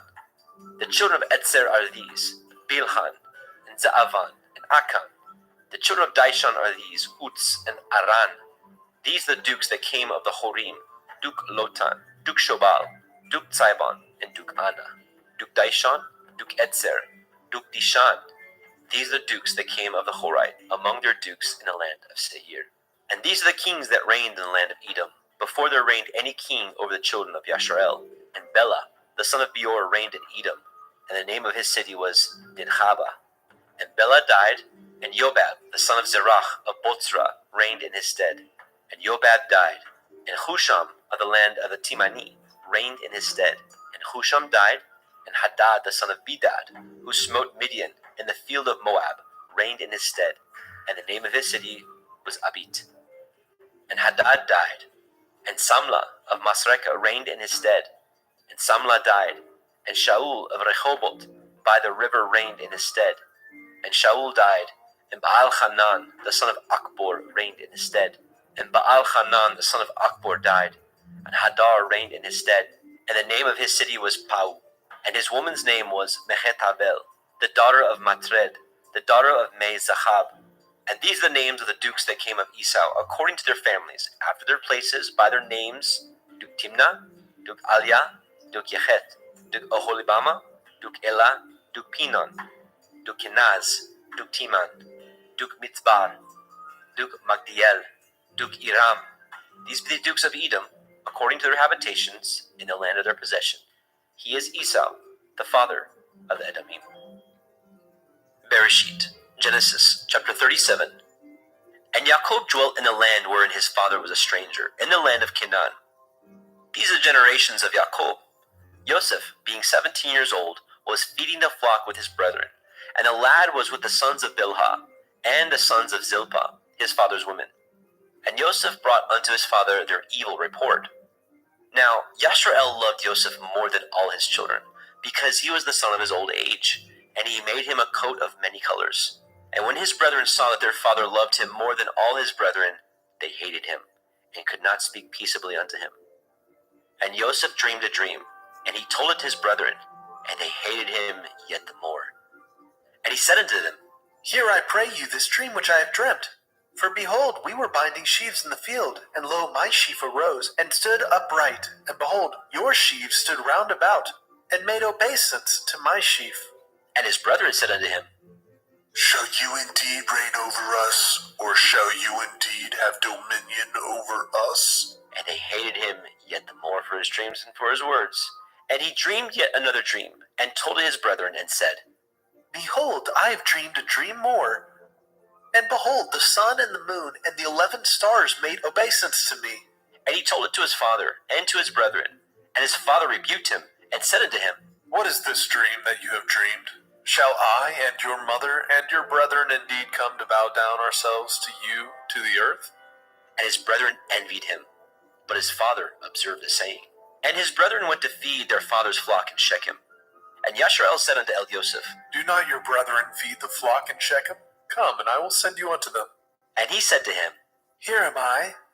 And he said to him, Go, I pray you, and see whether it be well with your brethren, and well with the flocks, and bring me word again. So he sent him out to the valley of Hebron, and he came to Shechem. And a certain man found him, and behold, he was wandering in the field. And the man asked him, saying, What do you seek? And he said, I seek my brethren. Tell me, I pray you, where they feed their flocks. And the man said, They are departed hence, for I heard them say, Let us go to Dothan. And Joseph went after his brethren, and found them in Dothan. And when they saw him afar off, even before he came near unto them, they conspired against him to slay him. And they said one to another, Behold, this dreamer comes. Come now, therefore, and let us slay him, and cast him into some pit, and we will say, Some evil beast has devoured him, and we shall see what will become of his dreams. And Reuben heard it, and he delivered him out of their hands, and said, Let us not kill him. And Reuben said unto them, Shed no blood, but cast him into this pit that is in the wilderness, and lay no hand upon him.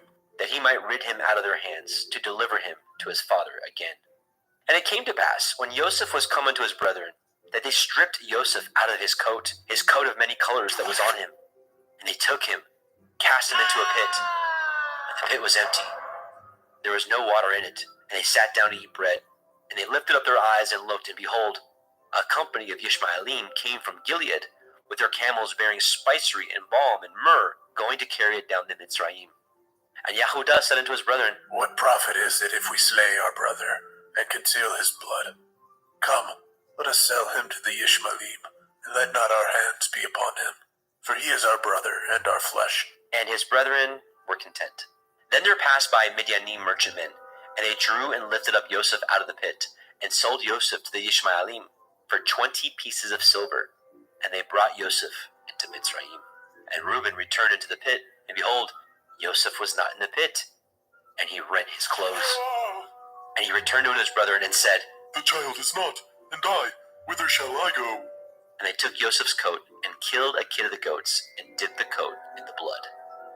And they sent the coat of many colors. And they brought it to their father and said, This we have found. Know whether it be your son's coat or no. And he knew it, and said, It is my son's coat. An evil beast has devoured him. Joseph is without doubt rent in pieces. And Jacob rent his clothes, and put sackcloth upon his loins, and mourned for his son many days. And all his sons and all his daughters rose up to comfort him, but he refused to be comforted. And he said, For I will go down into Sheol unto my son, mourning. Thus his father wept for him. And the Midianim sold him into Mitzrayim unto Potiphar, an officer of Pharaoh's, and a captain of the guard. Bereshit, Genesis chapter 38. And it came to pass at that time that Yehudah went down from his brethren, and turned into a certain Adulamite, whose name was Hira. And Yehudah saw there a daughter of a certain Canaanite, whose name was Shuach, and he took her, and went in unto her. And she conceived and bore a son, and he called his name And she conceived again and bore a son, and called his name Onan. And she yet again conceived and bore a son, and called his name Shelach. And he was at Keziv when she bore him. And Yehudah took a woman for his firstborn, whose name was Tamar. And Yehudah's firstborn, was wicked in the sight of Yahweh, and Yahweh slew him.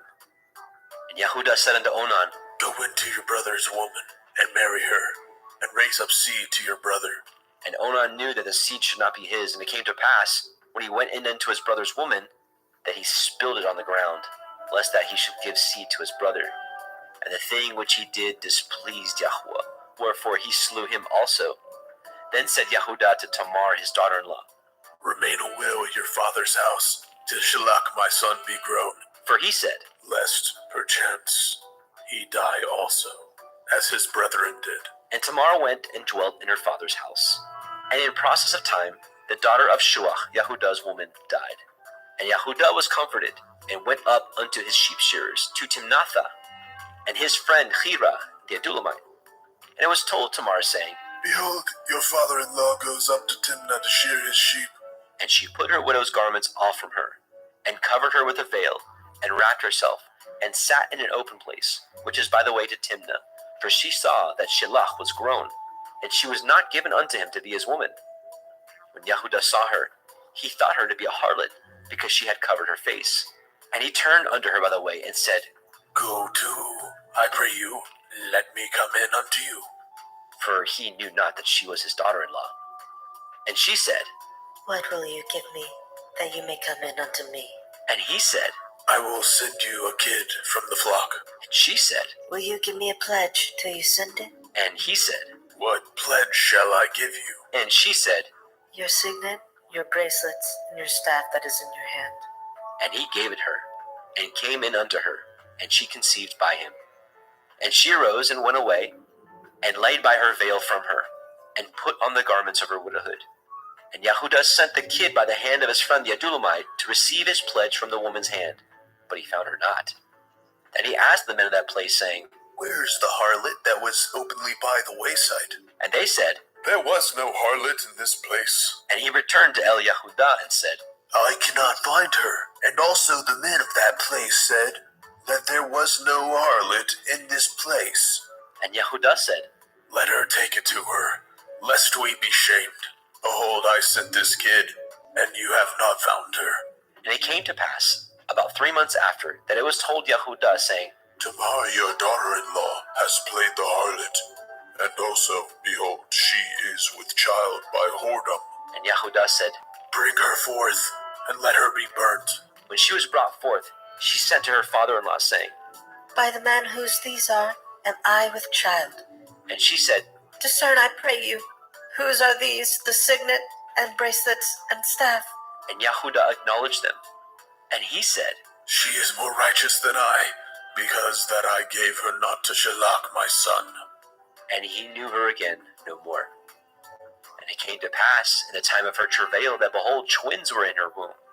And it came to pass when she travailed that the one put out his hand, and a midwife took and bound upon his hand a scarlet thread, saying, This came out first. And it came to pass, as he drew back his hand, that, behold, his brother came out. And she said, How have you broken forth? This breach be upon you. Therefore his name was called Peretz. And afterward came out his brother, that had the scarlet thread upon his hand, and his name was called Zerach. Bereshit, Genesis, chapter 39. And Joseph was brought down to Mitzrayim, and Potiphar, an officer of Pharaoh, captain of the guard of Mitzrayim, bought him of the hands of the Ishmaelim, which had brought him down thither. And Yahweh was with Joseph, and he was a prosperous man, and he was in the house of his master, the Mitzrayim. And his master saw that Yahweh was with him, and that Yahweh made all that he did to prosper in his hand. And Joseph found grace in his sight, and he served him, and he made him overseer of his house, and all that he had he put into his hand. And it came to pass, from the time that he had made him overseer in his house, and over all that he had, that Yahweh blessed the Mitzrayim's house for Joseph's sake. And the blessing of Yahweh was upon all that he had in the house and in the field. And he left all that he had in Joseph's hand, and he knew not aught he had, save the bread which he did eat. And Joseph was a goodly person and well favored. And it came to pass after these things, that his master's woman cast her eyes upon Joseph. And she said, Lie with me. But he refused, and said unto his master's woman, Behold, my master knows not what is with me in the house, and he has committed all that he has to my hand. There is none greater in this house than I, neither has he kept back anything from me but you, because you are his woman. How then can I do this great wickedness and sin against Elohim? And it came to pass, as she spoke to Joseph day by day, that he hearkened not unto her, to lie by her, or to be with her.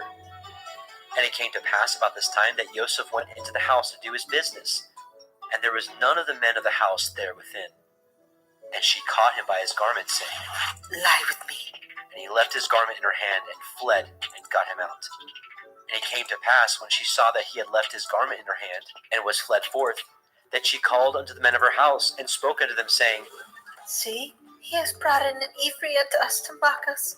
He came in unto me to lie with me, and I cried with a loud voice. And it came to pass, when he heard that I lifted up my voice and cried, that he left his garment with me, and fled, and got him out. And she laid up his garment by her, until his master came home. And she spoke unto him according to these words, saying, The Ephraim servant which you have brought unto us came in unto me to mock me. And it came to pass, as I lifted up my voice and cried, that he left his garment with me and fled out. And it came to pass, when his master heard the words of his woman, which she spoke unto him, saying, After this did your servant to me. that his wrath was kindled. And Joseph's master took him, and put him into the prison, a place where the king's prisoners were bound. And he was there in prison. But Yahweh was with Joseph, and showed him mercy, and gave him favor in the sight of the keeper of the prison. And the keeper of the prison committed to Joseph's hand all the prisoners that were in the prison. And whatsoever they did there, he was the doer of it. The keeper of the prison looked not to anything that was under his hand, because Yahweh was with him. And that which he did, Yahweh made it to prosper. Bereshit, Genesis, chapter 40. And it came to pass after these things, that the butler of the king of Mitzrayim and his baker had offended their master, the king of Mitzrayim. And Pharaoh was wroth against his two officers, against the chief of the butlers, and against the chief of the bakers. And he put them in ward in the house of the captain of the guard, into the prison, the place where Joseph was bound. And the captain of the guard charged Joseph with them, and he served them, and they continued a season in ward. And they dreamed a dream, both of them, each man his dream in one night, each man according to the interpretations of his dream, the butler and the baker of the king of Mitzrayim, which were bound in the prison. And Joseph came in unto them in the morning, and looked upon them, and behold, they were sad. And he asked Pharaoh's officers that were with him in the ward of his master's house, saying, Wherefore look ye so sadly today? And they said unto him, We have dreamed a dream, and there is no interpreter of it. And Joseph said unto them, Do not interpretations belong to Elohim? Tell me them, I pray you.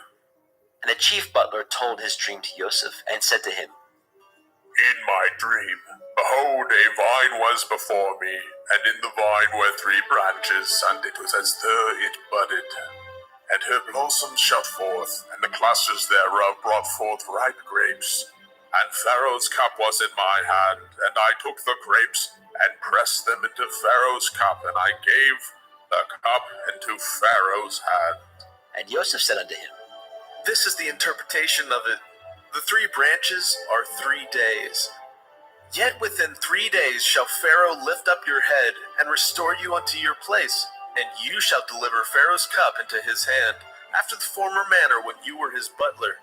But think on me when it shall be well with you, and show kindness, I pray you, unto me, and make mention of me unto Pharaoh, and bring me out of this house. For indeed I was stolen out of the land of the Ephraim, and here also have I done nothing that they should put me into the dungeon.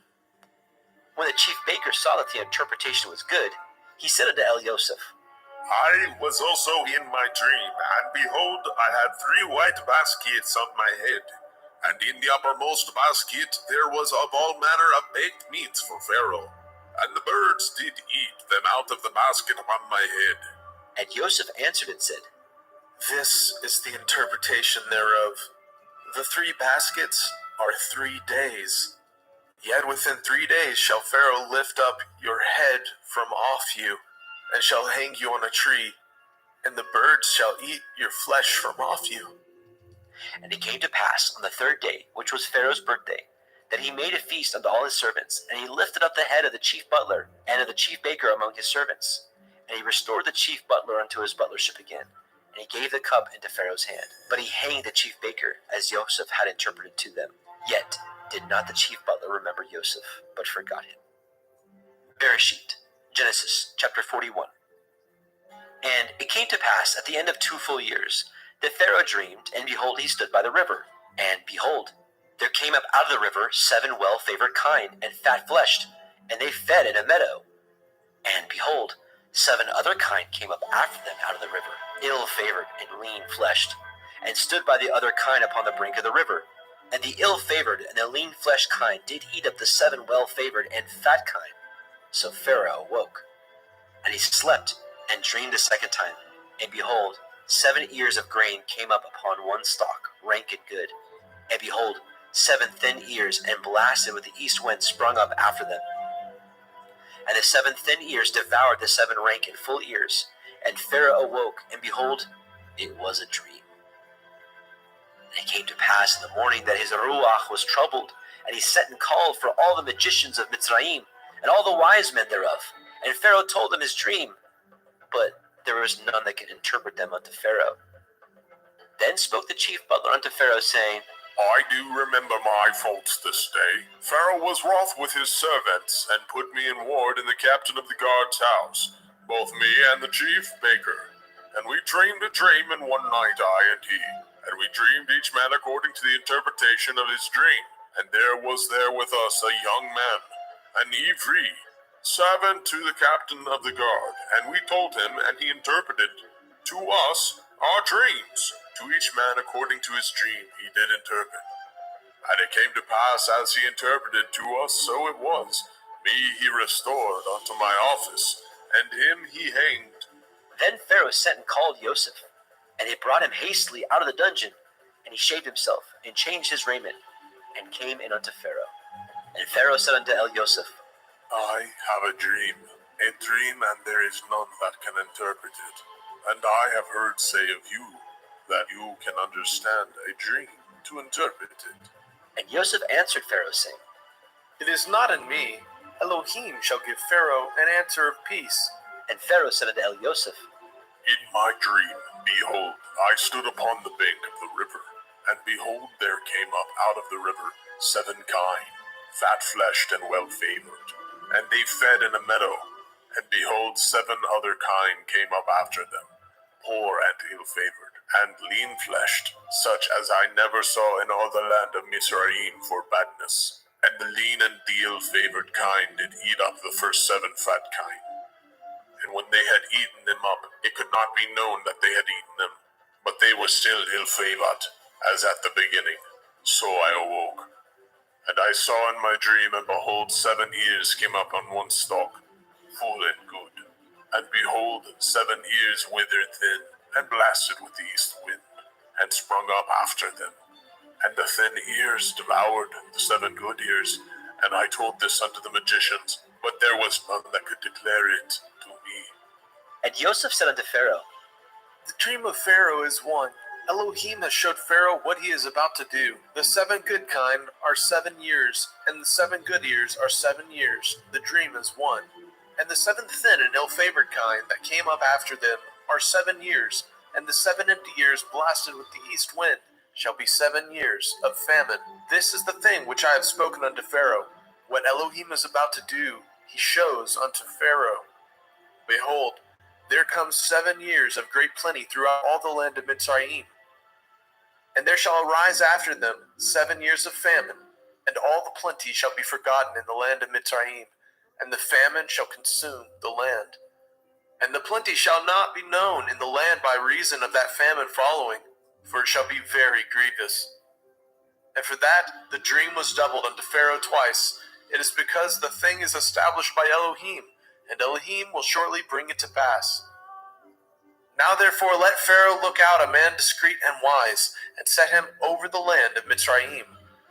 Let Pharaoh do this, and let him appoint officers over the land, and take up the 5th part of the land of Mitzrayim in the 7 plenteous years, and let them gather all the food of those good years that come, and lay up grain under the hand of Pharaoh, and let them guard food in the cities. And that food shall be forestored to the land against the 7 years of famine, which shall be in the land of Mitzrayim, that the land perish not through the famine. And the thing was good in the eyes of Pharaoh, and in the eyes of all his servants. And Pharaoh said unto his servants, Can we find such as one as this, a man in whom the Ruach Elohim is? And Pharaoh said unto Joseph, For as much as Elohim has showed you all this, there is none so discreet and wise as you are. You shall be over my house, and according to your word shall all my people be ruled. Only in the throne will I be greater than you. And Pharaoh said unto Joseph, See, I have set you over all the land of Mitzrayim. And Pharaoh took off his ring from his hand, and put it upon Joseph's hand, and arrayed him in vestures of fine linen, and put a gold chain about his neck. And he made him to ride in the 2nd chariot which he had. And they cried before him, Bow the knee! And he made him ruler over all the land of Mitzrayim. And Pharaoh said unto Joseph, I am Pharaoh, and without you shall no man lift up his hand, or his foot in all the land of Mitzrayim. And Pharaoh called Joseph's name Tzophnath-Paneach. And he gave him to be his woman Asenath, the daughter of Potipherah, priest of On.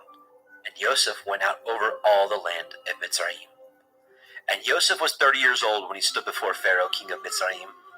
And Joseph went out from the presence of Pharaoh, and went throughout all the land of Mitzrayim.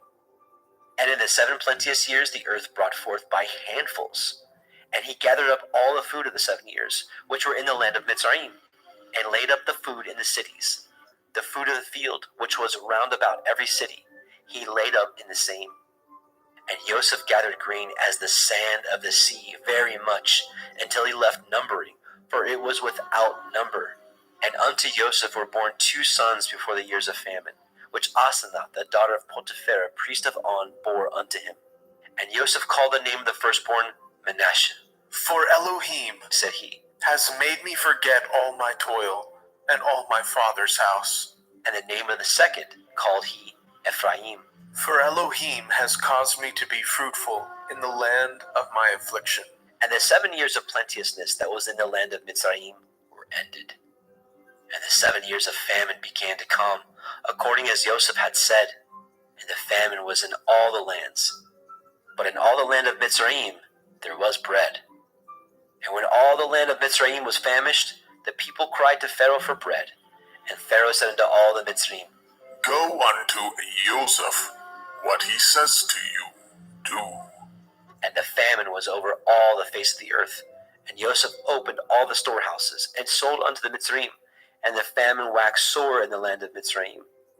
And all the countries came into Mitzrayim to El Yosef for to buy grain, because that the famine was so sore in all the lands. Bereshit, Genesis chapter 42. Now, when Yaakov saw that there was grain in Mitzrayim, Yaakov said unto his sons, Why do ye look one upon another? And he said, Behold, I have heard that there is grain in Mitzrayim. Get you down thither, and buy for us from thence, that we may live and not die. And Joseph's 10 brethren went down to buy grain in Mitzrayim. But Benjamin, Joseph's brother, Yaakov, sent not with his brethren, for he said, Lest perchance mischief befall him. And the sons of Yasharel came to buy grain among those that came, for the famine was in the land of Canaan. And Joseph was the governor over the land. And he it was that sold to all the people of the land. And Joseph's brethren came and bowed down themselves before him with their faces to the earth. And Joseph saw his brethren, and he knew them, but he made himself strange unto them, and spoke roughly unto them. And he said unto them, Whence come ye? And they said, From the land of Canaan, to buy food. And Joseph knew his brethren, but they knew not him. And Joseph remembered the dreams which he dreamed of them, and said unto them, Ye are spies, to see the nakedness of the land ye are come.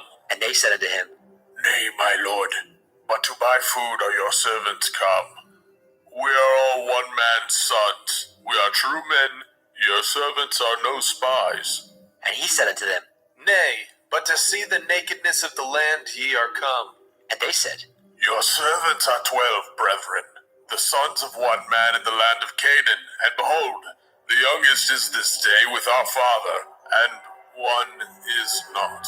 And Joseph said unto them, That is that I spoke unto you, saying, Ye are spies. Hereby ye shall be proved. By the life of Pharaoh ye shall not go forth hence, except your youngest brother come hither. Send one of you, and let him fetch your brother. And ye shall be kept in prison, that your words may be proved, whether there be any truth in you. Or else by the life of Pharaoh surely ye are spies. And he put them all together into ward 3 days. And Joseph said unto them the third day, This do and live, for I fear Elohim. If ye be true men, let one of your brethren be bound in the house of your prison. Go ye, carry grain for the famine of your houses. But bring your youngest brother unto me. So shall your words be verified, and ye shall not die. And they did so. And they said one to another, We are truly guilty concerning our brother, in that we saw the anguish of his soul, when he besought us, and we would not hear. Therefore is this distress come upon us. And Reuben answered them, saying, Spoke I not unto you, saying, Do not sin against the child, and ye would not hear? Therefore, behold, also his blood is required. And they knew not that Joseph understood them, for he spoke unto them by an interpreter. And he turned himself about from them, and wept, and returned to them again, and communed with them, and took from them Shimon, and bound him before their eyes. Then Joseph commanded to fill their sacks with grain, and to restore every man's money into a sack, and to give them provision for the way, and thus he did unto them. And he laded their asses with grain, and departed thence. And as one of them opened his sack to give his ass provender in the inn, he espied his money, for, behold, it was in the sack's mouth. And he said unto his brethren, My money is restored, and lo, it is even in my sack. And their heart failed them. And they were afraid, saying one to another, What is this that Elohim has done unto us? And they came unto El Yaakov their father, unto the land of Canaan, and told him all that befell unto them, saying, The man who is the Lord of the land spoke roughly to us, and took us for spies of the country. And we said unto him, We are true men, we are no spies.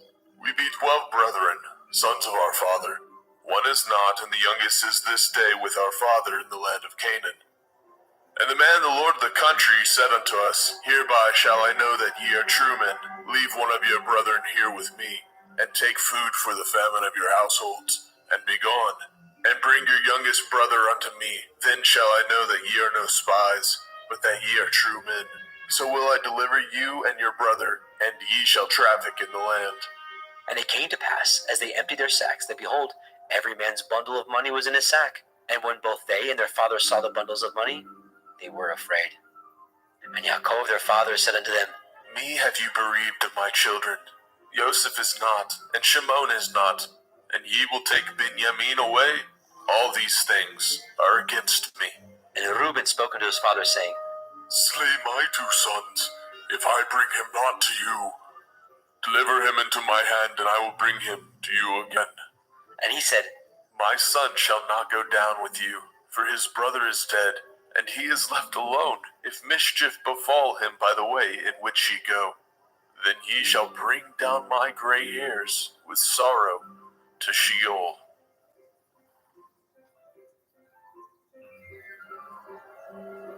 Bereshit, Genesis chapter 43. And the famine was sore in the land. And it came to pass, when they had eaten up the grain which they had brought out of Mitzrayim, their father said unto them, Go again, buy us a little food. And Yehudah spoke unto him, saying, The man did solemnly protest unto us, saying, Ye shall not see my face, except your brother be with you. If you will send our brother with us, we will go down and buy you food. But if you will not send him, we will not go down. For the men said unto us, Ye shall not see my face, except your brother be with you. And Yashrael said, Wherefore dealt ye so ill with me, as to tell the men whether ye had yet a brother? And they said, The man asked us straightly of our state and of our kindred, saying, Is your father yet alive? Have ye another brother? We told him according to the tenor of these words. Could we certainly know that he would say, Bring your brother down? And Yehudah said unto Yashrael his father, Send the lad with me, and we will arise and go, that we may live and not die. Both we and you, and also our little ones. I will be surety for him. Of my hand shall you require him. If I bring him not unto you, and set him before you, then let me bear the blame forever. For except we had lingered, surely now we had returned this second time. And their father Yashrael said unto them, If it must be so now, do this, take of the best fruits of the land in your vessels, and carry down the man a present, a little balm and a little honey, spices and myrrh, nuts and almonds, and take double money in your hand. And the money that was brought again in the mouth of your sacks, carry it again in your hand. Perchance it was an oversight. Take also your brother, and arise, go again unto the man. And El Shaddai give you mercy before the man, that he may send away your brother and Benjamin. If I be bereaved of my children, I am bereaved. And the men took that present, and they took double money in their hand, and Benjamin, and rose up, and went down to Mitzrayim, and stood before Joseph. And when Joseph saw Benjamin with them, he said to the ruler of his house, Bring these men home, and slay, and make ready, for these men shall dine with me at noon. And the man did as Joseph bade, and the man brought the men into Joseph's house. And the men were afraid, because they were brought into Joseph's house. And they said, Because of the money that was returned in our sacks at the first time are we brought in, that he may seek occasion against us, and fall upon us, and take us for bondmen and our asses. And they came near to the steward of Joseph's house, and they communed with him at the door of the house, and said, O sir, we came indeed down at the first time to buy food, and it came to pass when we came to the inn, that we opened our sacks, and behold, every man's money was in the mouth of his sack, our money in full weight, and we have brought it again in our hand. And other money have we brought down in our hands. To buy food, we cannot tell who put our money in our sacks. And he said, Peace be to you. Fear not, your Elohim and the Elohim of your father has given you treasure in your sacks. I had your money. And he brought Shimon out unto them.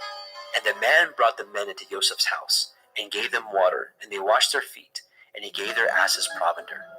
And they made ready the present against Joseph came at noon, for they heard that they should eat bread there. And when Joseph came home, they brought him the present which was in their hand into the house, and bowed themselves to him to the earth.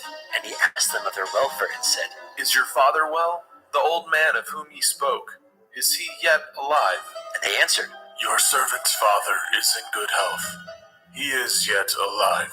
And they bowed down their heads, and made obeisance. And he lifted up his eyes, and saw his brother Benjamin, his mother's son, and said, Is this your younger brother, of whom ye spoke unto me? And he said, Elohim be gracious unto you, my son. And Joseph made haste, for his heart did yearn upon his brother. And he sought where to weep, and he entered into his chamber, and wept there. And he washed his face, and went out, and refrained himself, and said, Set on bread. And they set on for him by himself, and for them by themselves, and for the Mitzrayim which did eat with him by themselves, because the Mitzrayim might not eat bread with the Ivrim, for that is an abomination unto the Mitzrayim. And they sat before him, the firstborn according to his birthright, and the youngest according to his youth. And the men marveled one at another. And he took and sent messes unto them from before him. But Benjamin's mess was 5 times so much as any of theirs. And they drank and were merry with him.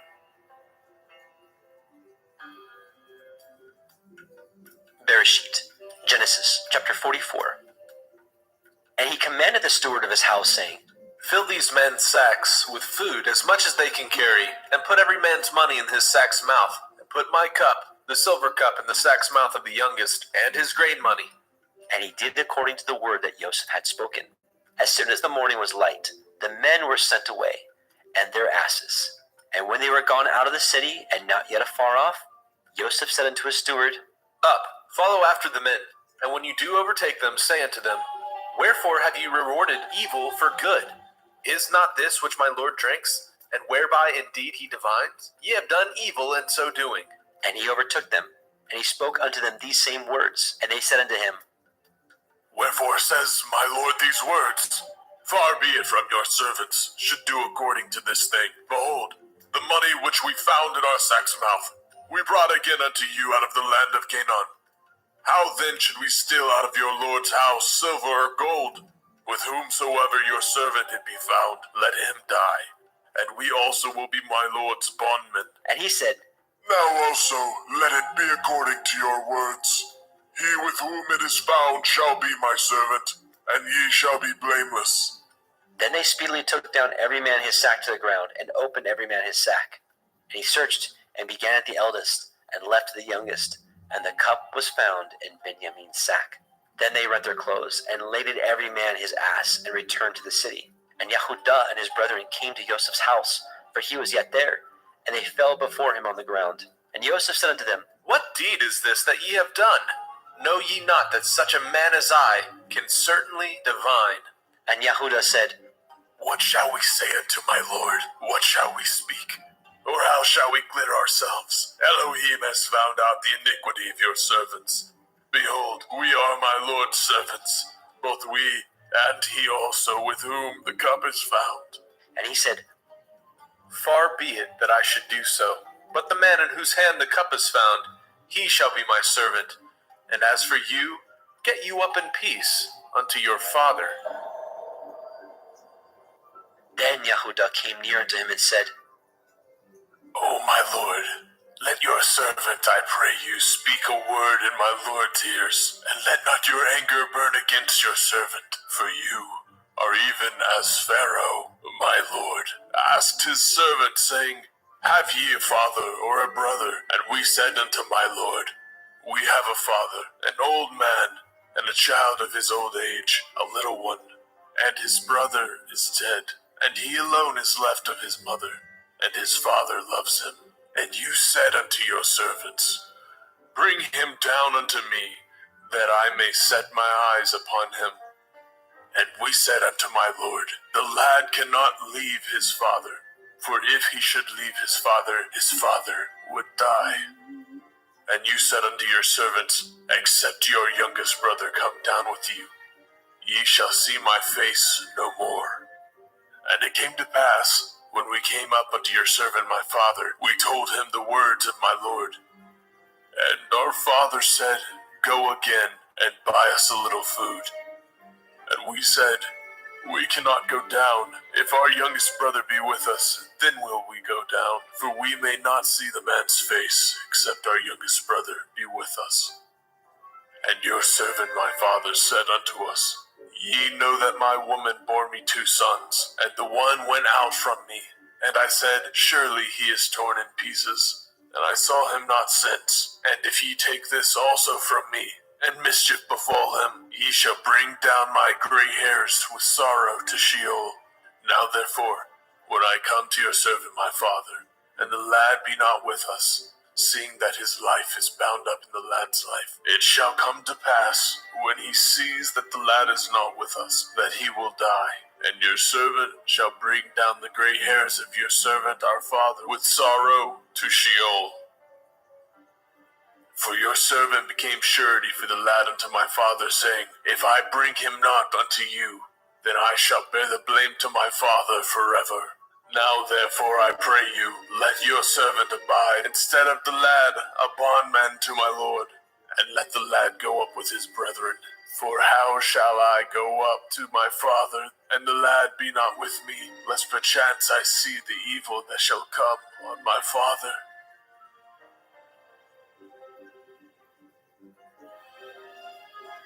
Bereshit, Genesis chapter 45. Then Joseph could not refrain himself before all them that stood by him, and he cried, Cause every man to go out from me. And there stood no man with him, while Joseph made himself known unto his brethren.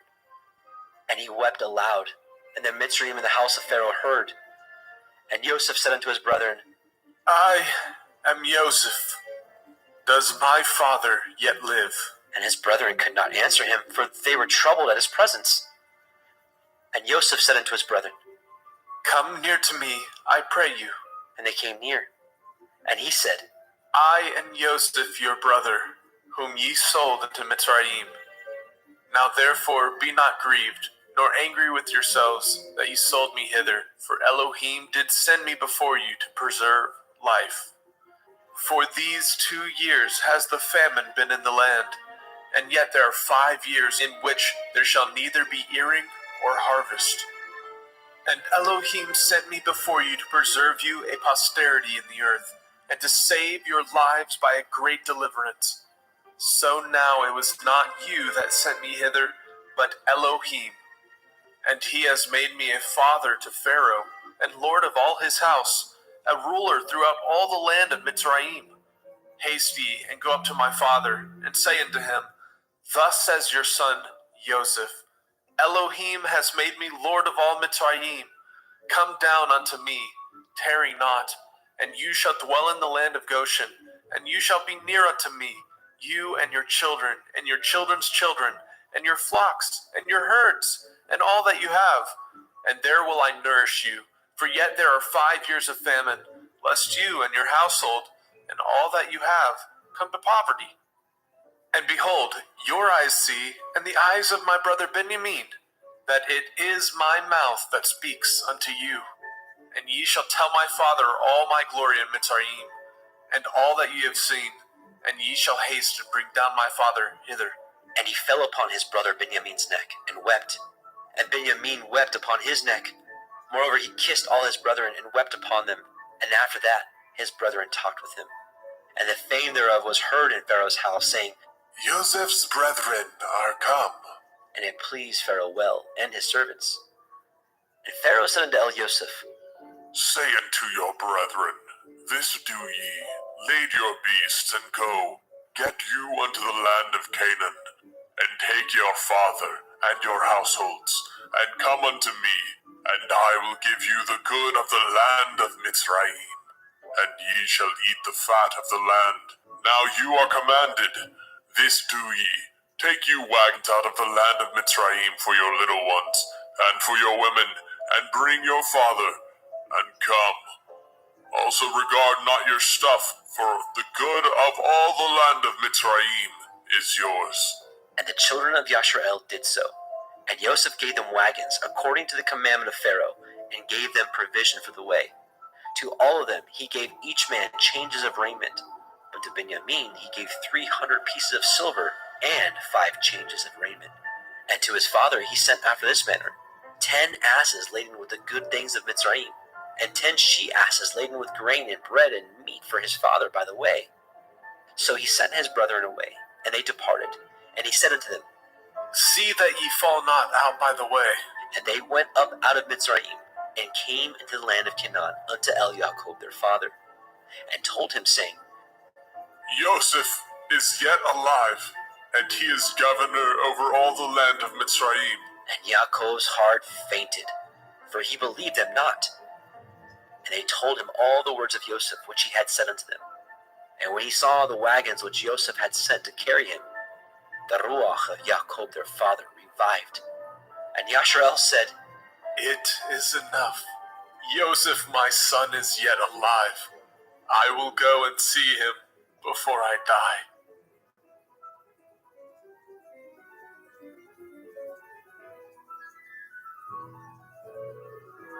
Bereshit, Genesis chapter 46. And Yashrael took his journey with all that he had, and came to Beersheba, and offered sacrifices unto the Elohim of his father Yitzchak. And Elohim spoke unto Yashrael in the visions of the night, and said, Yaakov, Yaakov. And he said, Here am I. And he said, I am El, the Elohai of your father. Fear not to go down into Mitzrayim, for I will there make of you a great nation. I will go down with you into Mitzrayim, and I will also surely bring you up again. And Joseph shall put his hand upon your eyes. And Jacob rose up from Beersheba, and the sons of Yashrael carried Jacob their father, and their little ones, and their women, in the wagons which Pharaoh had sent to carry him.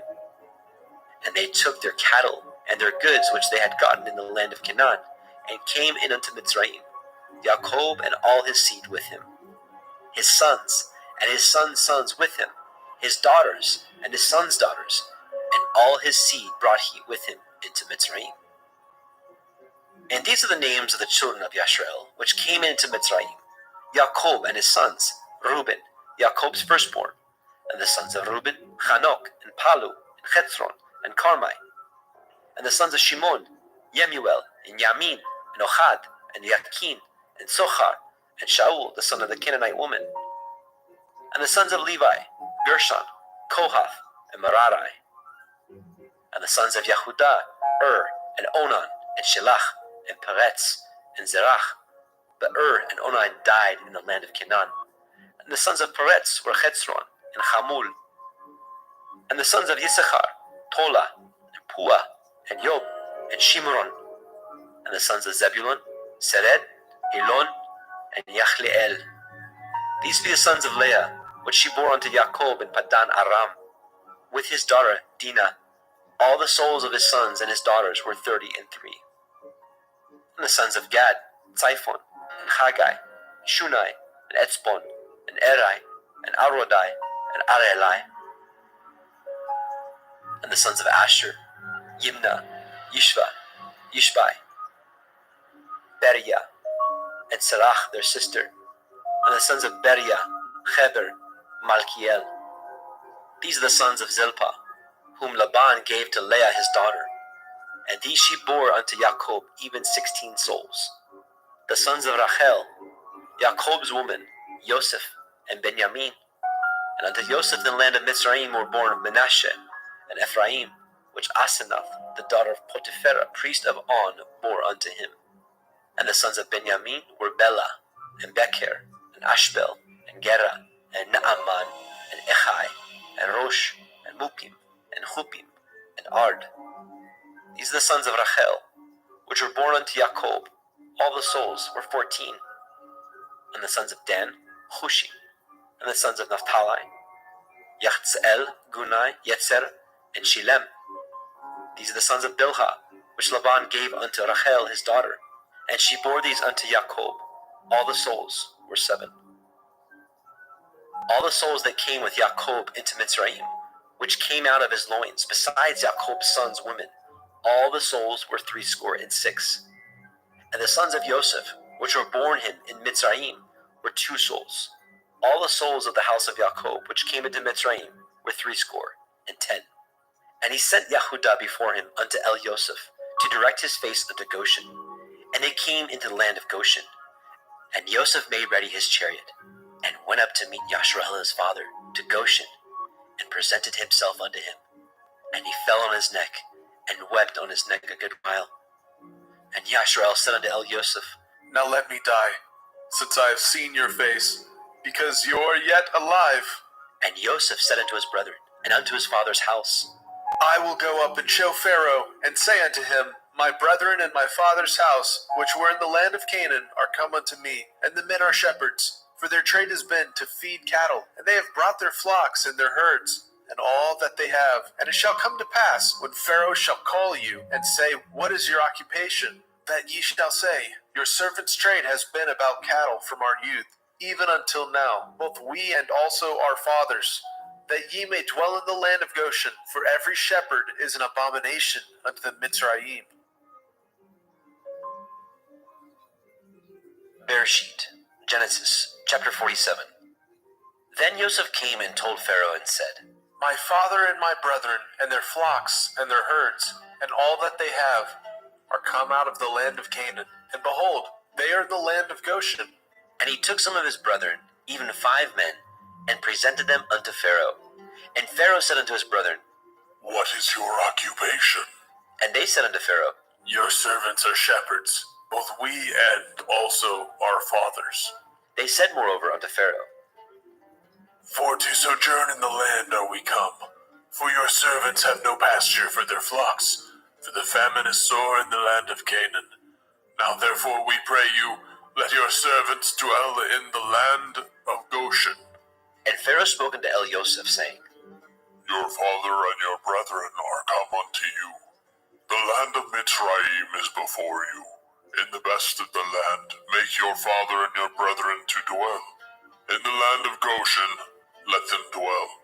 And if you know any men of activity among them, then make them rulers over my cattle. And Joseph brought in Yaakov his father, and set him before Pharaoh. And Yaakov blessed Pharaoh. And Pharaoh said unto Yaakov, How old are you? And Yaakov said unto Pharaoh, The days of the years of my pilgrimage are 130 years. Few and evil have the days of the years of my life been, and have not attained unto the days of the years of the life of my fathers, in the days of their pilgrimage. And Yaakov blessed Pharaoh, and went out from before Pharaoh. And Joseph placed his father and his brethren, and gave them a possession in the land of Mitzrayim, in the best of the land, in the land of Ramesses, as Pharaoh had commanded. And Joseph nourished his father, and his brethren, and all his father's household, with bread according to their families. And there was no bread in all the land, for the famine was very sore, so that the land of Mitzrayim and all the land of Canaan fainted by reason of the famine. And Joseph gathered up all the money that was found in the land of Mitzrayim, and in the land of Canaan, for the grain which they bought. And Joseph brought the money into Pharaoh's house. And when the money failed in the land of Mitzrayim, and in the land of Canaan, all the Mitzrayim came unto El-Yosef and said, Give us bread, for why should we die in your presence? For the money fails. And Joseph said, Give your cattle, and I will give you for your cattle, if money fail. And they brought their cattle unto El-Yosef. And Joseph gave them bread in exchange for horses, and for the flocks, and for the cattle of the herds, and for the asses. And he fed them with bread for all their cattle for that year. When that year was ended, they came unto him the 2nd year, and said unto him, We will not hide it from my lord, how that our money is spent. My lord also has our herds of cattle. There is not aught left in the sight of my lord, but our bodies and our lands. Wherefore shall we die before your eyes, both we and our land? Buy us and our land for bread, and we and our land will be servants unto Pharaoh. And give us seed, that we may live and not die, and the land be not desolate. And Joseph bought all the land of Mitzrayim for Pharaoh. For the Mitzrayim sold every man his field, because the famine prevailed over them. So the land became Pharaoh's. And as for the people, he removed them to cities from the one end of the borders of Mitzrayim even to the other end thereof. Only the land of the priests bought he not, for the priests had a portion assigned them of Pharaoh, and did eat their portion which Pharaoh gave them, wherefore they sold not their lands. Then Joseph said unto the people, Behold, I have bought you this day in your land for Pharaoh. Lo, here is seed for you, and ye shall sow the land. And it shall come to pass in the increase that ye shall give the 5th part unto Pharaoh, and 4 parts shall be your own, for seed of the field, and for your food, and for them of your household, and for food of your little ones. And they said, You have saved our lives. Let us find grace in the sight of my lord, and we will be Pharaoh's servants. And Joseph made it a law over the land of Mitzrayim unto this day, that Pharaoh should have the fifth part, except the land of the priests only, which became not Pharaoh's. And Yashar'el dwelt in the land of Mitzrayim, in the country of Goshen, and they had possessions therein, and grew, and multiplied exceedingly. And Yaakov lived in the land of Mitzrayim 17 years. So the whole age of Yaakov was 147 years. And the time drew nigh that Yashar'el must die. And he called his son Joseph, and said unto him, If now I have found grace in your sight, put, I pray you, your hand under my thigh, and deal kindly and truly with me. Bury me not, I pray you, in Mitzrayim. But I will lie with my fathers, and you shall carry me out of Mitzrayim, and bury me in their burying place. And he said, I will do as you have said. And he said, Swear unto me. And he swore unto him. And Yashar'el bowed himself upon the bed's head. Bereshit, Genesis, chapter 48. And it came to pass, after these things, that one told Joseph, Behold, your father is sick. and he took with him his two sons, Manasseh and Ephraim. And one told Yaakov and said, Behold, your son Joseph comes unto you. And Yashar'el strengthened himself, and sat upon the bed. And Yaakov said unto Joseph, El Shaddai appeared unto me at Luz, in the land of Canaan, and blessed me, and said unto me, Behold, I will make you fruitful and multiply you, and will make you a multitude of people, and will give you this land to your seed after you for an everlasting possession. And now your two sons, Ephraim and Manasseh, which were born unto you in the land of Mitzrayim, before I came unto you in Mitzrayim, are mine.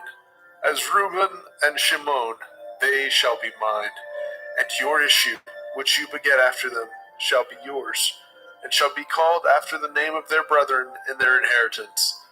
And as for me, when I came from Padan Aram, Rachel died by me in the land of Canaan in the way, when yet there was but a little way to come unto Ephratah, and I buried her there in the way of Ephratah. The same is Bethlehem.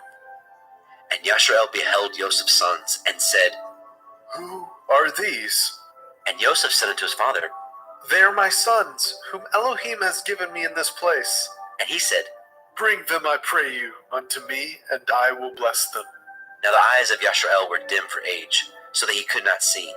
And he brought them near unto him, and he kissed them, and embraced them.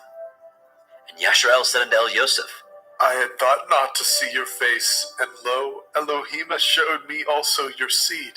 And Joseph brought them out from between his knees, and he bowed himself with his face to the earth. And Joseph took them both, Ephraim in his right hand, toward Yashar'el's left hand, and Manasseh in his left hand, toward Yashar'el's right hand, and brought them near unto him. And Yashar'el stretched out his right hand, and laid it upon Ephraim's head, who was the younger, and his left hand upon Manasseh's head, guiding his hands wittingly, for Manasseh was the firstborn. And he blessed Joseph, and said, Elohim, before whom my fathers Abraham and Yitzhak did walk, the Elohim which fed me all my life long unto this day, the angel which redeemed me from all evil, bless the lads, and let my name be named on them, and the name of my fathers Abraham and Yitzhak, and let them grow into a multitude in the midst of the earth. And when Joseph saw that his father laid his right hand upon the head of Ephraim, it displeased him. And he held up his father's hand to remove it from Ephraim's head unto Manasseh's head. And Joseph said unto his father, Not so, my father, this is the firstborn. Put your right hand upon his head. And his father refused, and said, I know it, my son, I know it. He also shall become a people, and he also shall be great. But truly his younger brother shall be greater than he, and his seed shall become a multitude of nations. And he blessed them that day, saying, In you shall Yashar'el bless, saying, Elohim make you as Ephraim and as Manasseh. And he set Ephraim before Manasseh. And Yashar'el said unto Joseph, Behold, I die, but Elohim shall be with you, and bring you again unto the land of your fathers. Moreover, I have given to you one portion above your brethren, which I took out of the hand of the Amorite, with my sword and with my bow. Bereshit, Genesis chapter 49. And Jacob called unto his sons, and said, Gather yourselves together, that I may tell you that which shall befall you in the last days. Gather yourselves together, and hear, ye sons of Yaakov, and hearken unto El Yasharel, your father. Reuben, you are my firstborn, my might, and the beginning of my strength, the excellency of dignity and the excellency of power. Unstable as water, you shall not excel, because you went up to your father's bed, then defiled it. He went up to my couch. Shimon and Levi are brethren. Instruments of cruelty are in their habitations. O my soul, come not into their secret. Unto their assembly my honor be not united. For in their anger they slew a man, and in their self-will they dug down a wall. Cursed be their anger, for it was fierce, and their wrath, for it was cruel. I will divide them in Yaakov, and scatter them in Yasharel. Yehuda, you are he whom your brethren shall praise. Your hand shall be in the neck of your enemies. Your father's children shall bow down before you. Yehuda is a lion's whelp from the prey. My son, you are gone up. He stooped down. He couched as a lion, and as an old lion, who shall rouse him up? The scepter shall not depart from Yehuda, nor a Torah giver from between his feet, until Shiloh come. And unto him shall the gathering of the people be, binding his foal into the vine, and his ass's colt unto the choice vine. He washed his garments in wine, and his clothes in the blood of grapes. His eyes shall be red with wine, and his teeth white with milk. Zebulun shall dwell at the haven of the sea.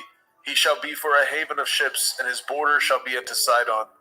Issachar is a strong ass, couching down between two burdens.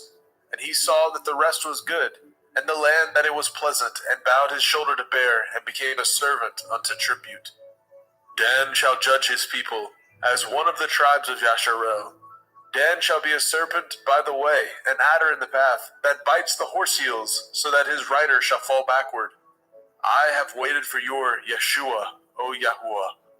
Gad, a troop shall overcome him, but he shall overcome at the last. Out of Asher his bread shall be fat, and he shall yield royal dainties. Naphtali is a hind let loose. He gives goodly words. Joseph is a fruitful bough, even a fruitful bough by a well, whose branches run over the wall. The archers have sorely grieved him, and shot at him, and hated him.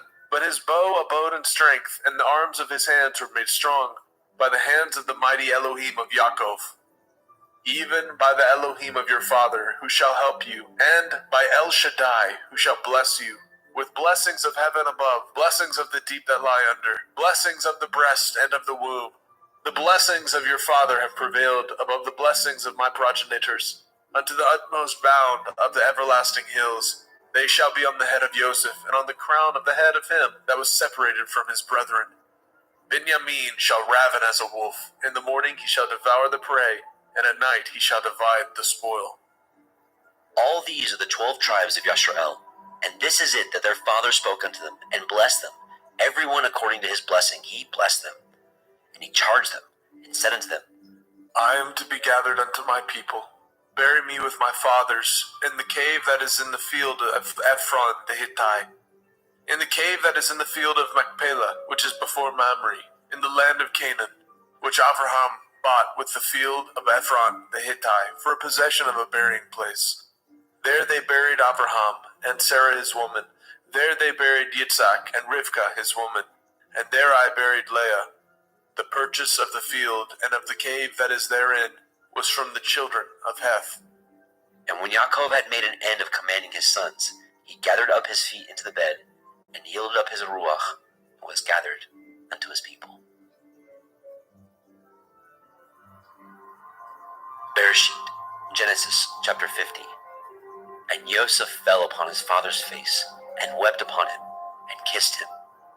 And Joseph commanded his servants, the physicians, to embalm his father, and the physicians embalmed Yasharel.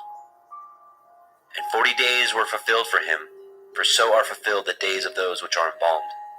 And the Mitzrayim mourned for him 60 days. And when the days of his mourning were past, Joseph spoke unto the house of Pharaoh, saying, If now I have found grace in your eyes, speak, I pray you, in the ears of Pharaoh, saying, My father made me swear, saying, Lo, I die. In my grave, which I have dug for me in the land of Canaan, there shall you bury me. Now therefore let me go up, I pray you, and bury my father, and I will come again. And Pharaoh said, Go up, bury your father, according as he made you swear. And Joseph went up to bury his father, and with him went up all the servants of Pharaoh, the elders of his house, and all the elders of the land of Mitzrayim, and all the house of Joseph and his brethren, and his father's house, only their little ones, and their flocks, and their herds, they left in the land of Goshen. And there went up with him both chariots and horsemen, and it was a very great company. And they came to the threshing floor of Atad, which is beyond the Yarden. And there they mourned with a great and very sore lamentation. And he made a mourning for his father 7 days. And when the inhabitants of the land, the Canaanites, saw the mourning in the floor of Atad, they said, This is a grievous mourning to the Mitzrayim. Wherefore, the name of it was called Abel Mitzrayim, which is beyond the Yarden. And his sons did unto him according as he commanded them. For his sons carried him into the land of Canaan, and buried him in the cave of the field of Machpelah, which Abraham bought with the field for a possession of a burying place of Ephron the Hittite, before Mamre. And Joseph returned into Mitzrayim, he and his brethren, and all that went up with him to bury his father, after he had buried his father. And when Joseph's brethren saw that their father was dead, they said, Joseph will perchance hate us, and will certainly requite us with all the evil which we did unto him. And they sent a messenger unto Elioseph, saying, Your father did command before he died, saying, So shall ye say unto Joseph, Forgive, I pray you now, the transgression of your brethren, and their sin, for they did unto you evil. And now we pray you, forgive the transgression of the servants of the Elohai of your father. And Joseph wept when they spoke unto him. And his brethren also went and fell down before his face, and they said, Behold, we be your servants. And Joseph said unto them, Fear not, for am I in the place of Elohim? But as for you, ye thought evil against me, but Elohim meant it unto good, to bring to pass, as it is this day, to save much people alive. Now therefore fear ye not, I will nourish you, and your little ones. And he comforted them, and spoke kindly unto them. And Joseph dwelt in Mitzrayim, he and his father's house. And Joseph lived 110 years. And Joseph saw Ephraim's children of the third generation. The children also of Machir the son of Manasseh were brought up upon Joseph's knees. And Joseph said unto his brethren, I die, and Elohim will surely visit you, and bring you out of this land unto the land which he swore to Abraham, to Yitzhak, and to Yaakov. And Joseph took an oath of the children of Yashrael, saying, Elohim will surely visit you, and ye shall carry up my bones from hence. So Joseph died, being 110 years old, and they embalmed him, and he was put in a coffin in Mitzrayim.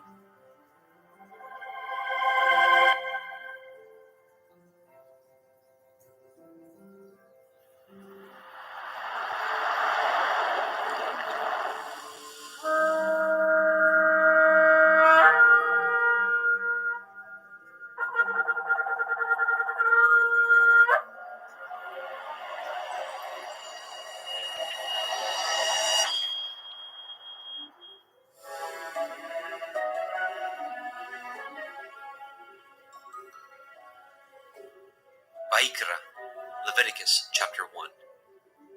And Yahweh called unto Moshe, and spoke unto him out of the tabernacle of the assembly, saying, Speak unto the children of Yasharel, and say unto them, If any man of you bring an offering unto Yahweh, ye shall bring your offering of the cattle, even of the herd and of the flock.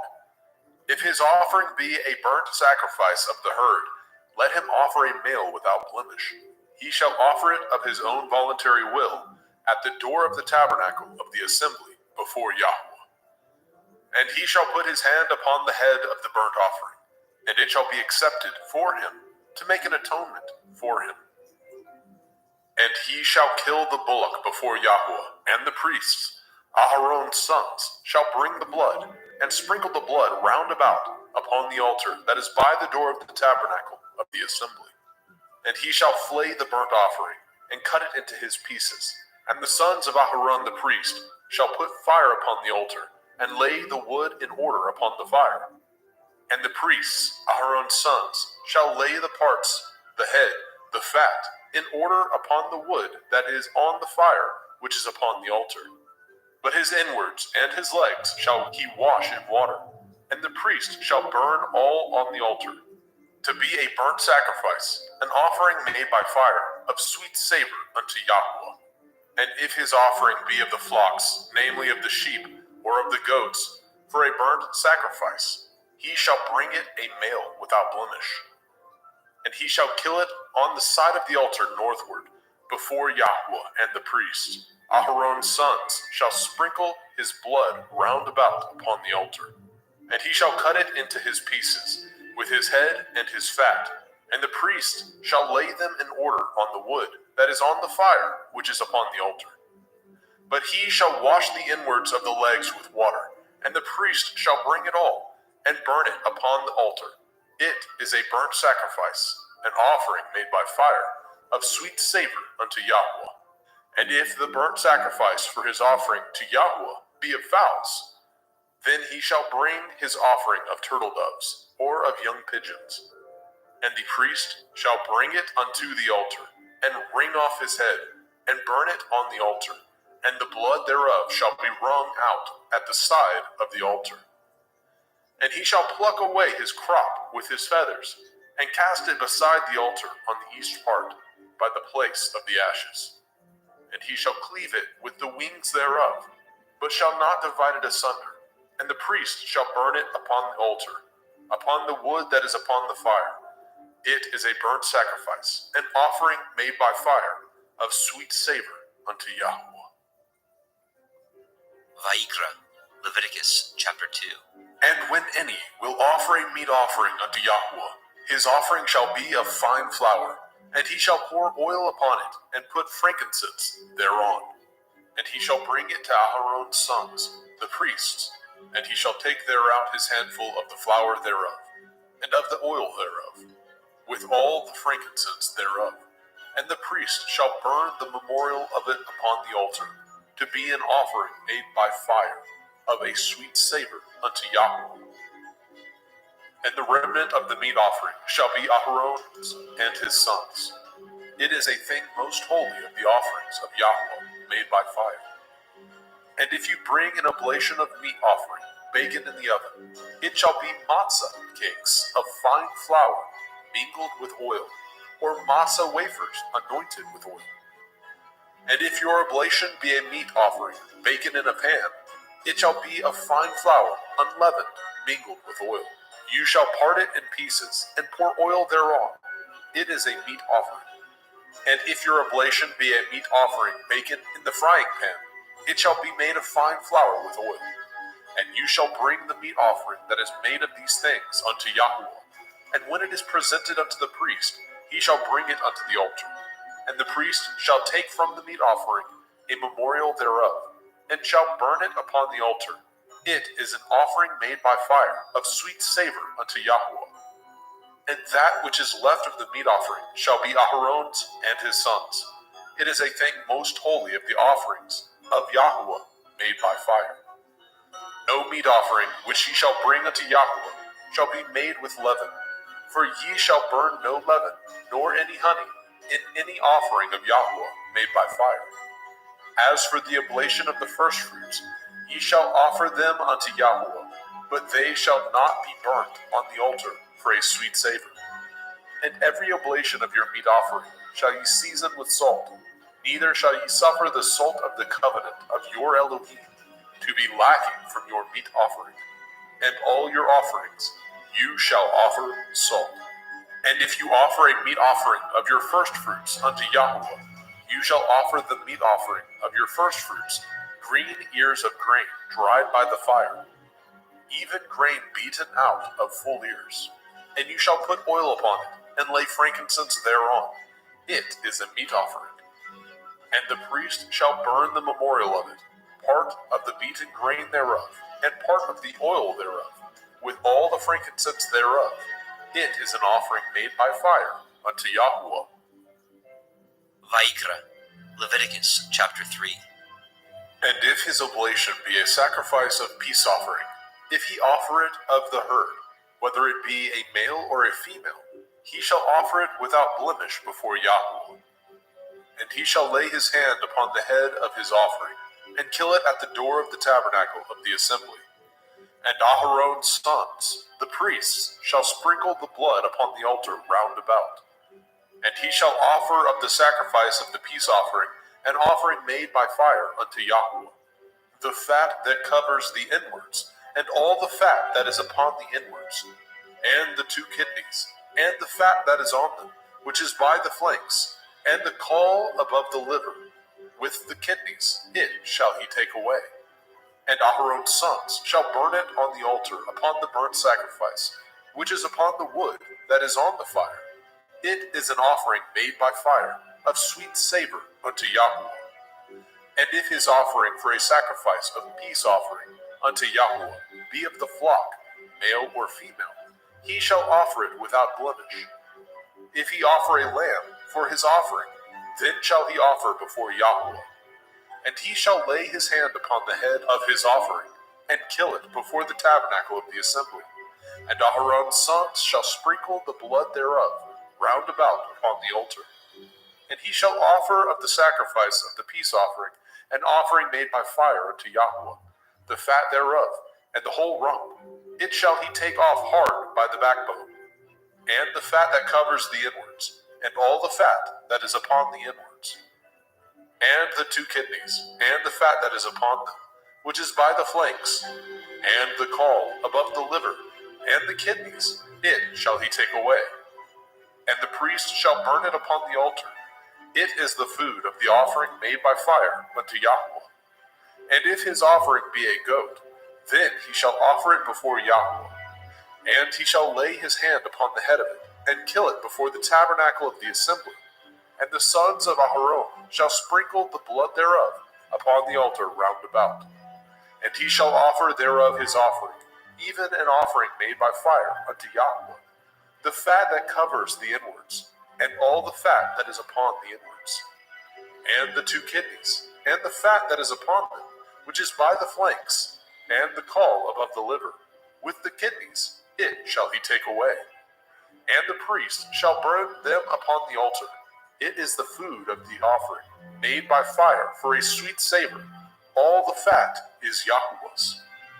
It shall be a perpetual statute for your generations throughout all your dwellings, that ye eat neither fat nor blood. Vaikra, Leviticus chapter 4.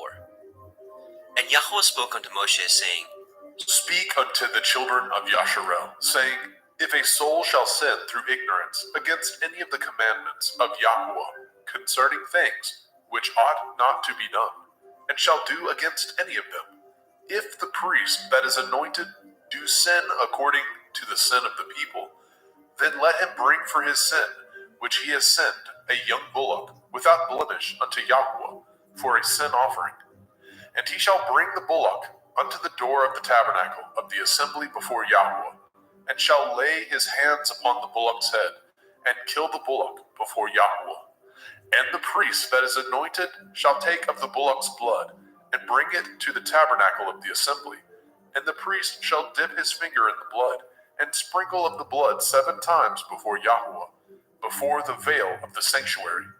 And the priest shall put some of the blood upon the horns of the altar of sweet incense before Yahweh, which is in the tabernacle of the assembly, and shall pour all the blood of the bullock at the bottom of the altar of the burnt offering, which is at the door of the tabernacle of the assembly.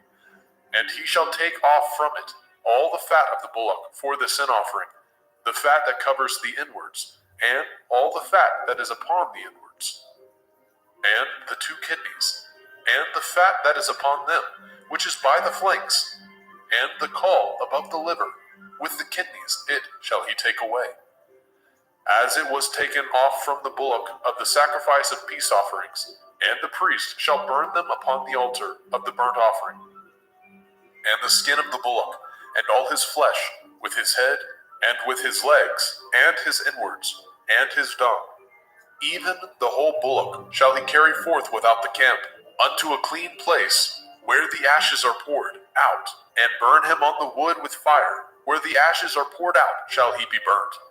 And if the whole assembly of Yasharel sin through ignorance, and the thing be hid from the eyes of the assembly, and they have done somewhat against any of the commandments of Yahweh, concerning things which should not be done, and are guilty, when the sin which they have sinned against it is known, then the assembly shall offer a young bullock for the sin, and bring him before the tabernacle of the assembly. And the elders of the assembly shall lay their hands upon the head of the bullock before Yahweh, and the bullock shall be killed before Yahweh.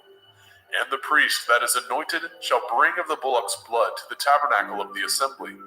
And the priest shall dip his finger in some of the blood, and sprinkle it 7 times before Yahweh, even before the veil.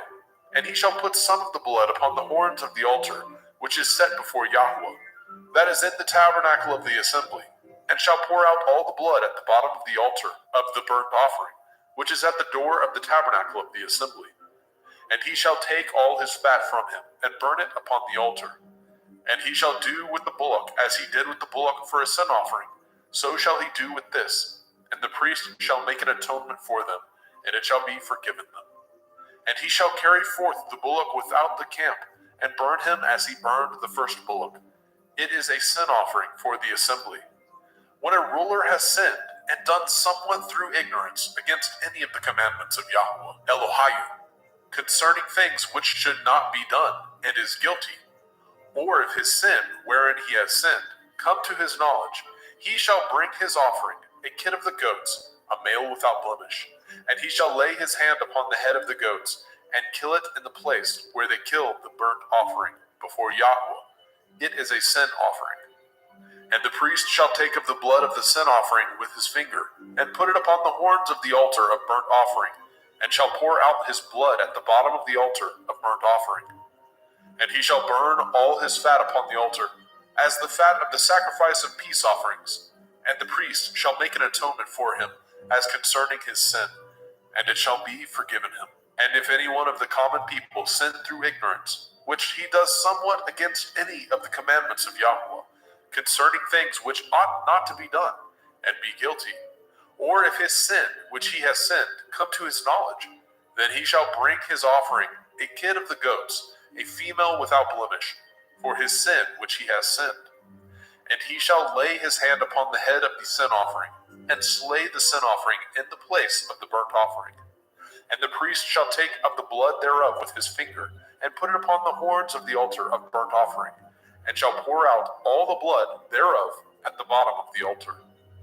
And he shall take away all the fat thereof, as the fat is taken away from off the sacrifice of peace offerings. And the priest shall burn it upon the altar for a sweet savor unto Yahweh. And the priest shall make an atonement for him, and it shall be forgiven him. And if he bring a lamb for a sin offering, he shall bring it a female without blemish. And he shall lay his hand upon the head of the sin offering, and slay it for the sin offering in the place where they killed the burnt offering. And the priest shall take of the blood of the sin offering with his finger, and put it upon the horns of the altar of burnt offering, and shall pour out all the blood thereof at the bottom of the altar. And he shall take away all the fat thereof, as the fat of the lamb is taken away from the sacrifice of the peace offering. And the priest shall burn them upon the altar, according to the offering made by fire unto Yahweh. And the priest shall make an atonement for his sin that he has committed, and it shall be forgiven him. Vayikra, Leviticus chapter 5. And if a soul sin, and hear the voice of swearing, and is a witness, whether he has seen or known of it, if he do not utter it, then he shall bear his iniquity. Or if a soul touch any unclean thing, whether it be a carcass of an unclean beast, or a carcass of unclean cattle, or the carcass of unclean creeping things, and if it be hidden from him, he also shall be unclean and guilty. Or if he touch the uncleanness of man, whatsoever uncleanness it be, that a man shall be defiled withal, and it be hid from him, when he knows of it, then he shall be guilty. Or if a soul swear, pronouncing with his lips to do evil, or to do good, whatsoever it be that a man shall pronounce with an oath, and it be hid from him, when he knows of it, then he shall be guilty in one of these. And it shall be, when he shall be guilty in one of these things, that he shall confess that he has sinned in that thing. And he shall bring his trespass offering unto Yahweh, for his sin which he has sinned, a female from the flock, a lamb or a kid of the goats, for a sin offering, and the priest shall make an atonement for him concerning his sin. And if he is not able to bring a lamb, then he shall bring for his trespass which he has committed 2 turtle doves, or 2 young pigeons unto Yahweh, one for a sin offering, and the other for a burnt offering. And he shall bring them unto the priest, who shall offer that which is for the sin offering first, and wring off his head from his neck, but shall not divide it asunder. And he shall sprinkle of the blood of the sin offering upon the side of the altar, and the rest of the blood shall be wrung out at the bottom of the altar. It is a sin offering. And he shall offer the second for a burnt offering, according to the manner, and the priest shall make an atonement for him, for his sin which he has sinned, and it shall be forgiven him. But if he be not able to bring 2 turtle doves, or 2 young pigeons, then he that sinned shall bring for his offering the 10th part of an ephah of fine flour for a sin offering. He shall put no oil upon it, neither shall he put any frankincense thereon, for it is a sin offering. Then shall he bring it to the priest, and the priest shall take his handful of it, even a memorial thereof, and burn it on the altar, according to the offerings made by fire unto Yahuwah. It is a sin offering. And the priest shall make an atonement for him, as touching his sin, that he has sinned in one of these, and it shall be forgiven him, and the remnant shall be the priest's, as a meat offering. And Yahweh spoke unto Moshe, saying, If a soul commit a trespass, and sin through ignorance, in the holy things of Yahuwah, then he shall bring for his trespass unto Yahuwah a ram without blemish, out of the flocks, with your estimation by shekels of silver, after the shekel of the sanctuary, for a trespass offering. And he shall make the amends for the harm that he has done in the holy thing, and shall add the 5th part thereto, and give it unto the priest. And the priest shall make an atonement for him with the ram of the trespass offering, and it shall be forgiven him.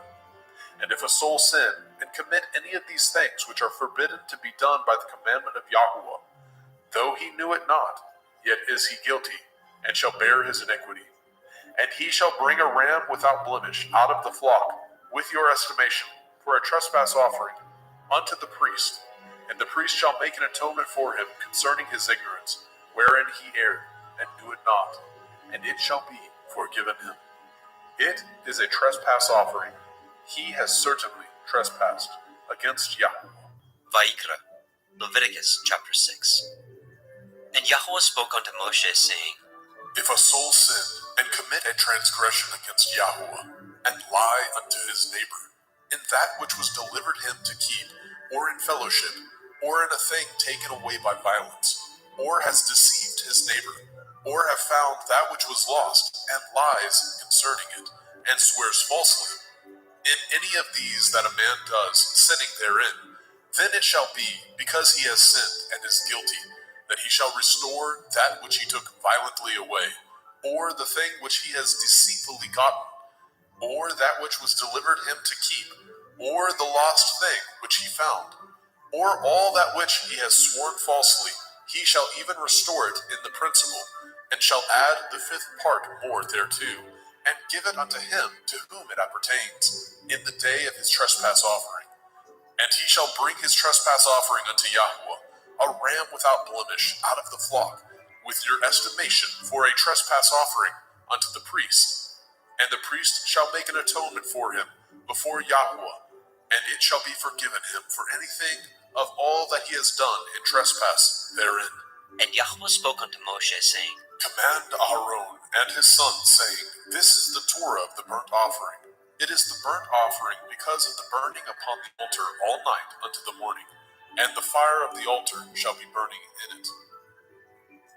And the priest shall put on his linen garment, and his linen breeches shall he put upon his flesh, and take up the ashes which the fire has consumed with the burnt offering on the altar, and he shall put them beside the altar. And he shall put off his garments, and put on other garments, and carry forth the ashes without the camp unto a clean place. And the fire upon the altar shall be burning in it. It shall not be put out. And the priest shall burn wood on it every morning, and lay the burnt offering in order upon it, and he shall burn thereon the fat of the peace offerings. The fire shall ever be burning upon the altar. It shall never go out. And this is the Torah of the meat offering. The sons of Aharon shall offer it before Yahuwah, before the altar. And he shall take of it his handful of the flour of the meat offering, and of the oil thereof, and all the frankincense which is upon the meat offering, and shall burn it upon the altar for a sweet savor, even the memorial of it unto Yahweh. And the remainder thereof shall Aharon and his sons eat, with matzah, unleavened bread, shall it be eaten in the holy place, in the court of the tabernacle of the assembly, they shall eat it. It shall not be baken with leaven. I have given it unto them for their portion of my offering made by fire. It is most holy, as is the sin offering, and as the trespass offering. All the males among the children of Aharon shall eat of it. It shall be a statute forever in your generations, concerning the offerings of Yahweh made by fire. Everyone that touches them shall be holy. And Yahweh spoke unto Moshe, saying, This is the offering of Aharon and his sons, which they shall offer unto Yahweh in the day when he is anointed. The 10th part of an ephah of fine flour for a meat offering perpetual, half of it in the morning and half thereof at night. In a pan it shall be made with oil, and when it is baken, you shall bring it in, and the baken pieces of the meat offering shall you offer for a sweet savor unto Yahweh. And the priest of his sons that is anointed in his stead shall offer it. It is a statute forever unto Yahweh. It shall be wholly burnt. For every meat offering for the priest shall be wholly burnt. It shall not be eaten. And Yahweh spoke unto Moshe, saying, Speak unto Aharon and to his sons, saying, This is the Torah of the sin offering. In the place where the burnt offering is killed, shall the sin offering be killed before Yahweh. It is most holy. The priest that offers it for sin shall eat it. In the holy place shall it be eaten, in the court of the tabernacle of the assembly. Whatsoever shall touch the flesh thereof shall be holy. And when there is sprinkled of the blood thereof upon any garment, you shall wash that whereon it was sprinkled in the holy place. But the earthen vessel wherein it was sodden shall be broken. And if it be sodden in a brazen pot, it shall be both scoured and rinsed in water. All the males among the priests shall eat thereof. It is most holy. And no sin offering, whereof any of the blood is brought into the tabernacle of the assembly, to reconcile withal, in the holy place, shall be eaten. It shall be burnt in the fire. Vayikra, Leviticus chapter 7. Likewise, this is the Torah of the trespass offering. It is most holy. In the place where they kill the burnt offering, shall they kill the trespass offering, and the blood thereof shall he sprinkle round about upon the altar. And he shall offer it of all the fat thereof, the rump, the fat that covers the inwards, and the 2 kidneys, and the fat that is on them, which is by the flanks, and the caul that is above the liver, with the kidneys it shall he take away. And the priest shall burn them upon the altar for an offering made by fire unto Yahweh. It is a trespass offering. Every male among the priests shall eat thereof. It shall be eaten in the holy place. It is most holy. As the sin offering is, so is the trespass offering. There is one Torah for them. The priest that makes atonement therewith shall have it. And the priest that offers any man's burnt offering, even the priest shall have to himself the skin of the burnt offering which he has offered. And all the meat offering that is baken in the oven, and all that is dressed in the frying pan, and in the pan, shall be the priest's that offer it. And every meat offering mingled with oil, and dry, shall all the sons of Aharon have, one as much as another. And this is the Torah of the sacrifice of peace offerings, which he shall offer unto Yahweh. If he offer it for thanksgiving, then he shall offer with the sacrifice of thanksgiving matzah, unleavened cakes, mingled with oil, and matzah wafers, anointed with oil, and cakes mingled with oil, of fine flour, fried. Besides the cakes, he shall offer for his offering hametz, leavened bread, with the sacrifice of thanksgiving of his peace offerings. And of it he shall offer one out of the whole oblation for a heave offering unto Yahweh, and it shall be the priest that sprinkles the blood of the peace offerings. And the flesh of the sacrifice of his peace offerings for thanksgiving shall be eaten the same day that it is offered. He shall not leave any of it until the morning. But if the sacrifice of his offering be a vow, or a voluntary offering, it shall be eaten the same day that he offers his sacrifice. On the morrow also the remainder of it shall be eaten. But the remainder of the flesh of the sacrifice on the 3rd day shall be burnt with fire. And if any of the flesh of the sacrifice of his peace offerings be eaten at all on the third day, it shall not be accepted, neither shall it be imputed unto him that offers it. It shall be an abomination, and the soul that eats of it shall bear his iniquity. And the flesh that touches any unclean thing shall not be eaten. It shall be burnt with fire. And as for the flesh, all that be clean shall eat thereof. But the soul that eats of the flesh of the sacrifice of peace offerings that pertain unto Yahweh, having his uncleanness upon him, even that soul shall be cut off from his people. Moreover, the soul that shall touch any unclean thing, as the uncleanness of man, or any unclean beast, or any abominable unclean thing, and eat of the flesh of the sacrifice of peace offerings, which pertain unto Yahweh, even that soul shall be cut off from his people. And Yahweh spoke unto Moshe, saying, Speak unto the children of Yasharel, saying, Ye shall eat no manner of fat, of ox, or of sheep, or of goat, and the fat of the beast that dies of itself, and the fat of that which is torn with beast, may be used in any other use, but ye shall in no wise eat of it. For whosoever eats the fat of the beast, of which men offer an offering made by fire unto Yahweh, even the soul that eats it shall be cut off from his people. Moreover, ye shall eat no manner of blood, whether it be of fowl or of beast, in any of your dwellings. Whatsoever soul it be that eats any manner of blood, even that soul shall be cut off from his people. And Yahweh spoke unto Moshe, saying, Speak unto the children of Yasharel, saying, He that offers the sacrifice of his peace offerings unto Yahweh shall bring his oblation unto Yahweh of the sacrifice of his peace offerings. His own hand shall bring the offerings of Yahweh made by fire. The fat with the breast it shall he bring, that the breast may be waved for a wave offering before Yahweh.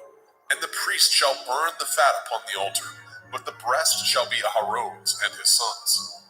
And the right shoulder shall ye give unto the priest for a heave offering of the sacrifices of your peace offerings. He among the sons of Aharon that offers the blood of the peace offerings and the fat shall have the right shoulder for his part. For the wave breast and the heave shoulder have I taken of the children of Yasharel from off the sacrifices of their peace offerings, and have given them unto Aharon the priest, and unto his sons by a statute forever, from among the children of Yasharel. This is the portion of the anointing of Aharon, and of the anointing of his sons, out of the offerings of Yahweh made by fire, in the day when he presented them to minister unto Yahweh in the priest's office, which Yahweh commanded to be given them of the children of Yasharel, in the day that he anointed them, by a statute forever throughout their generations. This is the Torah of the burnt offering, of the meat offering, and of the sin offering, and of the trespass offering, and of the consecrations, and of the sacrifice of the peace offerings, which Yahweh commanded Moshe in Mount Sinai, in the day that he commanded the children of Yasharel to offer their oblations unto Yahweh in the wilderness of Sinai. Vayikra, Leviticus chapter 8. And Yahweh spoke unto Moshe, saying, Take Aharon and his sons with him, and the garments, and the anointing oil, and a bullock for the sin offering, and 2 rams, and a basket of matzah, unleavened bread, and gather all the assembly together unto the door of the tabernacle of the assembly. And Moshe did as Yahweh commanded him, and the assembly was gathered together unto the door of the tabernacle of the assembly. And Moshe said unto the assembly, This is the thing which Yahweh commanded to be done. And Moshe brought Aharon and his sons, and washed them in water. And he put upon him the coat, and girded him with the belt, and clothed him with the robe, and put the ephod upon him. And he girded him with the belt of the ephod, and bound it unto him therewith. And he put the breastplate upon him. Also he put in the breastplate the Urim and the Tumim. And he put the turban upon his head. Also upon the turban, even upon his forefront, did he put the golden plate, the holy crown, as Yahweh commanded Moshe. And Moshe took the anointing oil, and anointed the tabernacle, and all that was therein, and sanctified them. And he sprinkled thereof upon the altar 7 times, and anointed the altar and all his vessels, both the laver and his foot, to sanctify them. And he poured of the anointing oil upon Aharon's head, and anointed him, to sanctify him. And Moshe brought Aharon's sons, and put coats upon them, and girded them with belts, and put bonnets upon them, as Yahweh commanded Moshe. And he brought the bullock for the sin offering, and Aharon and his sons laid their hands upon the head of the bullock for the sin offering, and he slew it. And Moshe took the blood, and put it upon the horns of the altar round about with his finger, and purified the altar, and poured the blood at the bottom of the altar, and sanctified it, to make reconciliation upon it. And he took all the fat that was upon the inwards, and the caul above the liver, and the 2 kidneys, and their fat, and Moshe burned it upon the altar. But the bullock, and his hide, and his flesh, and his dung, he burnt with fire without the camp, as Yahweh commanded Moshe. And he brought the ram for the burnt offering, and Aharon and his sons laid their hands upon the head of the ram, and he killed it. And Moshe sprinkled the blood upon the altar round about. And he cut the ram into pieces, and Moshe burnt the head, and the pieces, and the fat. And he washed the inwards and the legs in water, and Moshe burnt the whole ram upon the altar. It was a burnt sacrifice for a sweet savor, and an offering made by fire unto Yahweh, as Yahweh commanded Moshe. And he brought the other ram, the ram of consecration, and Aharon and his sons laid their hands upon the head of the ram, and he slew it.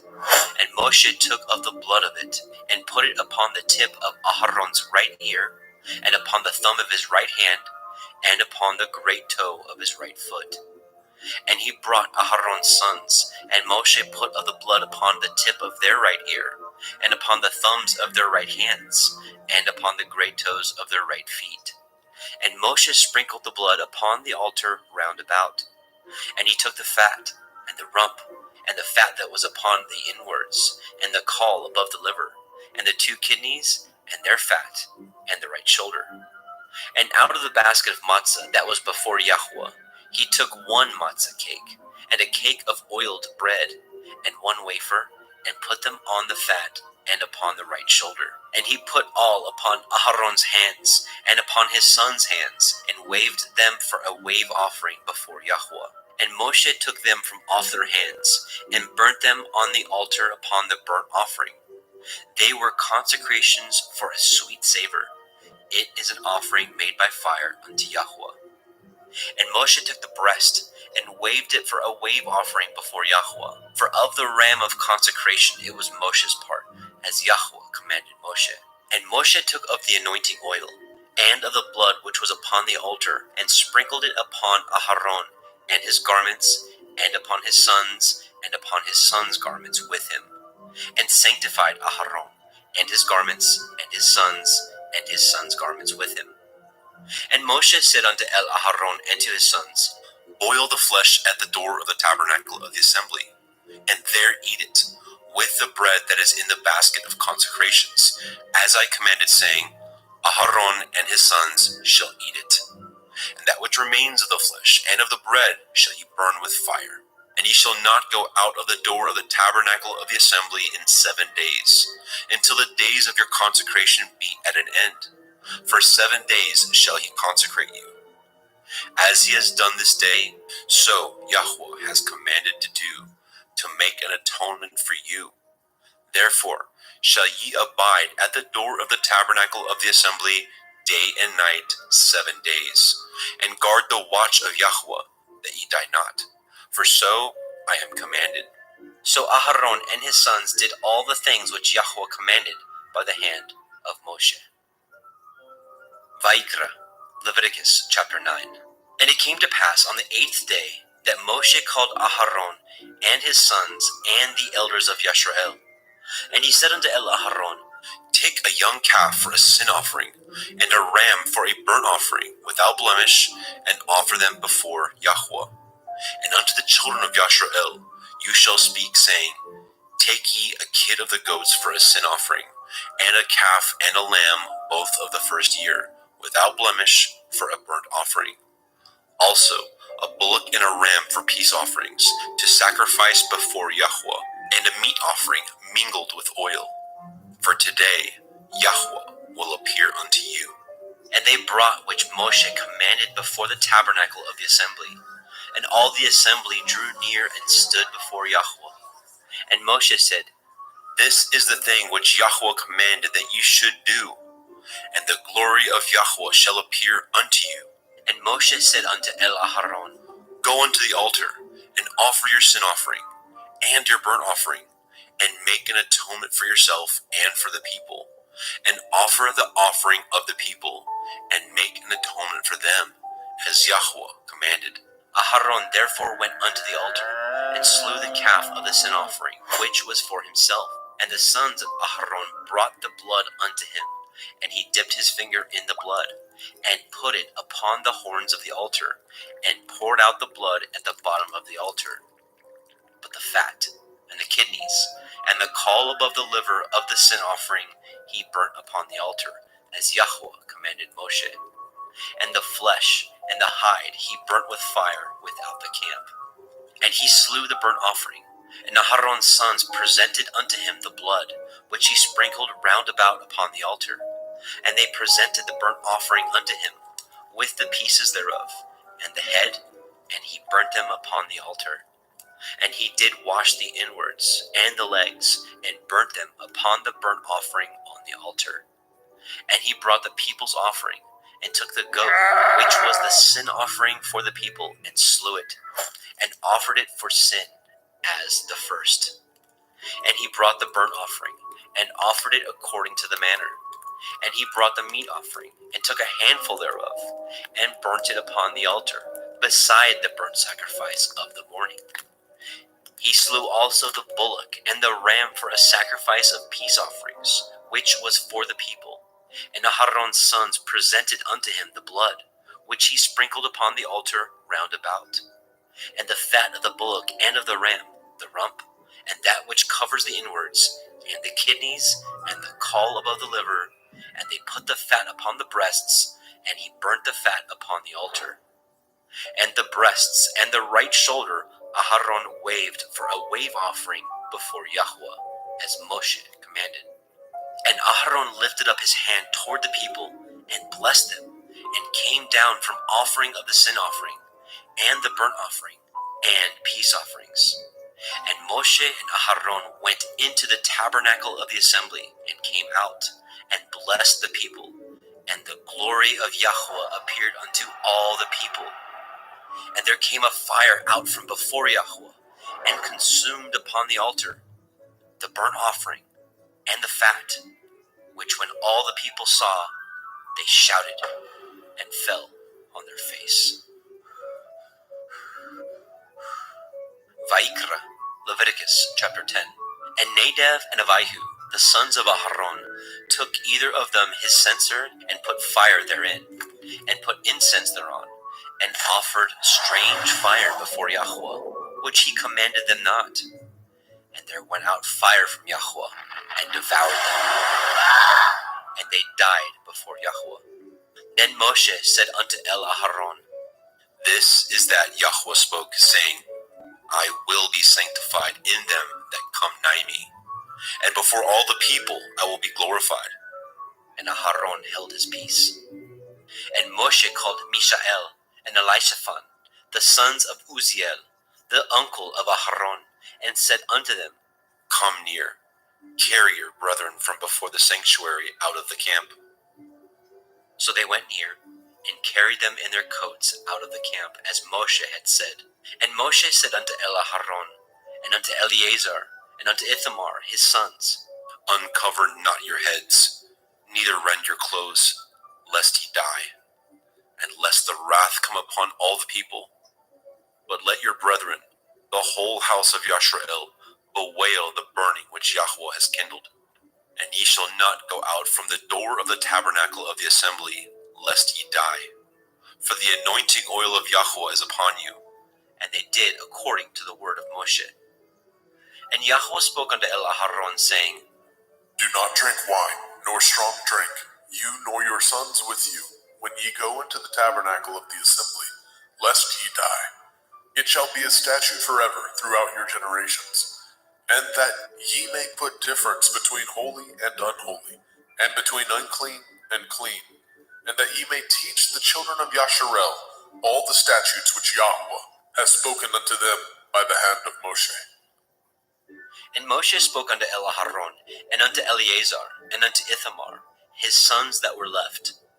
Take the meat offering that remains of the offerings of Yahweh made by fire, and eat it without leaven beside the altar, for it is most holy. And ye shall eat it in the holy place, because it is your due, and your sons' due, of the sacrifices of Yahweh made by fire. For so I am commanded. And the wave breast and the heave shoulder shall ye eat in a clean place, you and your sons and your daughters with you, for they be your due, and your sons' due, which are given out of the sacrifices of peace offerings of the children of Yasharel. The heave shoulder and the wave breast shall they bring with the offerings made by fire of the fat, to wave it for a wave offering before Yahweh, and it shall be yours and your sons with you by a statute forever, as Yahweh has commanded. And Moshe diligently sought the goat of the sin offering, and behold, it was burnt. And he was angry with Eleazar and Ithamar, the sons of Aharon, which were left alive, saying, Wherefore have ye not eaten the sin offering in the holy place, seeing it is most holy? And Elohim has given it to you to bear the iniquity of the assembly, to make an atonement for them before Yahweh. Behold, the blood of it was not brought in within the holy place. Ye should indeed have eaten it in the holy place, as I commanded. And Aharon said unto Moshe, Behold, this day have they offered their sin offering and their burnt offering before Yahweh, and such things have befallen me. And if I had eaten the sin offering today, should it have been accepted in the sight of Yahweh? And when Moshe heard that, he was content. Vayikra, Leviticus chapter 11. And Yahweh spoke unto El Moshe, and to El Aharon, saying unto them, Speak unto the children of Yasharel, saying, These are the beasts which ye shall eat among all the beasts that are on the earth. Whatsoever parts the hoof, and is cloven-footed, and chews the cud, among the beasts, that shall ye eat. Nevertheless, these shall ye not eat of them that chew the cud, or of them that divide the hoof. As the camel, because he chews the cud, but divides not the hoof, he is unclean unto you. And the coney, because he chews the cud, but divides not the hoof, he is unclean unto you. And the hare, because he chews the cud, but divides not the hoof, he is unclean unto you. And the swine, though he divide the hoof, and be cloven-footed, yet he chews not the cud, he is unclean to you. Of their flesh shall ye not eat, and their carcass shall ye not touch, they are unclean. These shall ye eat of all that are in the waters. Whatsoever has fins and scales in the waters, in the seas, and in the rivers, them shall you eat.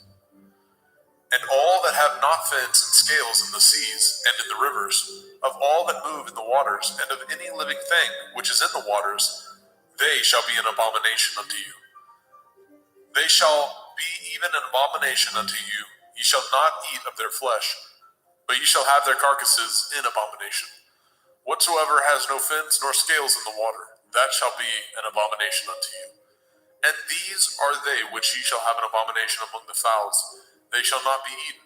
They are an abomination, the eagle, the ossifrage, and the osprey, and the vulture, and the kite after his kind, every raven after his kind, and the owl, and the nighthawk, and the cuckoo, and the hawk after his kind, and the little owl, and the cormorant, and the great owl, and the swan, and the pelican, and the gier eagle, and the stork, and the heron after her kind, and the lapwing, and the bat. All fowls that creep going upon all four shall be an abomination unto you. Yet these may ye eat of every flying creeping thing that goes upon all four, which have legs above their feet, to leap withal upon the earth. Even these of them ye may eat, the locust after his kind, and the bald locust after his kind, and the beetle after his kind, and the grasshopper after his kind. But all other flying creeping things, which have 4 feet, shall be an abomination unto you. And for these ye shall be unclean. Whosoever touches the carcass of them shall be unclean until the evening. And whosoever bears aught of the carcass of them shall wash his clothes, and be unclean until the evening. The carcass of every beast which divides the hoof, and is not cloven-footed, nor chews the cud, are unclean unto you. Every one that touches them shall be unclean. And whatsoever goes upon his paws, among all manner of beasts that go on all fours, those are unclean unto you. Whoso touches their carcass shall be unclean until the evening. And he that bears the carcass of them shall wash his clothes, and be unclean unto the evening. They are unclean unto you. These also shall be unclean unto you. Among the creeping things that creep upon the earth, the weasel, the mouse, and the tortoise, after his kind, and the ferret, and the chameleon, and the lizard, and the snail, and the mole, these are unclean to you among all that creep. Whosoever touches them, when they be dead, shall be unclean until the evening. And upon whatsoever any of them, when they are dead, does fall, it shall be unclean, whether it be any vessel of wood, or raiment, or skin, or sack, whatsoever vessel it be, wherein any work is done, it must be put into water, and it shall be unclean until the evening, so it shall be cleansed. And every earthen vessel, where into any of them that falls, whatsoever is in it shall be unclean, and ye shall break it. Of all meat which may be eaten, that on which such water comes shall be unclean, and all drink that may be drunk in every vessel shall be unclean. And everything whereupon any part of their carcass falls shall be unclean, whether it be oven or range for pots, they shall be broken down, for they are unclean, and shall be unclean unto you. Nevertheless, a fountain or pit, wherein there is plenty of water, shall be clean, but that which touches their carcass shall be unclean. And if any part of their carcass falls upon any sowing seed which is to be sown, it shall be clean. But if any water be put upon the seed, and any part of their carcass fall thereon, it shall be unclean unto you. And if any beast of which ye may eat die, he that touches the carcass thereof shall be unclean until the evening. And he that eats of the carcass of it shall wash his clothes, and be unclean until the evening. He also that bears the carcass of it shall wash his clothes, and be unclean until the evening. And every creeping thing that creeps upon the earth shall be an abomination. It shall not be eaten. Whatsoever goes upon the belly, and whatsoever goes upon all fours, or whatsoever has more feet among all creeping things that creep upon the earth, them shall ye not eat, for they are an abomination. Ye shall not make yourselves abominable with any creeping thing that creeps, neither shall ye make yourselves unclean with them, that ye should be defiled thereby. For I am Yahuwah Elohim. Ye shall therefore sanctify yourselves, and ye shall be holy, for I am holy. Neither shall ye defile yourselves with any manner of creeping thing that creeps upon the earth. For I am Yahuwah, that brings you up out of the land of Mitzrayim, to be your Elohim. Ye shall therefore be holy, for I am holy. This is the Torah of the beasts, and of the fowl, and of every living creature that moves in the waters, and of every creature that creeps upon the earth, to make a difference between the unclean and the clean, and between the beast that may be eaten, and the beast that may not be eaten. Vaikra, Leviticus chapter 12. And Yahweh spoke unto Moshe, saying, Speak unto the children of Yasharel, saying, If a woman have conceived seed, and born a male child, then she shall be unclean 7 days, according to the days of the separation for her infirmity, shall she be unclean. And in the 8th day, the flesh of his foreskin shall be circumcised. And she shall then continue in the blood of her purifying 33 days. She shall touch no hallowed thing, nor come into the sanctuary, until the days of her purifying be fulfilled. But if she bear a female child, then she shall be unclean 2 weeks, as in her separation, and she shall continue in the blood of her purifying 66 days. And when the days of her purifying are fulfilled, for a son or for a daughter, she shall bring a lamb of the first year for a burnt offering, and a young pigeon or a turtle dove for a sin offering, unto the door of the tabernacle of the assembly, unto the priest, who shall offer it before Yahuwah, and make an atonement for her, and she shall be cleansed from the issue of her blood. This is the Torah for her that has borne a male or a female. And if she be not able to bring a lamb, then she shall bring 2 turtle doves or 2 young pigeons. the one for the burnt offering, and the other for a sin offering. And the priest shall make an atonement for her, and she shall be clean. Vaikra, Leviticus chapter 13. And Yahweh spoke unto El Moshe and El Aharon, saying, When a man shall have in the skin of his flesh a rising, a scab, or a bright spot, and it be in the skin of his flesh, like the plague of leprosy, then he shall be brought unto El Aharon the priest, or unto one of his sons the priests.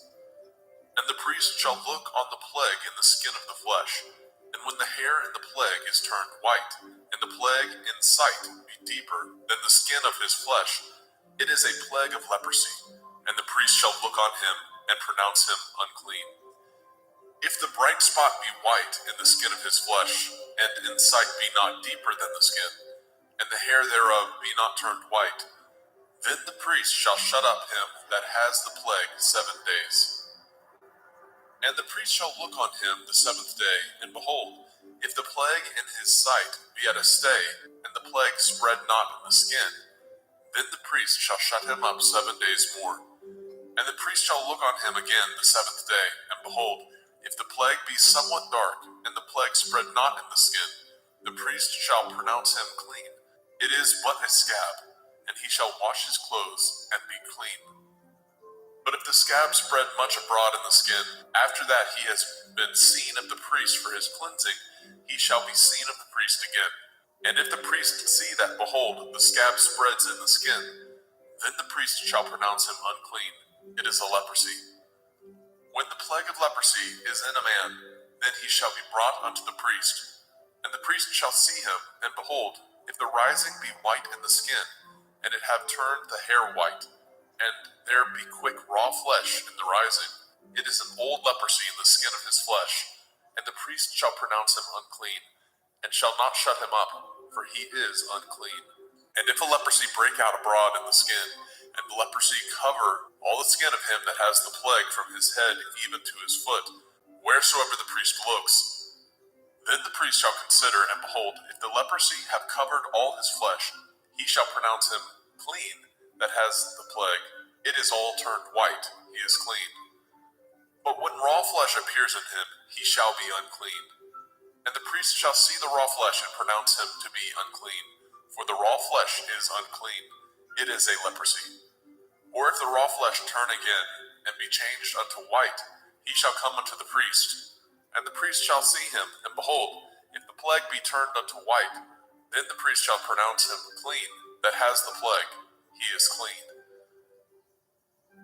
The flesh also, in which even in the skin thereof was a boil, and is healed. And in the place of the boil, where there be a white rising, or a bright spot, white, and somewhat reddish, and it be showed to the priest. And if, when the priest sees it, behold, it be in sight lower than the skin, and the hair thereof be turned white, the priest shall pronounce him unclean. It is a plague of leprosy, broken out of the boil. But if the priest look on it, and behold, there be no white hairs therein, and if it be not lower than the skin, but be somewhat dark, then the priest shall shut him up 7 days. And if it spread much abroad in the skin, then the priest shall pronounce him unclean. It is a plague. But if the bright spot stay in his place and spread not, it is a burning boil, and the priest shall pronounce him clean. Or if there be any flesh in the skin whereof there is a hot burning, and the quick flesh that burns have a white bright spot, somewhat reddish or white, then the priest shall look upon it, and behold, if the hair in the bright spot be turned white, and it be in sight deeper than the skin, it is a leprosy broken out of the burning, wherefore the priest shall pronounce him unclean. It is the plague of leprosy. But if the priest look on it, and behold, there be no white hair in the bright spot, and it be no lower than the other skin, but be somewhat dark, then the priest shall shut him up 7 days. And the priest shall look upon him the 7th day, and if it be spread much abroad in the skin, then the priest shall pronounce him unclean. It is the plague of leprosy. And if the bright spot stay in his place, and spread not in the skin, but it be somewhat dark, it is a rising of the burning, and the priest shall pronounce him clean, for it is an inflammation of the burning. If a man or woman have a plague upon the head or the beard, then the priest shall see the plague, and behold, if it be in sight deeper than the skin, and there be in it a yellow thin hair, then the priest shall pronounce him unclean. It is a dry skull, even a leprosy upon the head or beard. And if the priest shall look on the plague of the skull, and behold, it be not in sight deeper than the skin, and that there is no black hair in it, then the priest shall shut up him that has the plague of the skull 7 days. And in the 7th day the priest shall look on the plague, and behold, if the skull spread not, and there be in it no yellow hair, and the skull be not in sight deeper than the skin, he shall be shaven, and the skull shall he not shave, and the priest shall shut him up that has the skull 7 days more. And in the 7th day the priest shall look on the skull, and behold, if the skull be not spread in the skin, nor be in sight deeper than the skin, then the priest shall pronounce him clean, and he shall wash his clothes and be clean. But if the skull spread much in the skin after his cleansing, then the priest shall look on him, and behold, if the skull be spread in the skin, the priest shall not seek for yellow hair, he is unclean. But if the skull be in his sight at a stay, and that there is a black hair grown up therein, the skull is healed, he is clean, and the priest shall pronounce him clean. If a man also or a woman have in the skin of their flesh bright spots, even white bright spots, then the priest shall look, and behold, if the bright spot in the skin of their flesh be darkish white, it is a freckled spot that grows in the skin, he is clean. And the man whose hair is fallen off his head, he is bald, yet is he clean. And he that has his hair fallen off from the part of his head towards his face, he is forehead bald, yet he is clean. And if there be in the bald head or bald forehead a white reddish sore, it is a leprosy sprung up in his bald head or his bald forehead. Then the priest shall look upon it, and behold, if the rising of the sore be white reddish in the bald head or in his bald forehead, as the leprosy appears in the skin of the flesh, he is a leprous man, he is unclean. The priest shall pronounce him utterly unclean, his plague is in his head.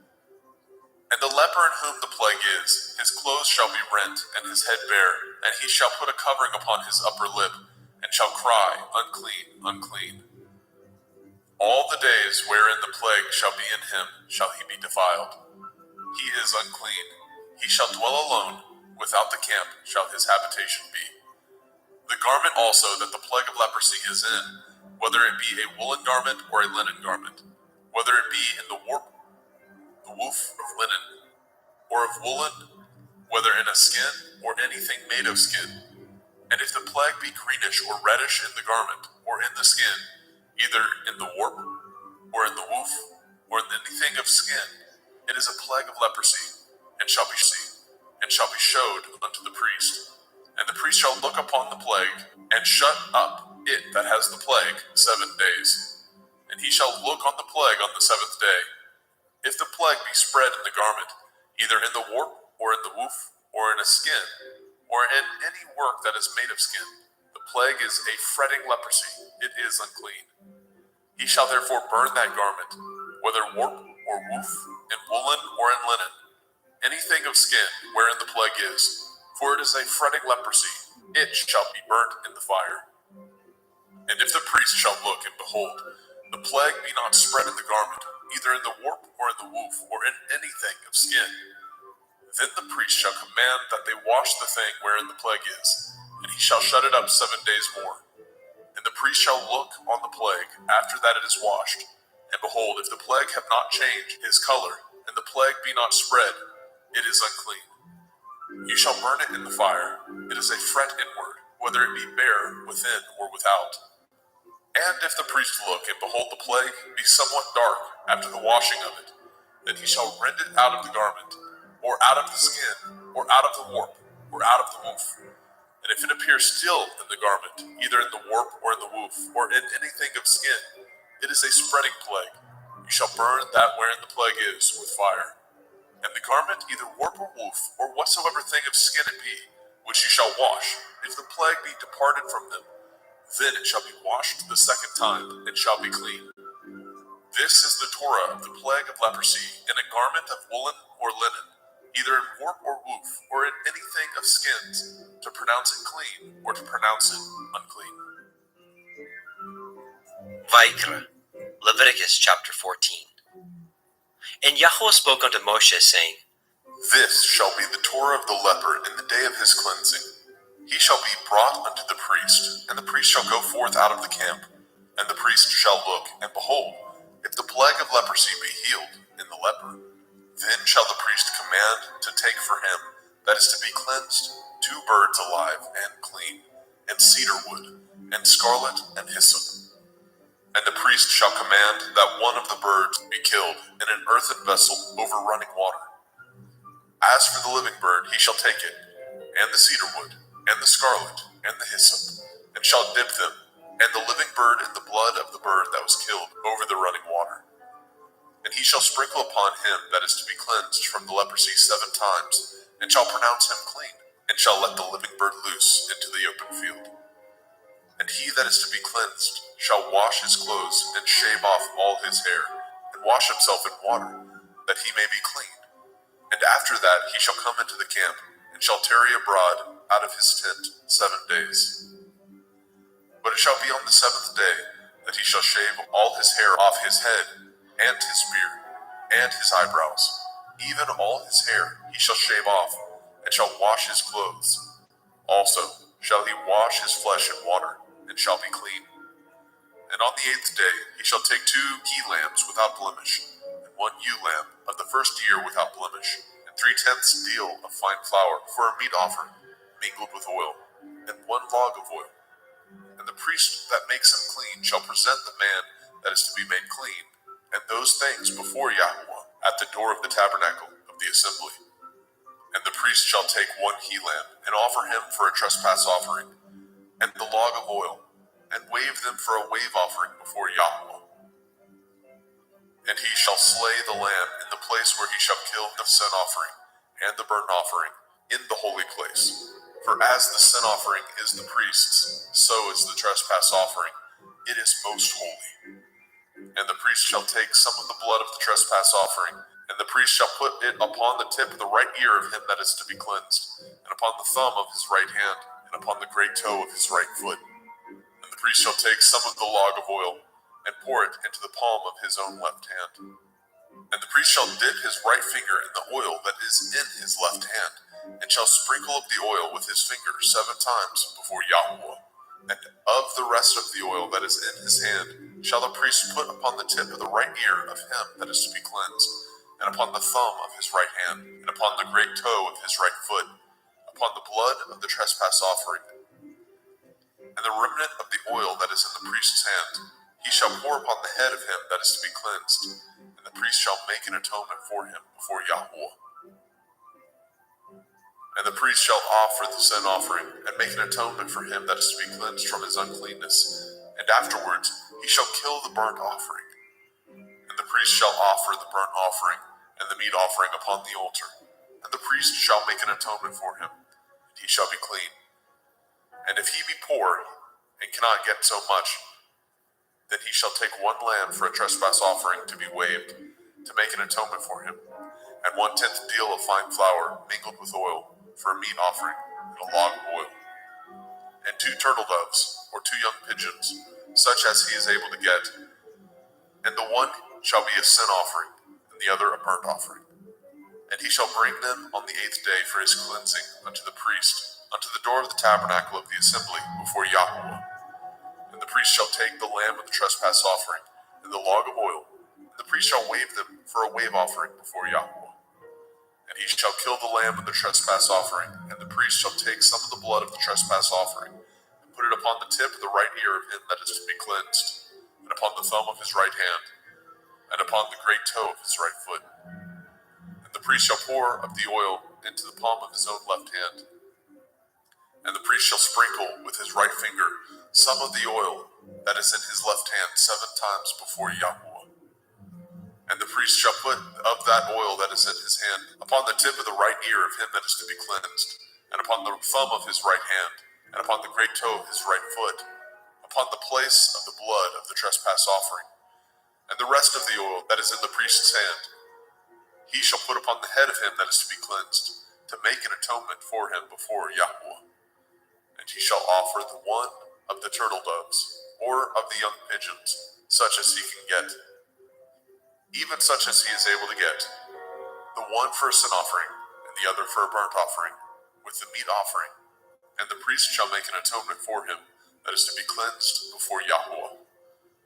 This is the Torah of him, in whom is the plague of leprosy, whose hand is not able to get that which pertains to his cleansing.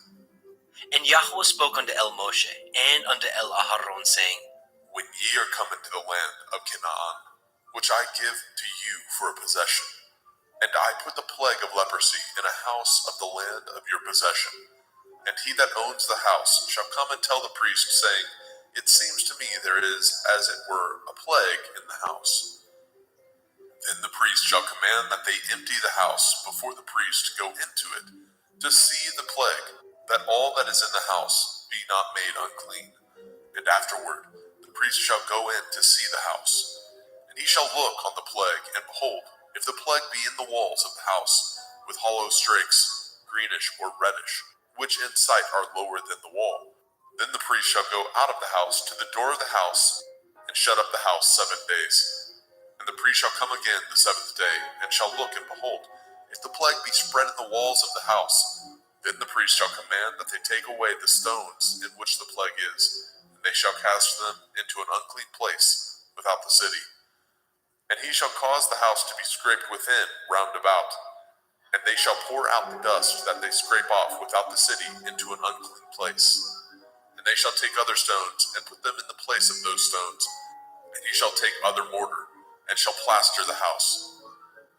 And if the plague come again, and break out in the house, after that he has taken away the stones, and after he has scraped the house, and after it is plastered, then the priest shall come and look, and behold, if the plague be spread in the house, it is a fretting leprosy in the house, it is unclean.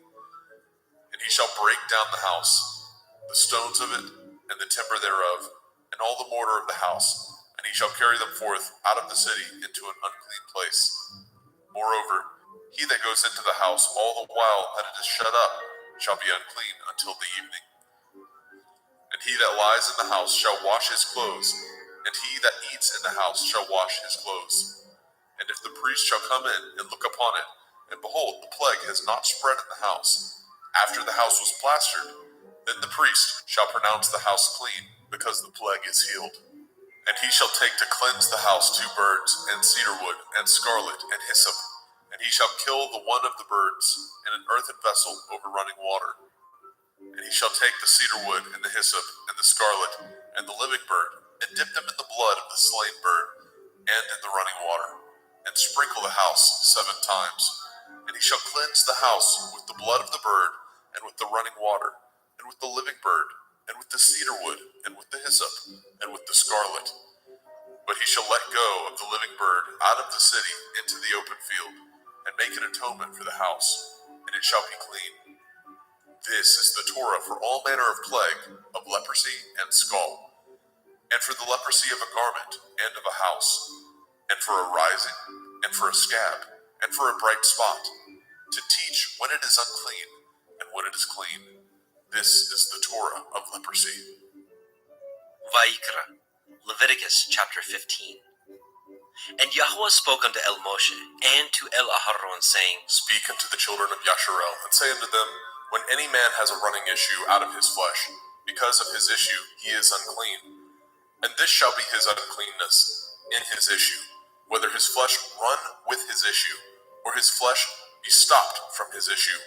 It is his uncleanness.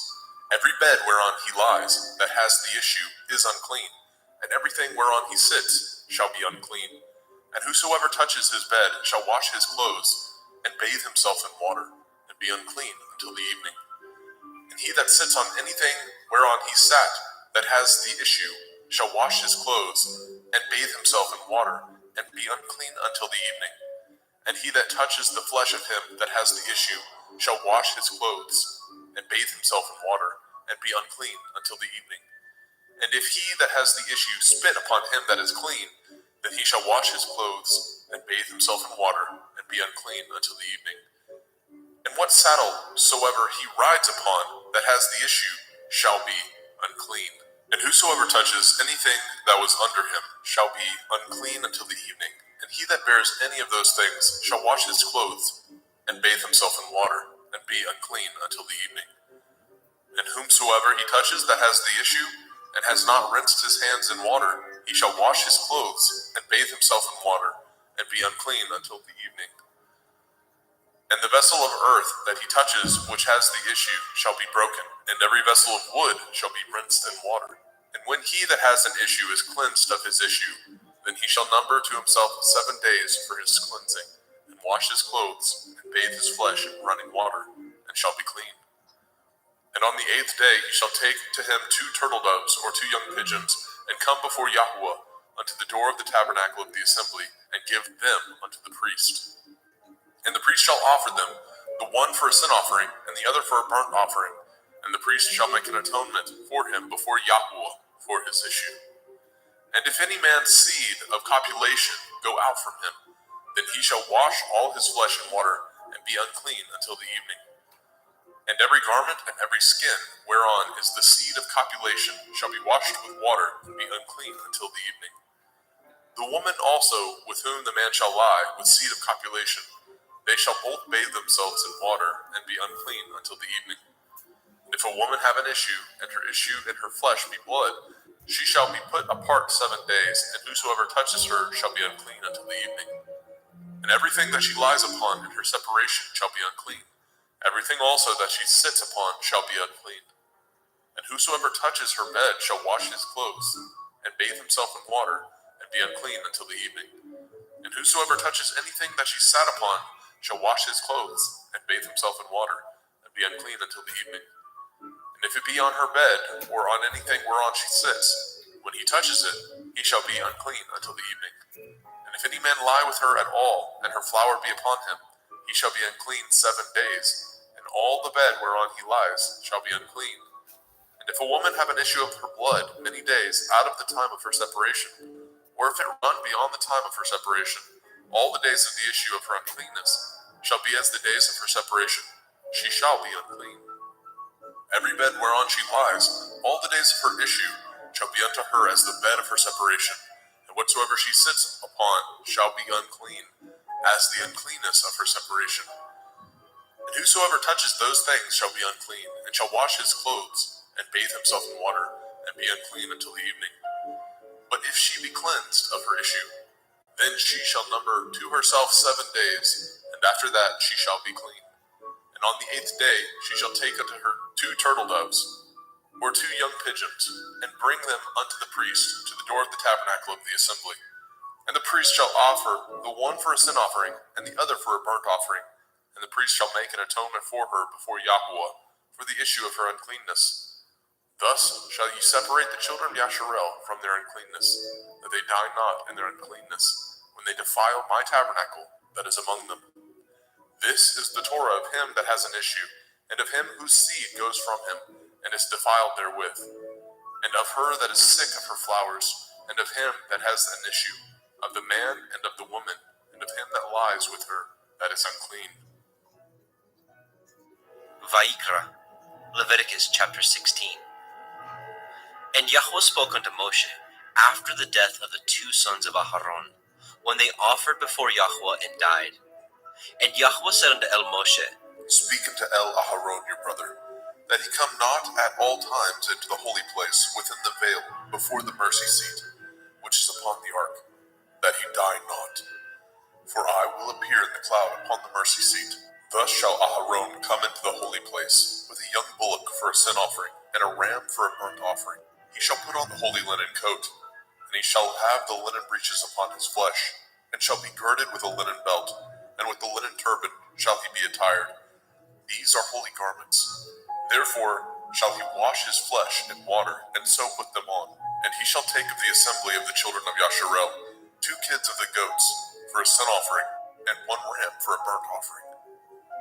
And Aharon shall offer his bullock of the sin offering, which is for himself, and make an atonement for himself and for his house. And he shall take the 2 goats, and present them before Yahweh at the door of the tabernacle of the assembly. And Aharon shall cast lots upon the 2 goats, 1 lot for Yahuwah, and the other lot for Azazel. And Aharon shall bring the goat upon which Yahuwah's lot fell, and offer him for a sin offering. But the goat on which the lot fell to be for Azazel shall be presented alive before Yahweh, to make an atonement with him, and to let him go for Azazel into the wilderness. And Aaron shall bring the bullock of the sin offering, which is for himself, and shall make an atonement for himself and for his house, and shall kill the bullock of the sin offering, which is for himself. And he shall take a censer full of burning coals of fire from off the altar before Yahweh, and his hands full of sweet incense beaten small, and bring it within the veil. And he shall put the incense upon the fire before Yahweh, that the cloud of the incense may cover the mercy seat that is upon the testimony, that he die not. And he shall take of the blood of the bullock, and sprinkle it with his finger upon the mercy seat eastward. And before the mercy seat shall he sprinkle of the blood with his finger 7 times. Then shall he kill the goat of the sin offering that is for the people, and bring his blood within the veil, and do with that blood as he did the blood of the bullock, and sprinkle it upon the mercy seat, and before the mercy seat. And he shall make an atonement for the holy place, because of the uncleanness of the children of Yasharel, and because of their transgressions, in all their sins. And so shall he do for the tabernacle of the assembly, that remains among them in the midst of their uncleanness. And there shall be no man in the tabernacle of the assembly, when he goes to make an atonement in the holy place, until he comes out, and have made an atonement for himself, and for his household, and for all the assembly of Yasharel. And he shall go out unto the altar that is before Yahweh, and make an atonement for it, and shall take of the blood of the bullock, and of the blood of the goat, and put it upon the horns of the altar round about. And he shall sprinkle the blood upon it with his finger 7 times, and cleanse it, and hallow it from the uncleanness of the children of Yasharel. And when he has made an end of reconciling the holy place, and the tabernacle of the assembly, and the altar, he shall bring the live goat. And Aharon shall lay both his hands upon the head of the live goat, and confess over him all the iniquities of the children of Yasharel, and all their transgression in all their sins, putting them upon the head of the goat, and shall send him away by the hand of a fit man into the wilderness. And the goat shall bear upon him all their iniquities, unto a land not inhabited, and he shall let go the goat in the wilderness. And Aharon shall come into the tabernacle of the assembly, and shall put off the linen garments which he put on when he went into the holy place, and shall leave them there. And he shall wash his flesh with water in the holy place, and put on his garments, and come forth, and offer his burnt offering, and the burnt offering of the people, and make an atonement for himself and for the people. And the fat of the sin offering shall he burn upon the altar. And he that let go the goat for Azazel shall wash his clothes, and bathe his flesh in water, and afterwards come into the camp. And the bullock for the sin offering, and the goat for the sin offering, and whose blood was brought in to make an atonement in the holy place, shall one carry forth without the camp, and they shall burn in the fire their skins, and their flesh, and their dung. And he that burns them shall wash his clothes, and bathe his flesh in water, and afterwards he shall come into the camp. And this shall be a statute forever unto you, that in the 7th month, on the 10th day of the month, ye shall afflict your souls, and do no work at all, whether it be one of your own country, or a stranger that sojourns among you. For on that day shall the priest make an atonement for you, to cleanse you, that ye may be clean from all your sins before Yahweh. It shall be a Sabbath of rest unto you. Ye shall afflict your souls by a statute forever. And the priest, whom he shall anoint, and whom he shall consecrate to minister in the priest's office in his father's stead, shall make the atonement, and shall put on the linen clothes, even the holy garments. And he shall make an atonement for the holy sanctuary, and he shall make an atonement for the tabernacle of the assembly, and for the altar, and he shall make an atonement for the priests, and for all the people of the assembly. And this shall be an everlasting statute unto you, to make an atonement for the children of Yasharel for all their sins once a year. And he did as Yahweh commanded Moshe.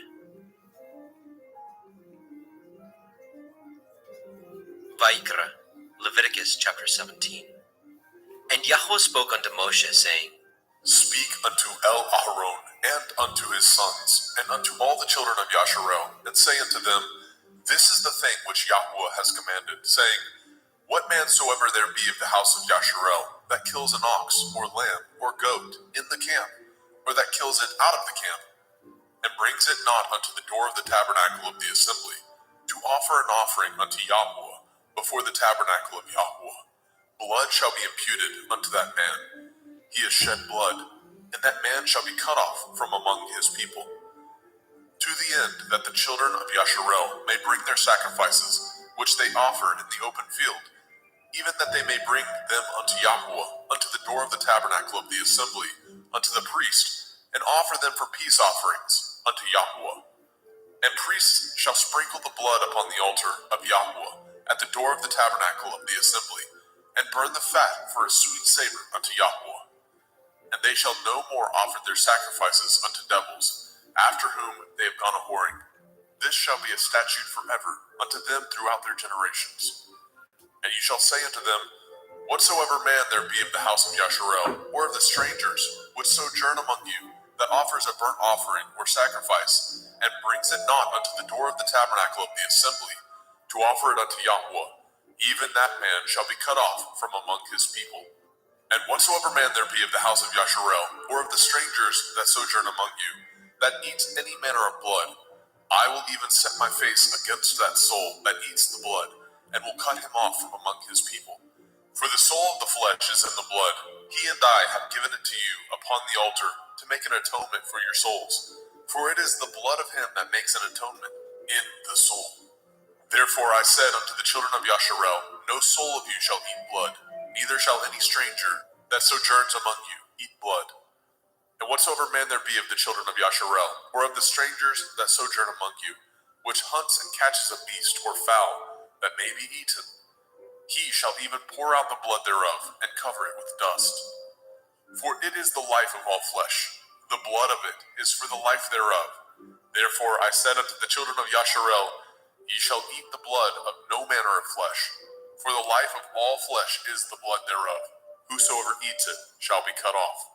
And every soul that eats that which died of itself, or that which was torn with beasts, whether it be one of your own country or a stranger, he shall both wash his clothes and bathe himself in water, and be unclean until the evening. Then shall he be clean. But if he wash them not, nor bathe his flesh, then he shall bear his iniquity.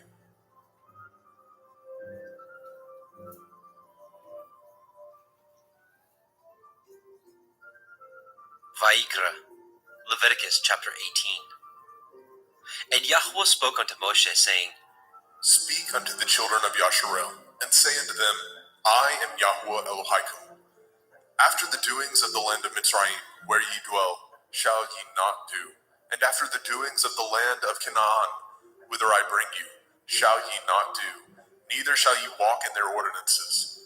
Ye shall do my judgments, and guard my ordinances, to walk therein. I am Yahuwah Elohim. Ye shall therefore guard my statutes and my judgments, which if a man do, he shall live in them. I am Yahuwah. None of you shall approach to any that is near of kin to him, to uncover their nakedness. I am Yahuwah. The nakedness of your father, or the nakedness of your mother, shall you not uncover. She is your mother. You shall not uncover her nakedness. The nakedness of your father's woman shall you not uncover. It is your father's nakedness. The nakedness of your sister, the daughter of your father, the daughter of your mother, whether she be born at home or born abroad, even their nakedness you shall not uncover. The nakedness of your son's daughter, or of your daughter's daughter, even their nakedness you shall not uncover, for theirs is your own nakedness. The nakedness of your father's woman's daughter, begotten of your father, she is your sister, you shall not uncover her nakedness. You shall not uncover the nakedness of your father's sister, she is your father's near kinswoman. You shall not uncover the nakedness of your mother's sister, for she is your mother's near kinswoman. You shall not uncover the nakedness of your father's brother. You shall not approach to his woman, she is your aunt. You shall not uncover the nakedness of your daughter-in-law, she is your son's woman. You shall not uncover her nakedness. You shall not uncover the nakedness of your brother's woman, it is your brother's nakedness. You shall not uncover the nakedness of a woman and her daughter, neither shall you take her son's daughter, or her daughter's daughter, to uncover her nakedness, for they are your near kinswoman. It is wickedness. Neither shall you take a woman to her sister, to vex her, to to uncover her nakedness, beside the other in her lifetime. Also, you shall not approach unto a woman to uncover her nakedness, as long as she is put apart for her uncleanness.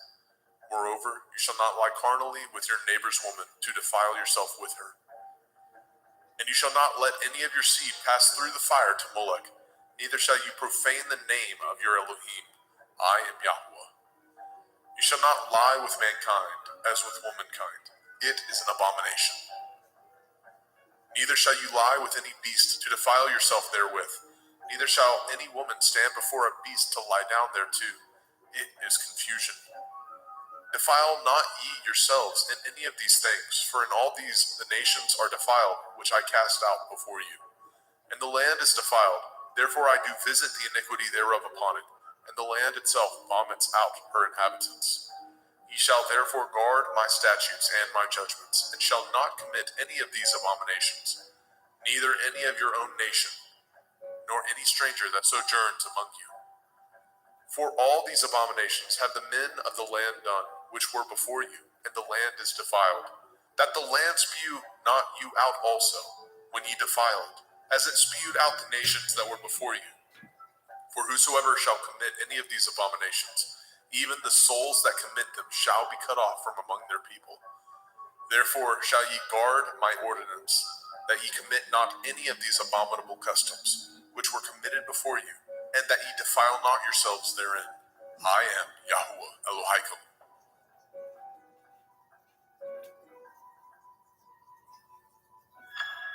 Vaikra, Leviticus chapter 19. And Yahweh spoke unto Moshe, saying, Speak unto all the assembly of the children of Yasharel, and say unto them, Ye shall be holy, for I, Yahweh Elohim, am holy. Ye shall fear every man his mother and his father, and guard my Shabbathot. I am Yahweh Elohim. Turn ye not unto idols, nor make to yourselves molten Elohim. I am Yahweh Elohim. And if ye offer a sacrifice of peace offerings unto Yahweh, ye shall offer it at your own will. It shall be eaten the same day ye offer it, and on the morrow. And if aught remain unto the third day, it shall be burnt in the fire. And if it be eaten at all on the third day, it is abominable. It shall not be accepted. Therefore everyone that eats it shall bear his iniquity, because he has profaned the hallowed thing of Yahweh, and that soul shall be cut off from among his people. And when ye reap the harvest of your land, ye shall not wholly reap the corners of your field, neither shall you gather the gleanings of your harvest. And you shall not glean your vineyard, neither shall you gather every grape of your vineyard. You shall leave them for the poor and stranger. I am Yahuwah Elohim. Ye shall not steal, neither deal falsely, neither lie one to another. And ye shall not swear by my name falsely, neither shall you profane the name of your Elohim. I am Yahuwah. You shall not defraud your neighbor, neither rob him. The wages of him that is hired shall not abide with you all night until the morning. You shall not curse the deaf, nor put a stumbling block before the blind, but shall fear your Elohim. I am Yahuwah. Ye shall do no unrighteousness in judgment. You shall not respect the person of the poor, nor honor the person of the mighty, but in righteousness shall you judge your neighbor. You shall not go up and down as a talebearer among your people, neither shall you stand against the blood of your neighbor. I am Yahuwah. You shall not hate your brother in your heart. You shall in any wise rebuke your neighbor, and not suffer sin upon him. You shall not avenge, nor bear any grudge against the children of your people, but you shall love your neighbor as yourself. I am Yahuwah. Ye shall guard my statutes. You shall not let your cattle gender with a diverse kind. You shall not sow your field with mingled seed, neither shall a garment mingled of linen and woolen come upon you. And whosoever lies carnally with a woman that is a bondmaid, betrothed to a man, and not at all redeemed, nor freedom given her, she shall be scourged. They shall not be put to death, because she was not free. And he shall bring his trespass offering unto Yahweh, unto the door of the tabernacle of the assembly, even a ram for a trespass offering. And the priest shall make an atonement for him with the ram of the trespass offering before Yahweh, for his sin which he has done, and the sin which he has done shall be forgiven him. And when ye come into the land, and shall have planted all manner of trees for food, then ye shall count the fruit thereof as uncircumcised. 3 years shall it be as uncircumcised unto you. It shall not be eaten of. But in the 4th year, all the fruit thereof shall be holy to praise Yahweh withal. And in the 5th year shall ye eat of the fruit thereof, that it may yield unto you the increase thereof. I am Yahweh Elohim. Ye shall not eat anything with the blood, neither shall ye use enchantment, nor practice sorcery. You shall not round the corners of your heads, neither shall you mar the corners of your beard. You shall not make any cuttings in your flesh for the dead, nor print any marks upon you. I am Yahweh. Do not prostitute your daughter, to cause her to be a whore, lest the land fall to whoredom, and the land become full of wickedness. Ye shall guard my Shabbatot, and reverence my sanctuary. I am Yahweh. Regard not them that have familiar spirits, neither seek after wizards to be defiled by them. I am Yahweh Elohim. You shall rise up before the gray head, and honor the face of the old man, and fear your Elohim. I am Yahweh. And if a stranger sojourn with you in your land, ye shall not vex him. But the stranger that dwells with you shall be unto you as one born among you, and ye shall love him as yourself. For ye were strangers in the land of Mitzrayim. I am Yahweh Elohim. Ye shall do no unrighteousness in judgment, in meat yard, in weight, or in measure. Just balances, just weights, a just ephah, and a just hin shall ye have. I am Yahweh Elohim, which brought you out of the land of Mitzrayim. Therefore shall ye guard all my statutes, and all my judgments, and do them. I am Yahweh.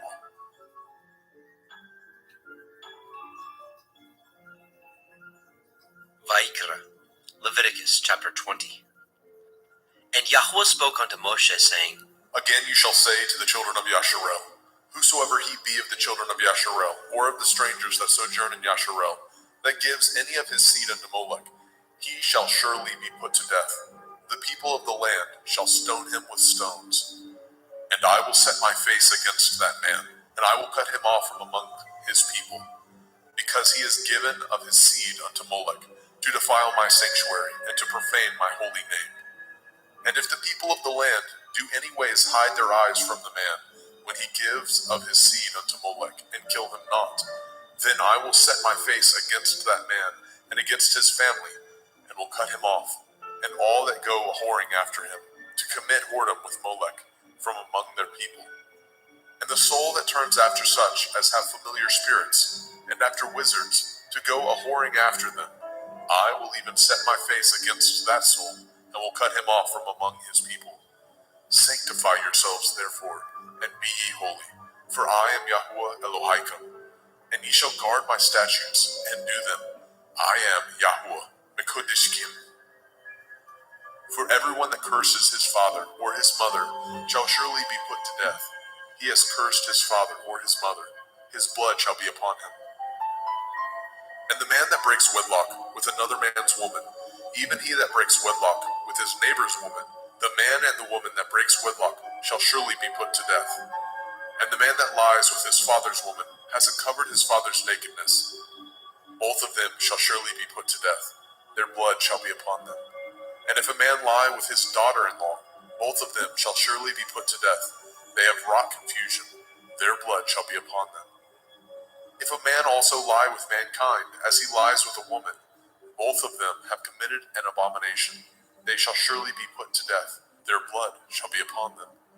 And if a man take a woman and her mother, it is wickedness. They shall be burnt with fire, both he and they, that there be no wickedness among you. And if a man lie with a beast, he shall surely be put to death, and ye shall slay the beast. And if a woman approach unto any beast and lie down thereto, you shall kill the woman and the beast. They shall surely be put to death. Their blood shall be upon them.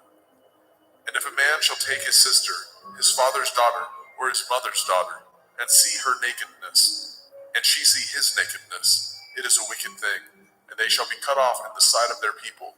He has uncovered his sister's nakedness, he shall bear his iniquity.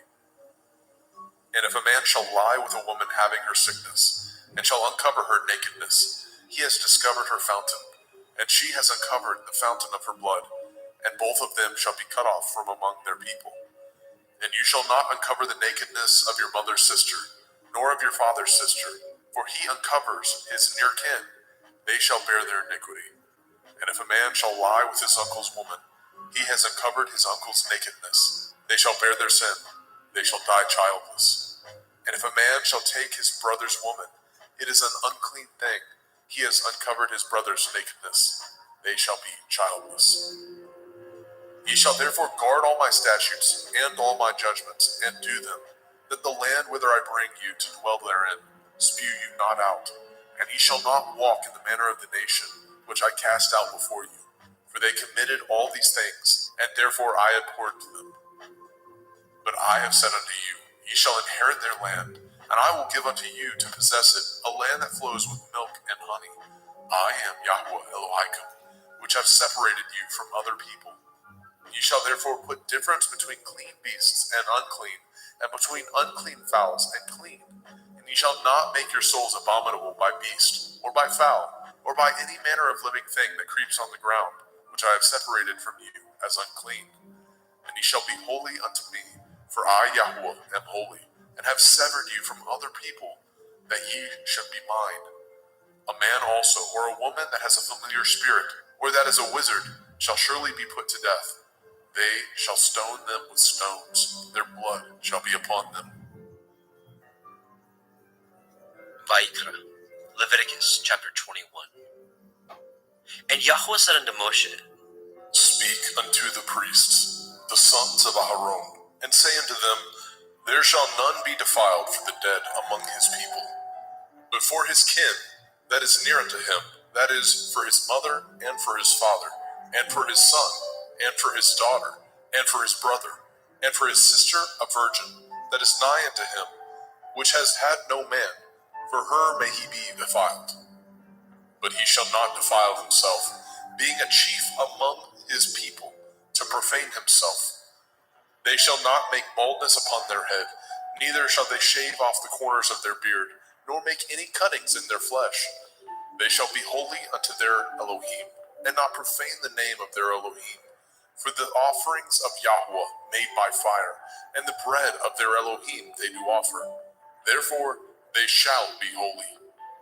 They shall not take a woman that is a whore, or profane, neither shall they take a woman put away from her man, for he is holy unto his Elohim. You shall sanctify him therefore, for he offers the bread of your Elohim. He shall be holy unto you, for I, Yahweh, which sanctify you, am holy. And the daughter of any priest, if she profane herself by playing the whore, she profanes her father, she shall be burnt with fire. And he that is high priest among his brethren, upon whose head the anointing oil was poured, and that is consecrated to put on the garments, shall not uncover his head, nor rend his clothes. Neither shall he go in to any dead body, nor defile himself for his father, or for his mother. Neither shall he go out of the sanctuary, nor profane the sanctuary of his Elohim. For the crown of the anointing oil of his Elohim is upon him. I am Yahweh. And he shall take a woman in her virginity, a widow or a divorced woman, or profane, or a harlot. These shall he not take, but he shall take a virgin of his own people to be his woman.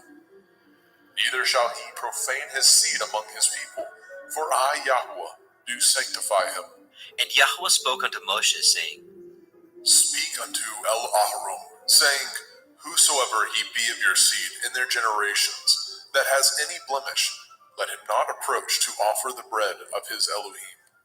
For whosoever man he be that has a blemish, he shall not approach, a blind man or a lame, or he that has a flat nose, or anything superfluous, or a man that is broken-footed, or broken-handed, or crook-backed, or a dwarf, or that has a blemish in his eye, or be scurvy, or scabbed, or has his stones broken. No man that has a blemish of the seed of Aharon the priest shall come nigh to offer the offerings of Yahweh, made by fire. He has a blemish. He shall not come nigh to offer the bread of his Elohim. He shall not eat the bread of his Elohim, both of the most holy and of the holy.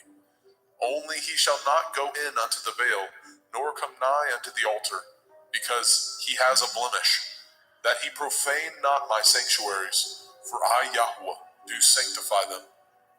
And Moshe told it unto Aharon, and to his sons, and to all the children of Yashrael. Vayikra, Leviticus chapter 22. And Yahweh spoke unto Moshe, saying, Speak unto Aharon and to his sons, that they separate themselves from the holy things of the children of Yasharel, and that they profane not my holy name in those things which they hallow unto me. I am Yahweh. Say unto them, whosoever he be of all your seed among your generations, that goes unto the holy things which the children of Yasharel hallow unto Yahweh, having his uncleanness upon him, that soul shall be cut off from my presence. I am Yahweh. What man soever of the seed of Aaron is a leper, or has a running issue, he shall not eat of the holy things until he be clean. And whoso touches anything that is unclean by the dead, or a man whose seed goes from him, or whosoever touches any creeping thing whereby he may be made unclean, or a man of whom he may take uncleanness, whatsoever uncleanness he has, the soul which has touched any such thing shall be unclean until evening, and shall not eat of the holy things, unless he wash his flesh with water. And when the sun is down, he shall be clean, and shall afterward eat of the holy things, because it is his food. That which dies of itself, or is torn with beasts, he shall not eat, to defile himself therewith. I am Yahweh. They shall therefore guard my ordinance, lest they bear sin for it, and die therefore. If they profane it, I, Yahweh, do sanctify them. There shall no stranger eat of the holy thing. A sojourner of the priest, or a hired servant, shall not eat of the holy thing. But if the priest buy any soul with his money, he shall eat of it. And he that is born in his house, they shall eat of his meat. If the priest's daughter also be married unto a stranger, she may not eat of an offering of the holy things. But if the priest's daughter be a widow or divorced, and have no child, and is returned unto her father's house, as in her youth, she shall eat of her father's meat, but there shall no stranger eat thereof. And if a man eat of the holy thing unwittingly, then he shall put the fifth part thereof unto it, and shall give it unto the priest with the holy thing. And they shall not profane the holy things of the children of Yasharel, which they offer unto Yahweh, or suffer them to bear the iniquity of trespass when they eat their holy things. For I, Yahweh, do sanctify them. And Yahweh spoke unto Moshe, saying, Speak unto Aharon and to his sons, and unto all the children of Yasharel, and say unto them, whatsoever he be of the house of Yasharel, or of the strangers in Yasharel, that will offer his oblation for all his vows, and for all his freewill offerings, which they will offer unto Yahweh for a burnt offering, ye shall offer at your own will a male without blemish, of the cattle, of the sheep, or of the goats. But whatsoever has a blemish, that shall ye not offer, for it shall not be acceptable for you. And whosoever offers a sacrifice of peace offerings unto Yahweh to accomplish his vow, or a freewill offering in cattle or sheep, it shall be perfect to be accepted. There shall be no blemish therein. Blind or broken, or maimed, or having a running sore, or scurvy, or scabbed, ye shall not offer these unto Yahweh, nor make an offering by fire of them upon the altar unto Yahweh. Either a bullock or a lamb that has anything superfluous or lacking in his parts, that may you offer for a freewill offering, but for a vow it shall not be accepted. Ye shall not offer unto Yahweh that which is bruised, or crushed, or broken, or cut, neither shall ye make any offerings thereof in your land. Neither from a stranger's hand shall ye offer the bread of your Elohim of any of these, because their corruption is in them, and blemishes be in them. They shall not be accepted for you. And Yahweh spoke unto Moshe, saying, When a bullock or a sheep or a goat is brought forth, then it shall be 7 days under the dam, and from the 8th day and thenceforth it shall be accepted for an offering made by fire unto Yahweh. And whether it be cow or you. Ye shall not kill it, and her young, both in one day. And when ye offer a sacrifice of thanksgiving unto Yahweh, offer it at your own will. On the same day it shall be eaten up. Ye shall leave none of it until the morrow. I am Yahweh. Therefore shall ye guard my commandments, and do them. I am Yahweh.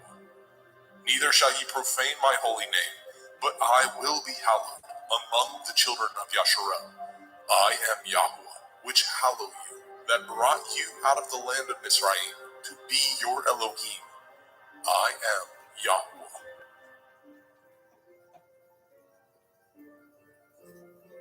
Vayikra, Leviticus chapter 23. And Yahweh spoke unto Moshe, saying, Speak unto the children of Yasharel, and say unto them concerning the feasts of Yahweh, which ye shall proclaim to be holy assemblies. Even these are my feasts. 6 days shall work be done, but the 7th day is the Sabbath of rest, a holy assembly. Ye shall do no work therein. It is the Sabbath of Yahweh in all your dwellings. These are the feasts of Yahweh, even holy assemblies, which ye shall proclaim in their appointed times. In the 14th day of the 1st month, at evening, is Yahweh's Pesach. And on the 15th day of the same month is the feast of Matzah unto Yahweh. 7 days ye must eat matzah, unleavened bread. In the 1st day ye shall have a holy assembly. Ye shall do no servile work therein, but ye shall offer an offering made by fire unto Yahweh 7 days. In the 7th day is a holy assembly. Ye shall do no servile work therein. And Yahweh spoke unto Moshe, saying, Speak unto the children of Yasharel, and say unto them, When ye are come into the land which I give unto you, and shall reap the harvest thereof, then ye shall bring a sheaf of the first fruits of your harvest unto the priest. And he shall wave the sheaf before Yahweh, to be accepted for you. On the morrow after the Sabbath, the priest shall wave it. And ye shall offer that day, when ye wave the sheaf, a he-lamb without blemish, of the 1st year, for a burnt offering unto Yahweh. And the meat offering thereof shall be 2/10 deals of fine flour mingled with oil, an offering made by fire unto Yahweh, for a sweet savor. And the drink offering thereof shall be of wine, the 4th part of a hin. And ye shall eat neither bread nor parched grain, nor green ears, until the selfsame day that ye have brought an offering unto your Elohim. It shall be a statute forever throughout your generations, in all your dwellings. And ye shall count unto you from the morrow after the Sabbath, from the day that ye brought the sheaf of the wave offering, 7 Shavuot. Sabbaths shall be complete. Even unto the morrow after the 7th Sabbath shall ye number 50 days, and ye shall offer a new meat offering unto Yahweh. Ye shall bring out of your habitations 2 wave loaves of 2/10 deals. They shall be of fine flour. They shall be baken with leaven. They are the first fruits unto Yahweh. And ye shall offer with the bread 7 lambs, without blemish of the 1st year, and 1 bullock, and 2 rams. They shall be for a burnt offering unto Yahweh, with their meat offering, and their drink offerings, even an offering made by fire of sweet savor unto Yahweh. Then ye shall sacrifice 1 kid of the goats for a sin offering, and 2 lambs of the 1st year for a sacrifice of peace offerings. And the priest shall wave them with the bread of the first fruits for a wave offering before Yahweh. With the 2 lambs, they shall be holy to Yahweh for the priest. And ye shall proclaim on the selfsame day that it may be a holy assembly unto you. Ye shall do no servile work therein. It shall be a statute forever in your dwellings throughout your generations. And when ye reap the harvest of your land, you shall not make clean riddance of the corners of your field when you reap. Neither shall you gather any gleanings of your harvest.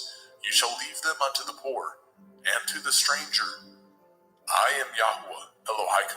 And Yahweh spoke unto Moshe, saying, Speak unto the children of Yasharel, saying, In the 7th month, on the 1st day of the month, shall ye have a Sabbath, a memorial of blowing of shofarot.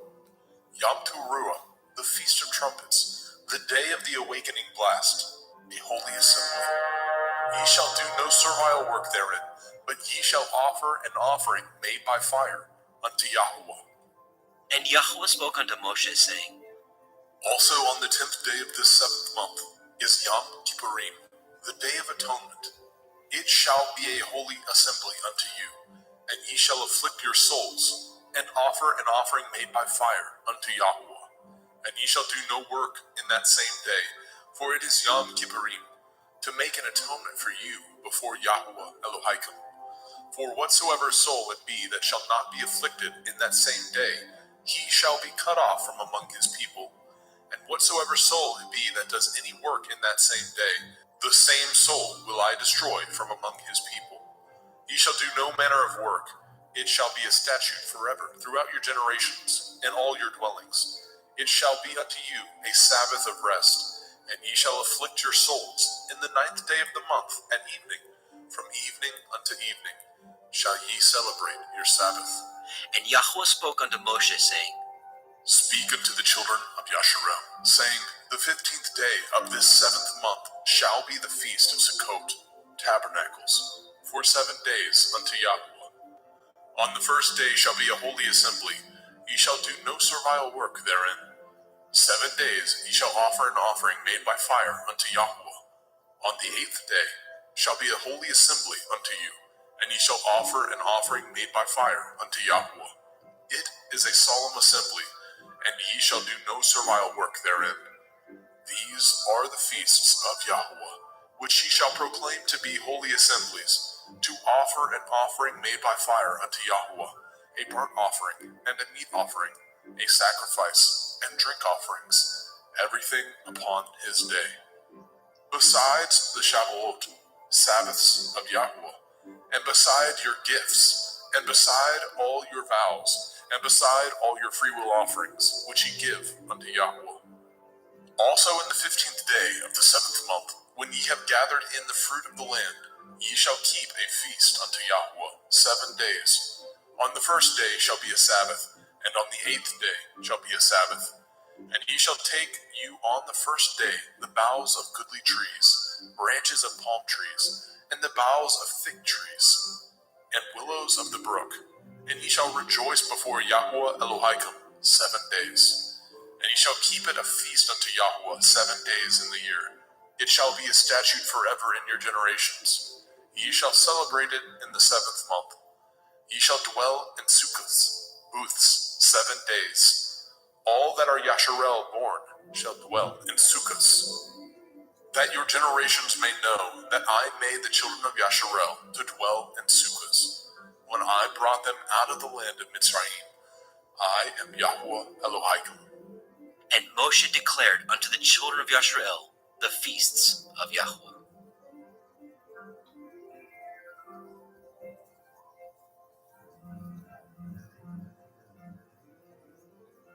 Vayikra, Leviticus chapter 24. And Yahweh spoke unto Moshe, saying, Command the children of Yasharel that they bring unto you pure olive oil, beaten for the light, to cause the lamps to burn continually, without the veil of the testimony. In the tabernacle of the assembly shall Aharon order it from the evening unto the morning before Yahweh continually. It shall be a statute forever in your generations. He shall order the lamps upon the pure menorah, 7-branched candlestick, before Yahweh continually. And you shall take fine flour and bake 12 cakes thereof. 2/10 deals shall be in 1 cake, and you shall set them in 2 rows, 6 on a row, upon the pure table before Yahweh. And you shall put pure frankincense upon each row, that it may be on the bread for a memorial, even a memorial made by fire unto Yahweh. Every Sabbath he shall set it in order before Yahweh continually, being taken from the children of Yasharel by an everlasting covenant. And it shall be Aharon and his sons, and they shall eat it in the holy place, for it is most holy unto him of the offerings of Yahweh made by fire, by a perpetual statute. And the son of a Yashareliteth woman, whose father was a Mitzri, went out among the children of Yasharel, And this son of the Yashraeliteth woman and a man of Yashrael strove together in the camp. And the Yashraeliteth woman's son blasphemed the name of Yahweh and cursed. And they brought him unto Moshe, and his mother's name was Shelomith, the daughter of Divri, of the tribe of Dan. And they put him in ward, that the mind of Yahweh might be showed them. And Yahweh spoke unto Moshe, saying, Bring forth him that has cursed without the camp, and let all that heard him lay their hands upon his head, and let all the assembly stone him. And you shall speak unto the children of Yasharel, saying, Whosoever curses his Elohim shall bear his sin. And he that blasphemes the name of Yahweh, he shall surely be put to death. And all the assembly shall certainly stone him, as well the stranger, as he that is born in the land, when he blasphemes the name of Yahweh, shall be put to death. And he that kills any man shall surely be put to death. And he that kills a beast shall make it good, beast for beast. And if a man cause a blemish in his neighbor, as he has done, so shall it be done to him. Breach for breach, eye for eye, tooth for tooth. As he has caused a blemish in a man, so shall it be done to him again. And he that kills a beast, he shall restore it. And he that kills a man, he shall be put to death. Ye shall have one manner of law, as well for the stranger, as for one of your own country. For I am Yahweh Elohim. And Moshe spoke to the children of Yashrael, that they should bring forth him that had cursed out of the camp, and stone him with stones. And the children of Yashrael did as Yahweh commanded Moshe.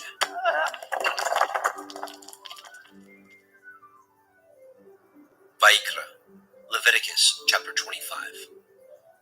And Yahweh spoke unto Moshe in Mount Sinai, saying, Speak unto the children of Yasharel, and say unto them, When ye come into the land which I give you, then shall the land keep a Sabbath unto Yahweh. 6 years you shall sow your field, and 6 years you shall prune your vineyard, and gather in the fruit thereof. But in the 7th year shall be a Sabbath of rest unto the land, a Sabbath for Yahweh. You shall neither sow your field, nor prune your vineyard. That which grows of its own accord of your harvest you shall not reap, neither gather the grapes of your vine undressed, for it is a year of rest unto the land. And the Sabbath of the land shall be food for you and for your servant, and for your maid, and for your hired servant, and for your stranger that sojourns with you, and for your cattle, and for the beasts that are in your land, shall all the increase thereof be meat. And you shall number 7 Shabbathot, Sabbaths of years unto you, 7 times 7 years, and the space of the 7 Shabbathot of years shall be unto you 49 years. Then shall you cause the shofar of the Jubilee to sound on the 10th day of the 7th month, in Yom Kippurim, the Day of Atonement, shall ye make the shofar sound throughout all your land. And ye shall hallow the 50th year, and proclaim liberty throughout all the land unto all the inhabitants thereof. It shall be a jubilee unto you, and ye shall return every man unto his possession, and ye shall return every man unto his family. A jubilee shall that 50th year be unto you. You shall not sow, neither reap that which grows of itself in it, nor gather the grapes in it of your vine undressed. For it is the Jubilee, it shall be holy unto you. Ye shall eat the increase thereof out of the field. In the year of this Jubilee, ye shall return every man unto his possession. And if ye sell aught unto your neighbor, or buy aught of your neighbor's hand, ye shall not oppress one another. According to the number of years after the Jubilee, you shall buy of your neighbor, and according unto the number of years of the fruits, he shall sell unto you. According to the multitude of years, you shall increase the price thereof, and according to the fewness of years, you shall diminish the price of it. For according to the number of the years of the fruits, he sells unto you. Ye shall not therefore oppress one another, but you shall fear your Elohim. For I am Yahuwah Elohim. Wherefore ye shall do my statutes, and guard my judgments, and do them, and ye shall dwell in the land in safety. And the land shall yield her fruit, and ye shall eat your fill, and dwell therein in safety. And if ye say, what shall we eat the 7th year? Behold, we shall not sow, nor gather in our increase. Then I will command my blessing upon you in the 6th year, and it shall bring forth fruit for 3 years. And ye shall sow the 8th year, and eat yet of old fruit until the 9th year. Until her fruits come in, ye shall eat of the old store. The land shall not be sold forever, for the land is mine, and ye are strangers and sojourners with me. And in all the land of your possession ye shall grant a redemption for the land. If your brother be waxen poor, and has sold away some of his possession, and if any of his kin come to redeem it, then shall he redeem that which his brother sold. And if the man have not to redeem it, and himself be able to redeem it, then let him count the years of the sale thereof, and restore the overplus unto the man whom he sold it, that he may return unto his possession. But if he be not able to restore it to him, then that which is sold shall remain in the hand of him that has bought it until the year of Jubilee. And in the Jubilee it shall go out, and he shall return unto his possession. And if a man sell a dwelling house in a walled city, then he may redeem it within a whole year after it is sold. Within a full year may he redeem it. And if it be not redeemed within the space of a full year, then the house that is in the walled city shall be established forever to him, that brought it throughout his generations. It shall not go out in the Jubilee. But the houses of the villages which have no wall round about them shall be counted as the fields of the country. They may be redeemed, and they shall go out in the Jubilee. Notwithstanding, the cities of the Leviim, of the houses of the cities of their possession, may the Leviim redeem at any time. And if a man purchases of the Leviim, then the house that was sold, and the city of his possession, shall go out in the year of Jubilee. For the houses of the cities of the Leviim are their possession, among the children of Yasharel. But the field of the suburbs of their cities may not be sold, for it is their perpetual possession. And if your brother be waxen poor, and fallen in decay with you, then you shall relieve him, yea, though he be a stranger or a sojourner, that he may live with you. Take no usury of him, or increase, but fear your Elohim, that your brother may live with you. You shall not give him your money upon usury, nor lend him your victuals for increase. I am Yahuwah Elohim, which brought you forth out of the land of Mitzrayim, to give you the land of Canaan, and to be your Elohim. And if your brother that dwells by you be waxen poor, and be sold unto you, you shall not compel him to serve as a bondservant, but as a hired servant, and as a sojourner. He shall be with you, and shall serve you unto the year of Jubilee. And then shall he depart from you, both he and his children with him, and shall return unto his own family, and unto the possession of his fathers shall he return. For they are my servants, which I brought forth out of the land of Mitzrayim. They shall not be sold as bondmen. You shall not rule over him with rigor, but shall fear your Elohim. Both your bondmen and your bondmaids, which you shall have, shall be of the heathen that are round about you. Of them shall ye buy bondmen and bondmaids. Moreover, of the children of the strangers that do sojourn among you, of them shall ye buy, and of their families that are with you, which they begat in your land, and they shall be your possession. And ye shall take them as an inheritance for your children after you, to inherit them for a possession. They shall be your bondmen forever.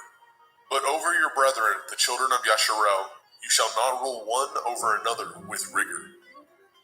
And if a sojourner or a stranger wax rich by you, and your brother that dwells by him wax poor, and sell himself unto the stranger or sojourner by you, or to the stock of the stranger's family, after that he is sold, he may be redeemed again. One of his brethren may redeem him. Either his uncle or his uncle's son may redeem him, or any that is nigh of kin unto him of his family may redeem him, or if he be able, he may redeem himself. And he shall reckon with him that bought him from the year that he was sold unto him, unto the year of Jubilee. And the price of his sale shall be according to the number of years, according to the time of a hired servant shall it be with him.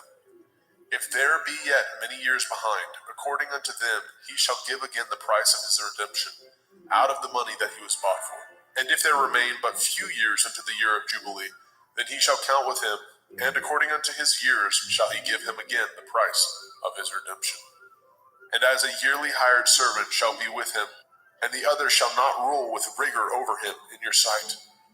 And if he be not redeemed in these years, then he shall go out in the year of Jubilee, both he and his children with him. For unto me the children of Yasharel are servants. They are my servants, whom I brought forth out of the land of Mitzrayim. I am Yahuwah Elohaikum. Vaikra, Leviticus chapter 26. Ye shall make you no idols, nor graven image, neither rear you up a standing image, neither shall ye set up any image of stone in your land, to bow down unto it. For I am Yahuwah Elohaikum. Ye shall guard my Sabbaths, and reverence my sanctuary. I am Yahuwah. If ye walk in my statutes, and guard my commandments, and do them, then I will give you rain in due season, and the land shall yield her increase, and the trees of the field shall yield their fruit. And your threshing shall reach unto the vintage, and the vintage shall reach unto the sowing time, and ye shall eat your bread to the full, and dwell in your land safely. And I will give peace in the land, lying down with nothing to fear, and the Sabbath of life. Though evil be part of the land, there is no sword to bring in the land. And ye shall chase your enemies, and they shall fall before you by the sword. And 5 of you shall chase 100, and 100 of you shall put 10,000 to flight. And your enemies shall fall before you by the sword. For I will have respect unto you, and make you fruitful, and multiply you, and establish my covenant with you. And ye shall eat old store, and bring forth the old because of the new. And I will set my tabernacle among you, and my soul shall not abhor you. And I will walk among you, and will be your Elohim, and ye shall be my people. I am Yahuwah Elohaikum, which brought you forth out of the land of Mitzrayim, that ye should not be their bondmen. And I have broken the bands of your yoke, and made you go upright. But if ye will not hearken unto me, and will not do all these commandments, and if ye shall despise my statutes, or if your soul abhor my judgments, so that ye will not do all my commandments, but that ye break my covenant, I also will do this unto you. I will even appoint over you terror, consumption, and the burning on, that shall consume the eyes, and cause sorrow of heart, and ye shall sow your seed in vain, for your enemies shall eat it. And I will set my face against you, and ye shall be slain before your enemies. They that hate you shall reign over you, and ye shall flee when none pursues you. And if ye will not yet for all this hearken unto me, then I will punish you 7 times more for your sins. And I will break the pride of your power, and I will make your heaven as iron, and your earth as brass. And your strength shall be spent in vain, for your land shall not yield her increase, neither shall the trees of the land yield their fruits. And if ye walk contrary unto me, and will not hearken unto me, I will bring 7 times more plagues upon you according to your sins. I will also send wild beasts among you, which shall rob you of your children, and destroy your cattle, and make you few in number, and your highways shall be desolate. And if ye will not be reformed by me by these things, but will walk contrary unto me, then will I walk contrary unto you, and will punish you yet 7 times for your sins. And I will bring a sword upon you, that shall avenge the quarrel of my covenant. And when ye are gathered together within your cities, I will send the pestilence among you, and ye shall be delivered into the hand of the enemy. And when I have broken the staff of your bread, 10 women shall bake your bread in one oven, and they shall deliver you your bread again by weight, and ye shall eat, and not be satisfied. And if ye will not for all this hearken unto me, but walk contrary unto me, then I will walk contrary unto you also in fury, and I, even I, will chastise you 7 times for your sins. And ye shall eat the flesh of your sons, and the flesh of your daughters shall ye eat. And I will destroy your high places, and cut down your images, and cast your carcasses upon the carcasses of your idols, and my soul shall abhor you. And I will make your cities waste, and bring your sanctuaries unto desolation. And I will not smell the savor of your sweet odors. And I will bring the land unto desolation, and your enemies which dwell therein shall be astonished at it. And I will scatter you among the heathen, and will draw out my sword after you. And your land shall be desolate, and your cities waste. Then shall the land enjoy her Shabbathot, as long as it lies desolate, and ye be in your enemy's land. Even then shall the land rest, and enjoy her Shabbathot. As long as it lies desolate, it shall rest, because it did not rest in your Shabbathot, when ye dwelt upon it. And upon them that are left alive of you, I will send a faintness into their hearts, in the land of their enemies, and the sound of a shaken leaf shall chase them, and they shall flee, as fleeing from a sword, and they shall fall when none pursues. And they shall fall one upon another, as it were before a sword, when none pursues. And ye have no power to stand before your enemies. And ye shall perish among the heathen, and the land of your enemies shall eat you up. And they that are left of you shall pine away in their iniquity, in your enemies' lands, and also in the iniquities of their fathers shall they pine away with them. If they shall confess their iniquity, and the iniquity of their fathers, with their transgressions which they transgressed against me, and that also they have walked contrary unto me, and that I also have walked contrary unto them, and have brought them into the land of their enemies, if then their uncircumcised heart be humbled, and they then accept of the punishment of their iniquity, then I will remember my covenant with Yaakov, and also my covenant with Yitzhak, and also my covenant with Abraham will I remember, and I will remember the land. The land also shall be left of them, and shall enjoy her Shabbathot, while she lies desolate without them. And they shall accept of the punishment of their iniquity, because they despised my judgments, and because their soul abhorred my statutes.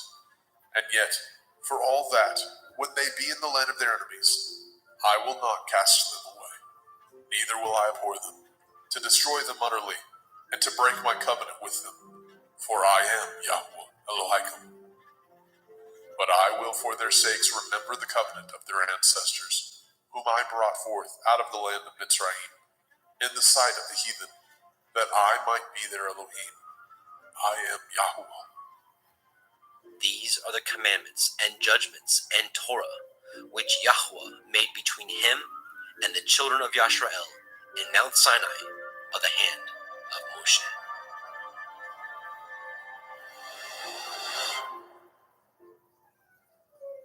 Vayikra, Leviticus chapter 27. And Yahweh spoke unto Moshe, saying, Speak unto the children of Yasharel, and say unto them, when a man shall make a singular vow, the persons shall be for Yahuwah by your estimation. And your estimation shall be of the male from 20 years old, even unto 60 years old. Even your estimation shall be 50 shekels of silver, after the shekel of the sanctuary. And if it be a female, then your estimation shall be 30 shekels. And if it be from 5 years old, even unto 20 years old, then your estimation shall be of the male 20 shekels, and for the female 10 shekels. And if it be from a month old, even unto 5 years old, then your estimation shall be of the male 5 shekels of silver, and for the female your estimation shall be 3 shekels of silver. And if it be from 60 years old and above, if it be a male, then your estimation shall be 15 shekels, and for the female 10 shekels. But if he be poorer than your estimation, then he shall present himself before the priest, and the priest shall value him according to his ability. That vowed shall the priest value him. And if it be a beast, whereof men bring an offering unto Yahuwah, all that any man gives of such unto Yahuwah shall be holy. He shall not alter it, nor change it, a good for a bad, or a bad for a good. And if he shall at all change beast for beast, then it and the exchange thereof shall be holy. And if it be any unclean beast, of which they do not offer a sacrifice unto Yahuwah, then he shall present the beast before the priest. And the priest shall value it, whether it be good or bad, as you value it. Who are the priest, so shall it be. But if he will at all redeem it, then he shall add a fifth part thereof unto your estimation. And when a man shall sanctify his house to be holy unto Yahuwah, then the priest shall estimate it, whether it be good or bad. As the priest shall estimate it, so shall it stand. And if he that sanctified it will redeem his house, then he shall add the fifth part of the money of your estimation unto it, and it shall be his. And if a man shall sanctify unto Yahuwah some part of a field of his possession, then your estimation shall be according to the seed thereof. A omer of barley seed shall be valued at 50 shekels of silver. If he sanctify his field from the year of Jubilee, according to your estimation, it shall stand. But if he sanctify his field after the Jubilee, then the priest shall reckon unto him the money according to the years that remain, even unto the year of Jubilee, and it shall be abated from your estimation. And if he that sanctified the field will in any wise redeem it, then he shall add the fifth part of the money of your estimation unto it, and it shall be assured to him. And if he will not redeem the field, or if he have sold the field to another man, it shall not be redeemed any more. But the field, when it goes out in the Jubilee, shall be holy unto Yahuwah. As a field devoted, the possession thereof shall be the priest's. And if a man sanctify unto Yahuwah a field which he has bought, which is not of the fields of his possession, then the priest shall reckon unto him the worth of your estimation, even unto the year of the Jubilee. And he shall give your estimation in that day as a holy thing unto Yahuwah. In the year of the Jubilee, the field shall return unto him of whom it was bought, even to him to whom the possession of the land did belong. And all your estimation shall be according to the shekel of the sanctuary. 20 gerahs shall be the shekel. Only the firstling of the beasts, which should be Yahuwah's firstling, no man shall sanctify it, whether it be ox or sheep, it is Yahuwah's. And if it be of an unclean beast, and he shall redeem it according to your estimation, and shall add a fifth part of it thereto, or if it be not redeemed, then it shall be sold according to your estimation. Notwithstanding, no devoted thing that a man shall devote unto Yahuwah of all that he has, both of man and beast, and of the field of his possession, shall be sold or redeemed. Every devoted thing is most holy unto Yahuwah. None devoted, which shall be devoted of men, shall be redeemed, but shall surely be put to death. And all the tithe of the land, whether of the seed of the land, or of the fruit of the tree, is Yahuwah's. It is holy unto Yahuwah. And if a man shall at all redeem aught of his tithes, he shall add thereto the fifth part thereof. And concerning the tithe of the herd, or of the flock, even of whatsoever passes under the rod, the 10th shall be holy unto Yahuwah. He shall not search whether it be good or bad, neither shall he change it. And if he change it at all, then both it and the change thereof shall be holy. It shall not be redeemed. These are the commandments which Yahuwah commanded Moshe for the children of Yisrael in Mount Sinai.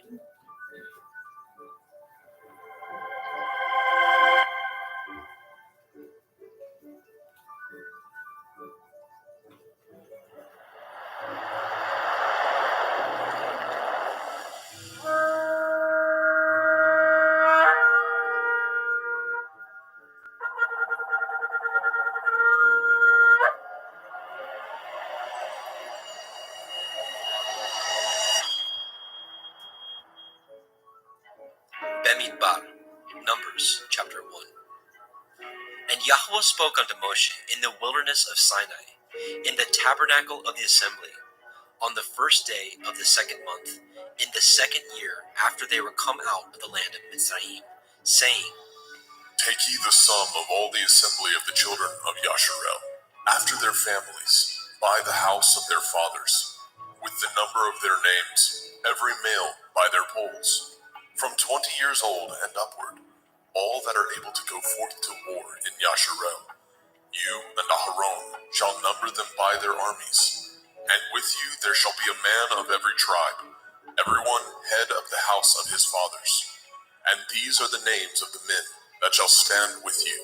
Of the tribe of Reuben, Eliezer, the son of Shedeur; of Shimon, Shalumiel, the son of Suriyeshdai; of Yehuda, Nachshon, the son of Aminadab; of Yisachar, Nethaniel, the son of Suar; of Zebulun, Eliav, the son of Shalom; of the children of Joseph, of Ephraim, Elishama, the son of Amihud; of Manasseh, Gamliel, the son of Pedastir; of Benjamin, Abidan, the son of Gideoni; of Dan, Achiezer, the son of Ammishaddai; of Asher, Pagiel, the son of Okran; of Gad, Eliasaph, the son of Deuel; of Naphtali, Ahira, the son of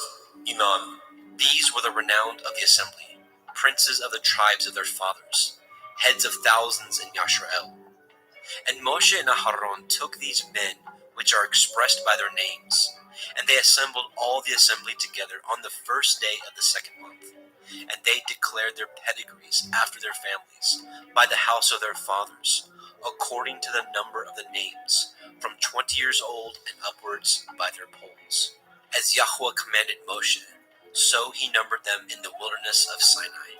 And the children of Reuben, Yasharel's eldest son, by their generations, after their families, by the house of their fathers, according to the number of the names, by their polls, every male from 20 years old and upward, all that were able to go forth to war. Those that were numbered of them, even of the tribe of Reuben, were 46,500.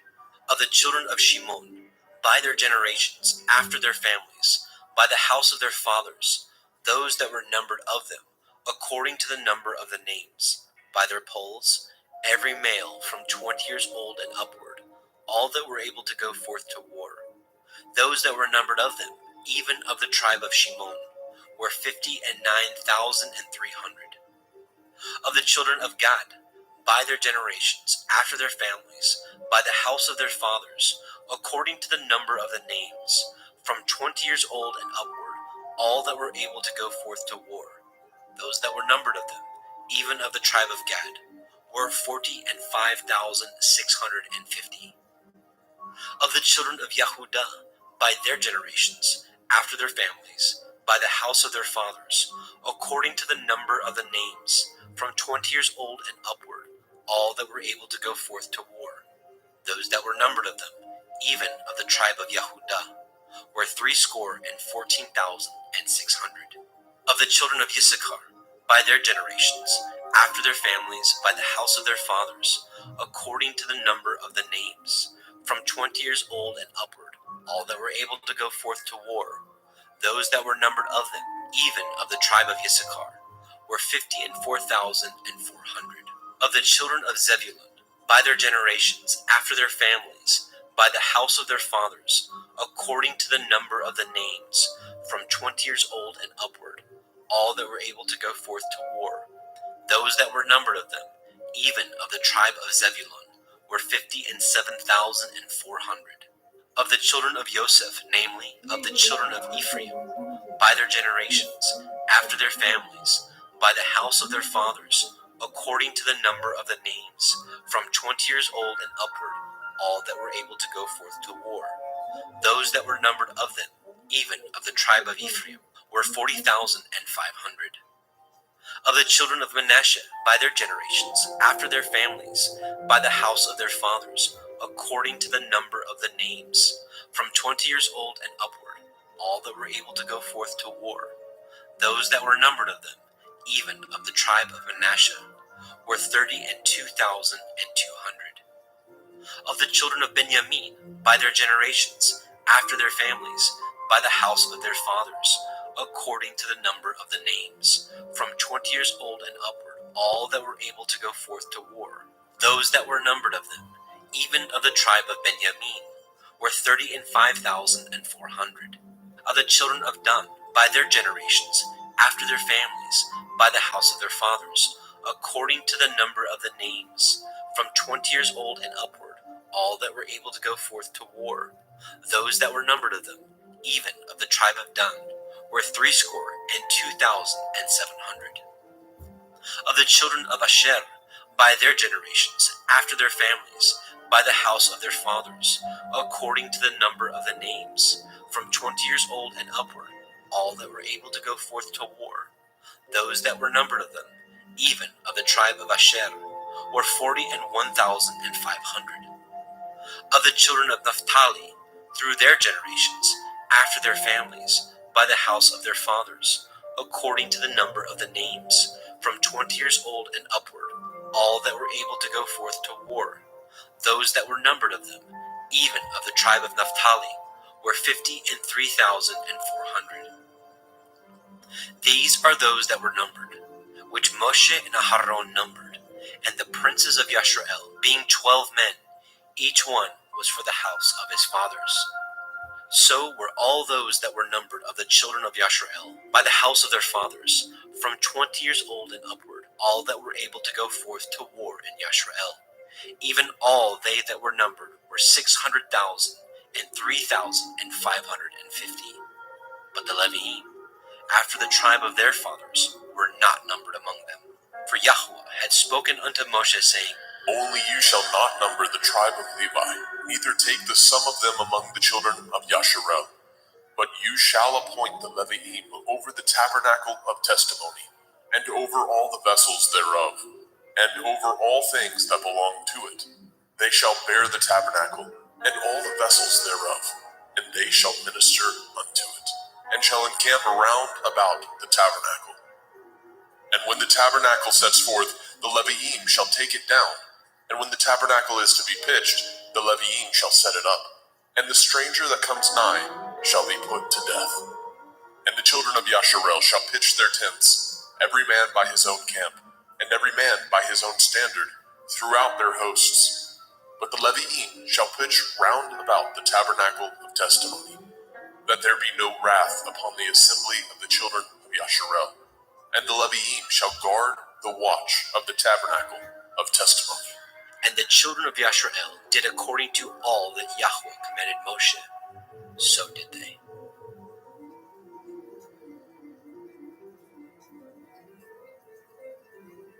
Bemidbar, Numbers, chapter 2. And Yahweh spoke unto El Moshe and unto El Aharon, saying, Every man of the children of Yasharel shall pitch by his own standard, with the ensign of their father's house far off about the tabernacle of the assembly shall they pitch. And on the east side, towards the rising of the sun, shall they of the standard of the camp of Yehudah pitch throughout their armies. And Nachshon, the son of Aminadab, shall be captain of the children of Yehudah. And his host, and those that were numbered of them, were 314,600. And those that do pitch next to him shall be the tribe of Issachar. And Nathaniel, the son of Zuar, shall be captain of the children of Issachar. And his host, and those that were numbered thereof, were 54,400.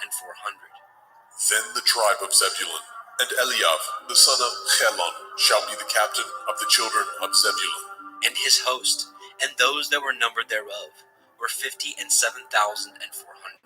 All that were numbered in the camp of Yehudah were 100,064,6,400 throughout their armies. These shall first set forth. On the south side shall be the standard of the camp of Reuben, according to their armies, and the captain of the children of Reuben, shall be Elitzur, the son of Shedeur. And his host, and those that were numbered thereof, were 46,500. And those which pitched by him shall be the tribe of Shimon, and the captain of the children of Shimon shall be Shelumiel, the son of Surishadai. And his host, and those that were numbered of them, were 59,300. Then the tribe of Gad, and the captain of the sons of Gad shall be Eliasaph, the son of Reuel. And his host, and those that were numbered of them, were 45,650. All that were numbered in the camp of Reuben were 100,050 and 1,450 throughout their armies. And they shall set forth in the second rank. Then the tabernacle of the assembly shall set forward with the camp of the Leviim in the midst of the camp. As they encamp, so shall they set forward, every man in his place by their standards. On the west side shall be the standard of the camp of Ephraim, according to their armies. And the captain of the sons of Ephraim shall be Elishama, the son of Ammihud. And his host, and those that were numbered of them, were 40,500. And by him shall be the tribe of Manasseh. And the captain of the children of Manasseh shall be Gamliel, the son of Pedasjur. And his host, and those that were numbered of them, were 32,200. Then the tribe of Benjamin, and the captain of the sons of Benjamin shall be Abidan, the son of Gideoni. And his host, and those that were numbered of them, were 35,400. All that were numbered of the camp of Ephraim were 100,000 and 8,100 throughout their armies. And they shall go forward in the third rank. The standard of the camp of Dan shall be on the north side by their armies, and the captain of the children of Dan shall be Achiezer, the son of Ammishaddai. And his host, and those that were numbered of them, were 62,700. And those that encamp by him shall be the tribe of Asher, and the captain of the children of Asher shall be Pagiel, the son of Okran. And his host, and those that were numbered of them, were 41,500. Then the tribe of Naphtali, and the captain of the children of Naphtali shall be Ahira, the son of Enan. And his host, and those that were numbered of them, were 53,400. All they that were numbered in the camp of Dan were 100,050 and 7,600. They shall go hindmost with their standards. These are those which were numbered of the children of Yashrael, by the house of their fathers. All those that were numbered of the camps throughout their host were 600,000 and 3,550. But the Leviim were not numbered among the children of Yashrael, as Yahweh commanded Moshe. And the children of Yashrael did according to all that Yahweh commanded Moshe. So they pitched by their standards, and so they set forward, everyone after their families, according to the house of their fathers. Bemidbar, Numbers chapter 3. These also are the generations of Aharon and Moshe, in the day that Yahweh spoke with Moshe in Mount Sinai. And these are the names of the sons of Aharon: Nadab, the firstborn, and Abihu, Eleazar, and Ithamar. These are the names of the sons of Aharon, the priests which were anointed, whom he consecrated to minister in the priest's office. And Nadab and Abihu died before Yahweh, when they offered strange fire before Yahweh, in the wilderness of Sinai, and they had no children. And Eleazar and Ithamar ministered in the priest's office, in the sight of Aharon their father. And Yahweh spoke unto Moshe, saying, Bring the tribe of Levi near, and present them before Aharon the priest, that they may minister unto him. And they shall guard his watch, and the watch of the whole assembly before the tabernacle of the assembly, to do the service of the tabernacle. And they shall guard all the instruments of the tabernacle of the assembly, and the charge of the children of Yasharel, to do the service of the tabernacle. And you shall give the Leviim unto Aharon and to his sons. They are wholly given unto him out of the children of Yasharel. And you shall appoint Aharon and his sons, and they shall guard their priest's office, and the stranger that comes nigh shall be put to death. And Yahweh spoke unto El Moshe, saying, And I, behold, I have taken the Leviim from among the children of Yasharel, instead of all the firstborn that opens the womb among the children of Yasharel. Therefore the Leviim shall be mine, because all the firstborn are mine. For on the day that I smote all the firstborn in the land of Mitzrayim, I hallowed unto me all the firstborn in Yasharel, both man and beast. Mine shall they be. I am Yahweh. And Yahweh spoke unto Moshe in the wilderness of Sinai, saying, Number the children of Levi after the house of their fathers, by their families. Every male from a month old and upward shall you number them. And Moshe numbered them according to the word of Yahweh, as he was commanded. And these were the sons of Levi by their names, Gershon, and Kohath, and Merari. And these are the names of the sons of Gershon by their families, Livni, and Shimei. And the sons of Kohath by their families, Amram, and Yitzchar, Chevron, and Uziel. And the sons of Merari by their families, Machli, and Mushi. These are the families of the Leviim, according to the house of their fathers. Of Gershon was the family of the Libniim, and the family of the Shimeim. These are the families of the Gershonim. Those that were numbered of them, according to the number of all the males, from a month old and upward, even those that were numbered of them were 7,500. The families of the Gershonim shall pitch behind the tabernacle westward, and the chief of the house of the father of the Gershonim shall be Eliasaph, the son of Lael.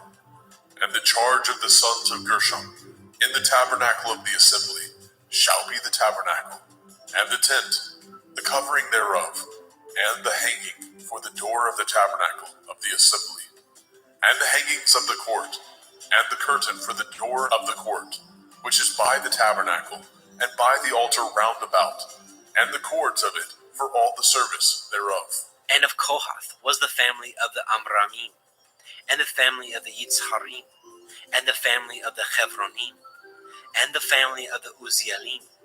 These are the families of the Kohathim. In the number of all the males, from a month old and upward, were 8,600, guarding the watch of the sanctuary. The families of the sons of Kohath shall pitch on the side of the tabernacle southward, and the chief of the house of the father of the families of the Kohathim shall be Elitzaphan, the son of Uzziah. And their charge shall be the ark, and the table, and the menorah, 7-branched candlestick, and the altars, and the vessels of the sanctuary, wherewith they minister, and the hanging, and all the service thereof. And Eleazar, the son of Aharon the priest, shall be chief over the chief of the Leviim, and have the oversight of them that guard the watch of the sanctuary. Of Merari was the family of the Machlim, and the family of the Mushim. These are the families of Merari, and those that were numbered of them, according to the number of all the males, from a month old and upward, were 6,200. And the chief of the house of the father of the families of Merari shall be Zuriel, the son of Avihail. These shall pitch on the side of the tabernacle northward. And under the custody and charge of the sons of Merari shall be the boards of the tabernacle, and the bars thereof, and the pillars thereof, and the sockets thereof, and all the vessels thereof, and all that serves thereto, and the pillars of the court round about, and their sockets, and their pins, and their cords. But those that encamp before the tabernacle towards the east, even before the tabernacle of the assembly, eastward, shall be Moshe, and Aharon, and his sons, guarding the watch of the sanctuary, for the watch of the children of Yasharel, and the stranger that comes nigh shall be put to death. And all that were numbered of the Leviim, which Moshe and Aharon numbered at the commandment of Yahweh, throughout their families, all the males from a month old and upward, were 22,000.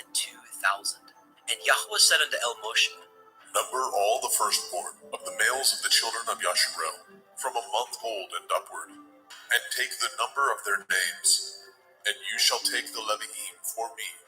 I am Yahweh, instead of all the firstborn among the children of Yasharel, and the cattle of the Levi'im, instead of all the firstlings among the cattle of the children of Yasharel. And Moshe numbered, as Yahweh commanded him, all the firstborn among the children of Yasharel, and all the firstborn males by the number of names, from a month old and upward, of those that were numbered of them, were 22,213. And Yahweh spoke unto El Moshe, saying, Take the Levi'im instead of all the firstborn among the children of Yasharel, and the cattle of the Levi'im instead of their cattle, and the Levi'im shall be mine. I am Yahweh. And for those that are to be redeemed of the 213 of the firstborn of the children of Yasharel, which are more than the Levi'im, you shall even take 5 shekels apiece by the pole. After the shekel of the sanctuary shall you take them, and you shall give the money wherewith the odd number of them is to be redeemed unto Aharon and to his sons. And Moshe took the redemption money of them that were over and above them that were redeemed by the Levi'im. Of the firstborn of the children of Yasharel took he the money, 1,365 shekels, after the shekel of the sanctuary. And Moshe gave the money of them that were redeemed unto Aharon and to his sons, according to the word of Yahweh, as Yahweh commanded Moshe.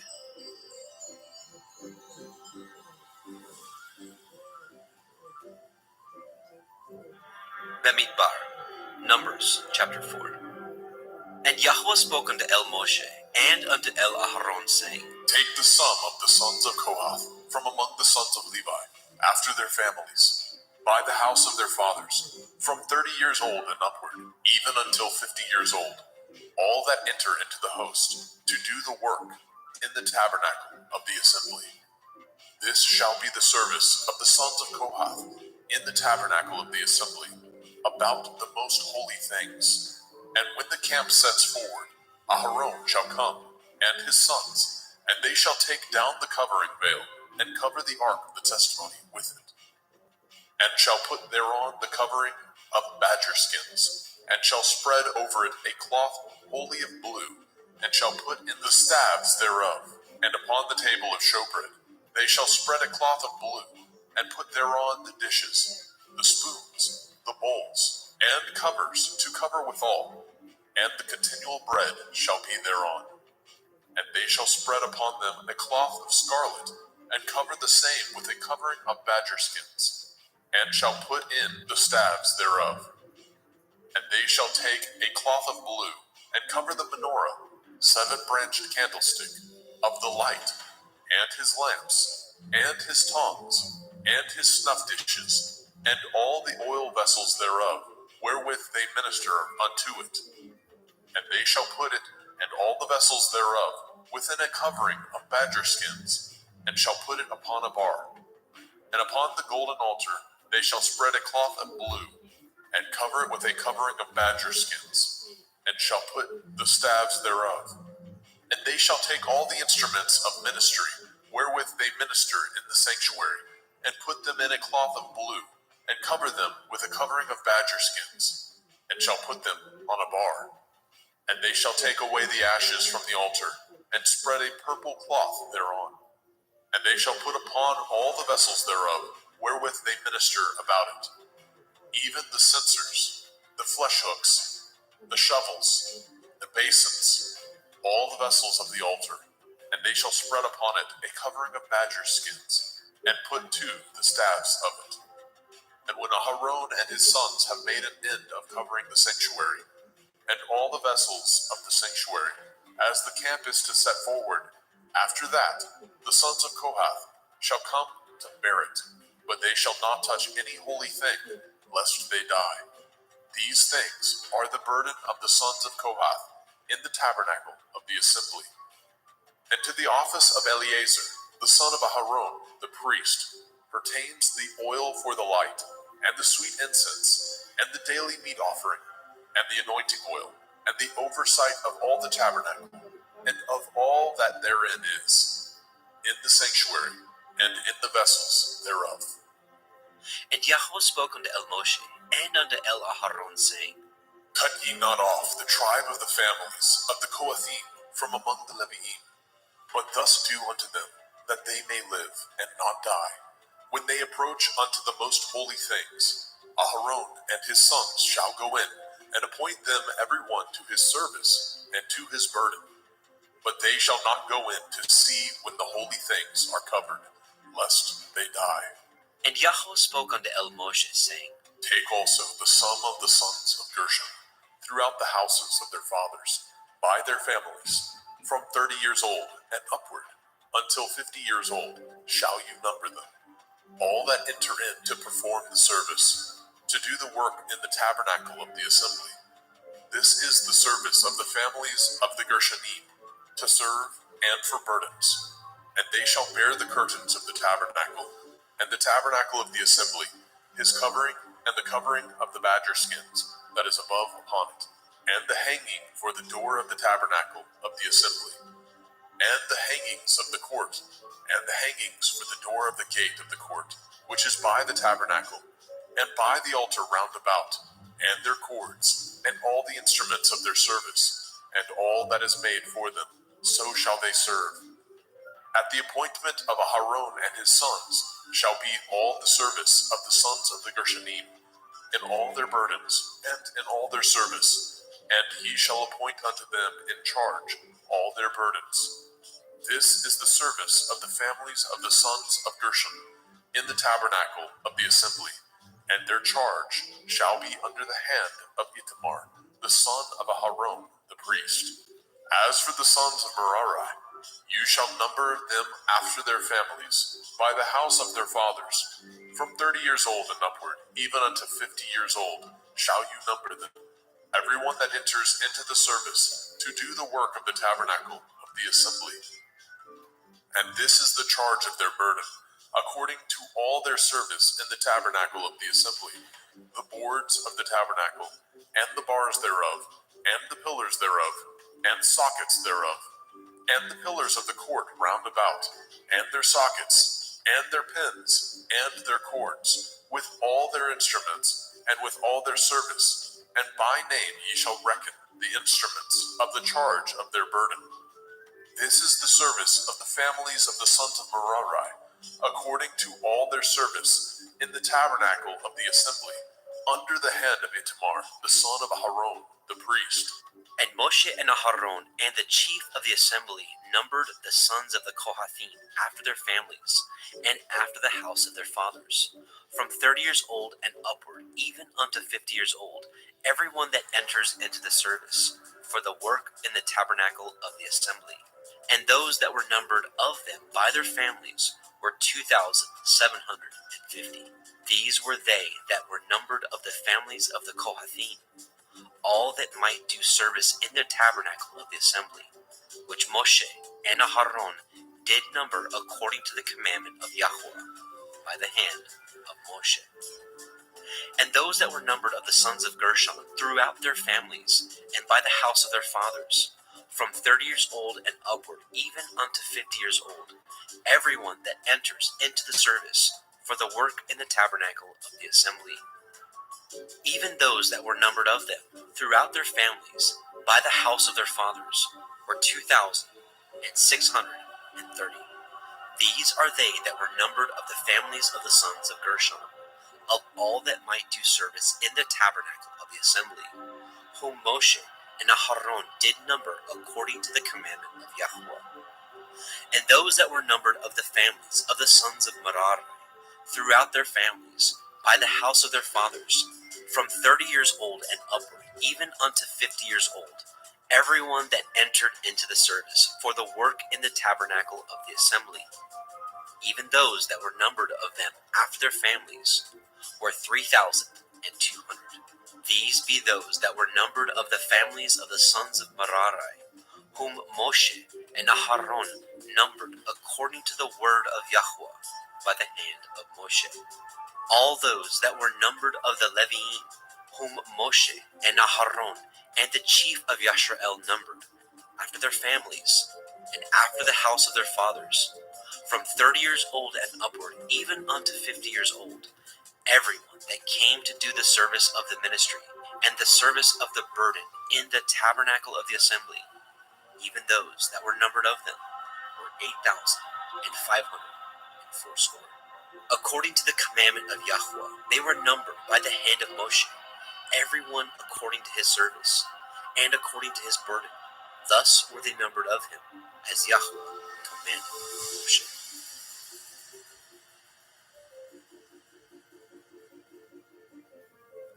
Bemidbar, Numbers, chapter 5. And Yahweh spoke unto El Moshe, saying, Command the children of Yasharel that they put out of the camp every leper, and every one that has an issue, whosoever is defiled by the dead. Both male and female shall ye put out, without the camp shall ye put them, that they defile not their camp, in the midst whereof I dwell. And the children of Yasharel did so, and put them out without the camp, as Yahweh spoke unto Moshe. So did the children of Yasharel. And Yahweh spoke unto Moshe, saying, Speak unto the children of Yasharel, when a man or woman shall commit any sin that men commit, to do a trespass against Yahweh, and that person be guilty, then they shall confess their sin which they have done, and he shall recompense his trespass with the principal thereof, and add unto it the fifth part thereof, and give it unto him against whom he has trespassed.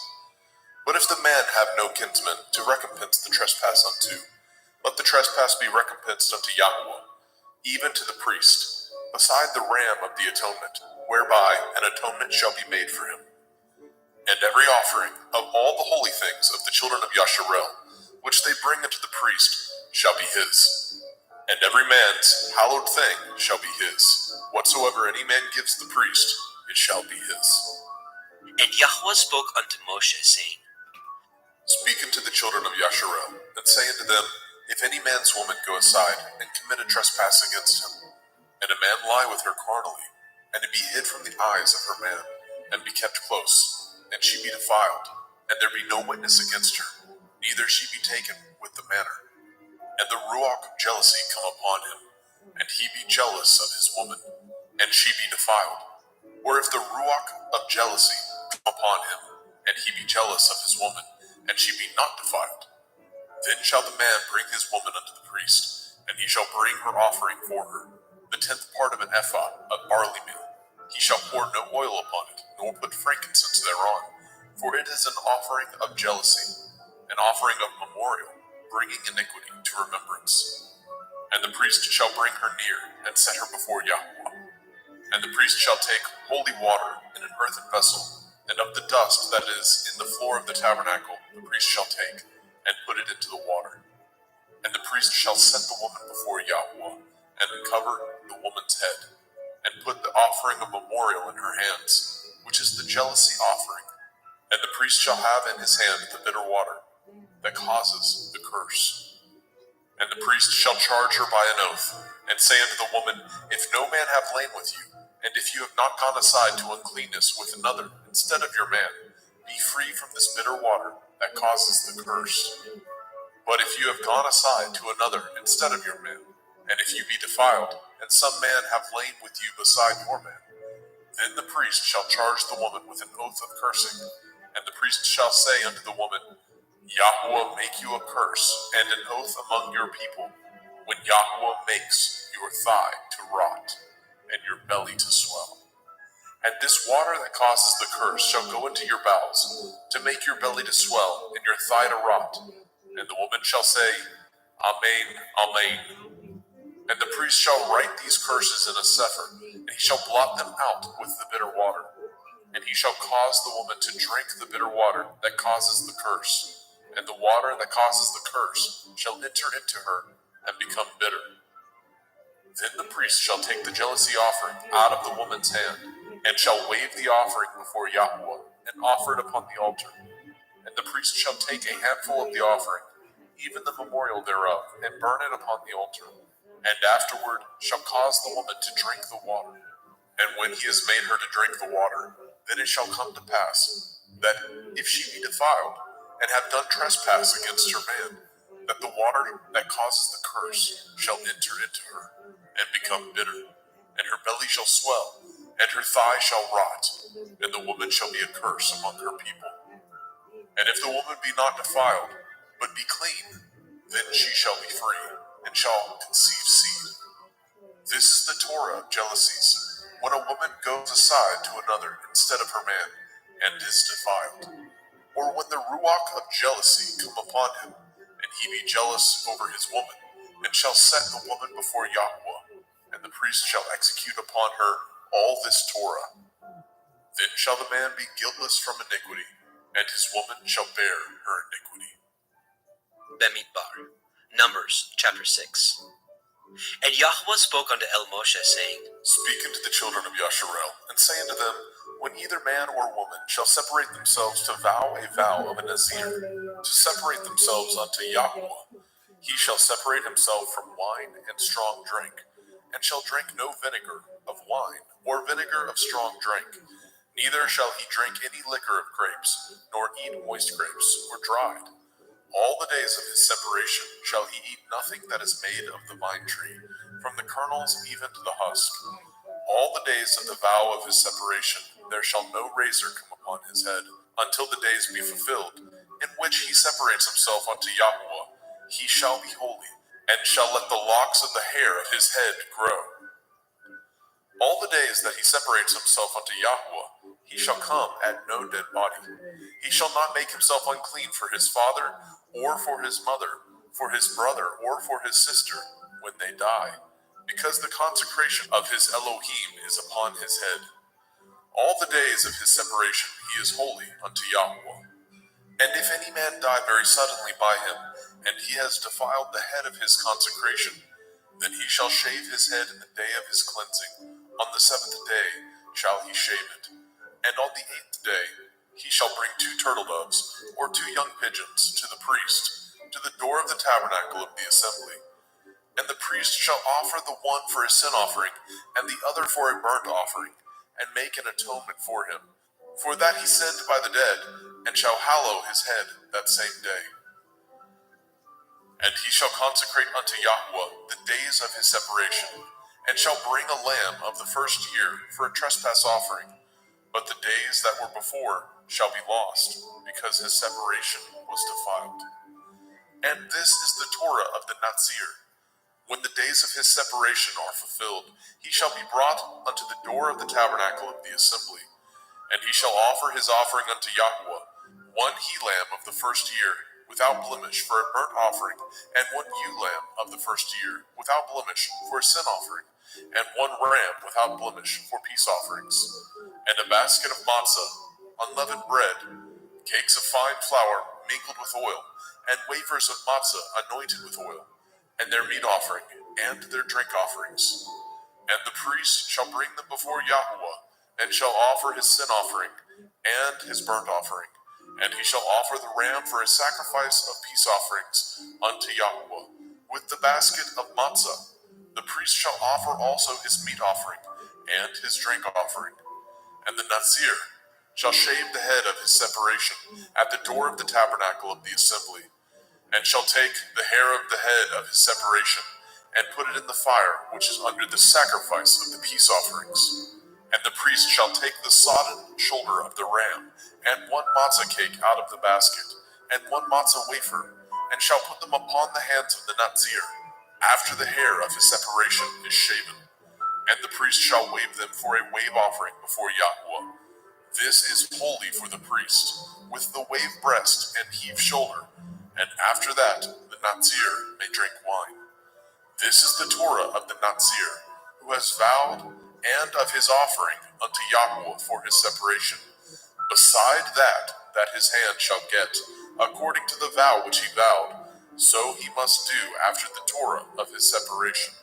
And Yahweh spoke unto Moshe, saying, Speak unto Aharon and unto his sons, saying, On this wise ye shall bless the children of Yasharel, saying unto them, Yahweh bless you, and guard you. Yahweh make his face shine upon you, and be gracious unto you. Yahuwah lift up his countenance upon you, and give you peace. And they shall put my name upon the children of Yasharel, and I will bless them.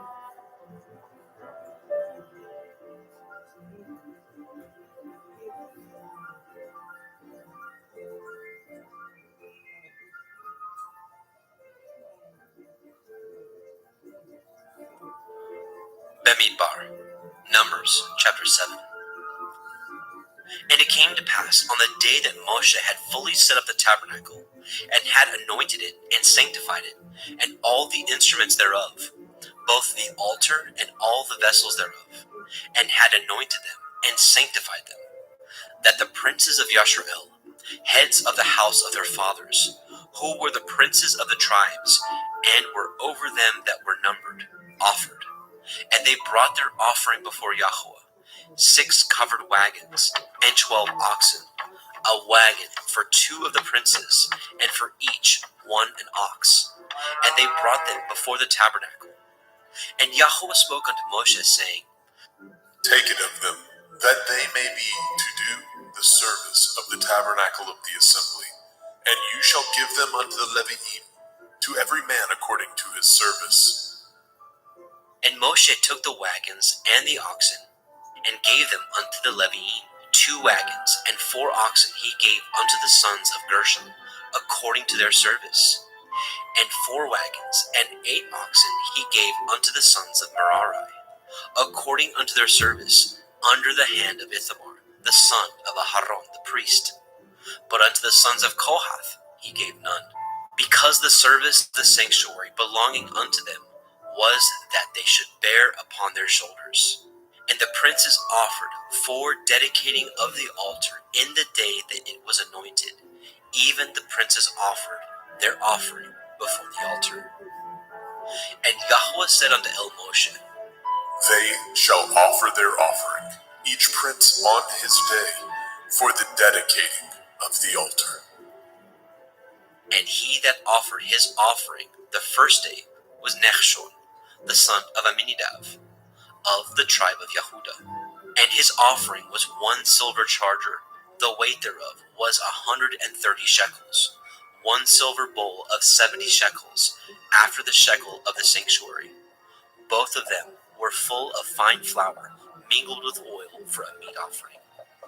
1 spoon of 10 shekels of gold, full of incense. 1 young bullock, 1 ram, 1 lamb of the first year for a burnt offering. 1 kid of the goats for a sin offering. And for a sacrifice of peace offerings, 2 oxen, 5 rams, 5 he-goats, 5 lambs of the first year. This was the offering of Nechshon, the son of Amminadab.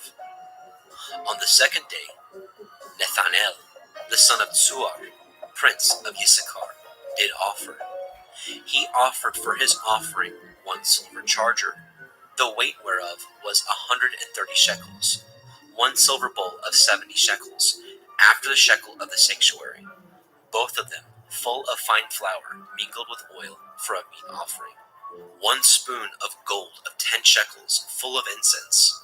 1 young bullock, 1 ram, 1 lamb of the first year for a burnt offering. 1 kid of the goats for a sin offering. And for a sacrifice of peace offerings, 2 oxen, 5 rams, 5 he-goats, 5 lambs of the first year. This was the offering of Nethanel, the son of Tzuar.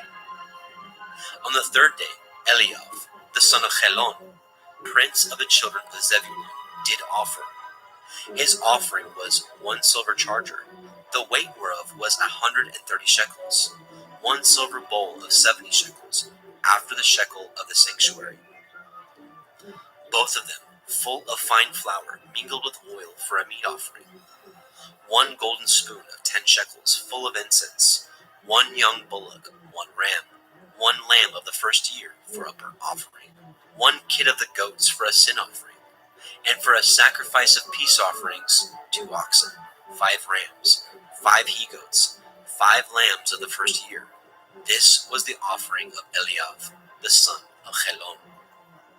On the fourth day, Elitzur, the son of Shedur, prince of the children of Reuben, did offer. His offering was 1 silver charger of the weight of 130 shekels, 1 silver bowl of 70 shekels, after the shekel of the sanctuary, both of them full of fine flour mingled with oil for a meat offering, 1 golden spoon of 10 shekels, full of incense, 1 young bullock, 1 ram, 1 lamb of the first year for a burnt offering, 1 kid of the goats for a sin offering, and for a sacrifice of peace offerings, 2 oxen, 5 rams, 5 he-goats, 5 lambs of the first year. This was the offering of Elitzur, the son of Shedur. On the 5th day, Shelumiel, the son of Tzurishaddai, prince of the children of Shimon, did offer. His offering was 1 silver charger, the weight whereof was 130 shekels, 1 silver bowl of 70 shekels, after the shekel of the sanctuary, both of them full of fine flour mingled with oil for a meat offering, 1 golden spoon of 10 shekels, full of incense, 1 young bullock, 1 ram, 1 lamb of the first year for a burnt offering, 1 kid of the goats for a sin offering, and for a sacrifice of peace offerings, 2 oxen, 5 rams, 5 he-goats, 5 lambs of the first year. This was the offering of Shelumiel, the son of Tzurishaddai. On the 6th day, Elisaph, the son of Deuel, prince of the children of Gad, offered. His offering was 1 silver charger of the weight of 130 shekels, a silver bowl of 70 shekels, after the shekel of the sanctuary, both of them full of fine flour mingled with oil for a meat offering,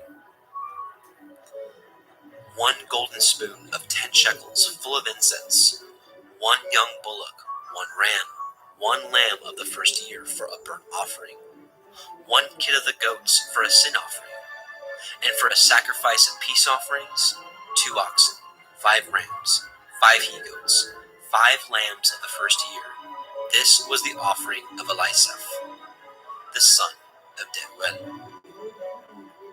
On the 7th day, Elishama, the son of Ammihud, prince of the children of Ephraim, offered. His offering was 1 silver charger, the weight whereof was 130 shekels, 1 silver bowl of 70 shekels, after the shekel of the sanctuary, both of them full of fine flour mingled with oil for a meat offering, 1 golden spoon of 10 shekels full of incense, 1 young bullock, 1 ram, 1 lamb of the first year for a burnt offering, 1 kid of the goats for a sin offering, and for a sacrifice of peace offerings, 2 oxen, 5 rams, 5 he-goats, 5 lambs of the first year. This was the offering of Elishama, the son of Ammihud. On the 8th day offered Gamaliel, the son of Pedatsur, prince of the children of Manasseh. His offering was 1 silver charger of the weight of 130 shekels, 1 silver bowl of 70 shekels, after the shekel of the sanctuary, both of them full of fine flour mingled with oil for a meat offering, 1 golden spoon of 10 shekels full of incense, 1 young bullock, 1 ram, 1 lamb of the first year for a burnt offering, 1 kid of the goats for a sin offering, and for a sacrifice of peace offerings, 2 oxen, 5 rams, 5 he-goats, 5 lambs of the first year. This was the offering of Gamaliel, the son of Pedatsur. On the 9th day, Avidan, the son of Gidonai, prince of the children of Benjamin, offered. His offering was 1 silver charger, the weight whereof was 130 shekels, 1 silver bowl of 70 shekels, after the shekel of the sanctuary, both of them full of fine flour mingled with oil for a meat offering, 1 golden spoon of 10 shekels full of incense, 1 young bullock, 1 ram, 1 lamb of the first year for a burnt offering, 1 kid of the goats for a sin offering, and for a sacrifice of peace offerings, 2 oxen, 5 rams, 5 he-goats, 5 lambs of the first year. This was the offering of Avidan, the son of Gidonai. On the 10th day, Achiezer, the son of Ammishaddai, prince of the children of Dan, offered. His offering was 1 silver charger, the weight whereof was 130 shekels, 1 silver bowl of 70 shekels, after the shekel of the sanctuary, both of them full of fine flour mingled with oil for a meat offering.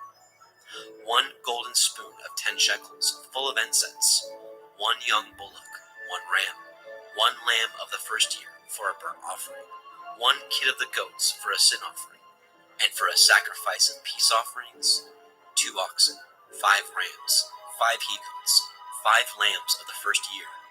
This was the offering of Achiezer, the son of Ammishaddai. On the 11th day, Pagiel, the son of Okran, prince of the children of Asher, offered. His offering was 1 silver charger, the weight whereof was 130 shekels, 1 silver bowl of 70 shekels, after the shekel of the sanctuary, both of them full of fine flour mingled with oil for a meat offering. 1 golden spoon of 10 shekels, full of incense, 1 young bullock, 1 ram, 1 lamb of the first year for a burnt offering, 1 kid of the goats for a sin offering, and for a sacrifice of peace offerings, 2 oxen, 5 rams, 5 he-goats, 5 lambs of the first year. This was the offering of Pagiel, the son of Okran. On the 12th day, Achira, the son of Enan, prince of the children of Naphtali, offered. His offering was 1 silver charger, the weight whereof was 130 shekels, 1 silver bowl of 70 shekels, after the shekel of the sanctuary, both of them full of fine flour mingled with oil for a meat offering. 1 golden spoon of 10 shekels, full of incense, 1 young bullock, 1 ram, 1 lamb of the first year for a burnt offering, 1 kid of the goats for a sin offering, and for a sacrifice of peace offerings, 2 oxen, 5 rams, 5 he-goats, 5 lambs of the first year. This was the offering of Achira, the son of Enan. This was the dedication of the altar, in the day when it was anointed, by the princes of Yashrael. 12 chargers of silver, 12 silver bowls, 12 spoons of gold, each charger of silver weighing 130 shekels, each bowl 70. All the silver vessels weighed 2,400 shekels, after the shekel of the sanctuary. The golden spoons were 12, full of incense, weighing 10 shekels apiece, after the shekel of the sanctuary. All the gold of the spoons was 120 shekels.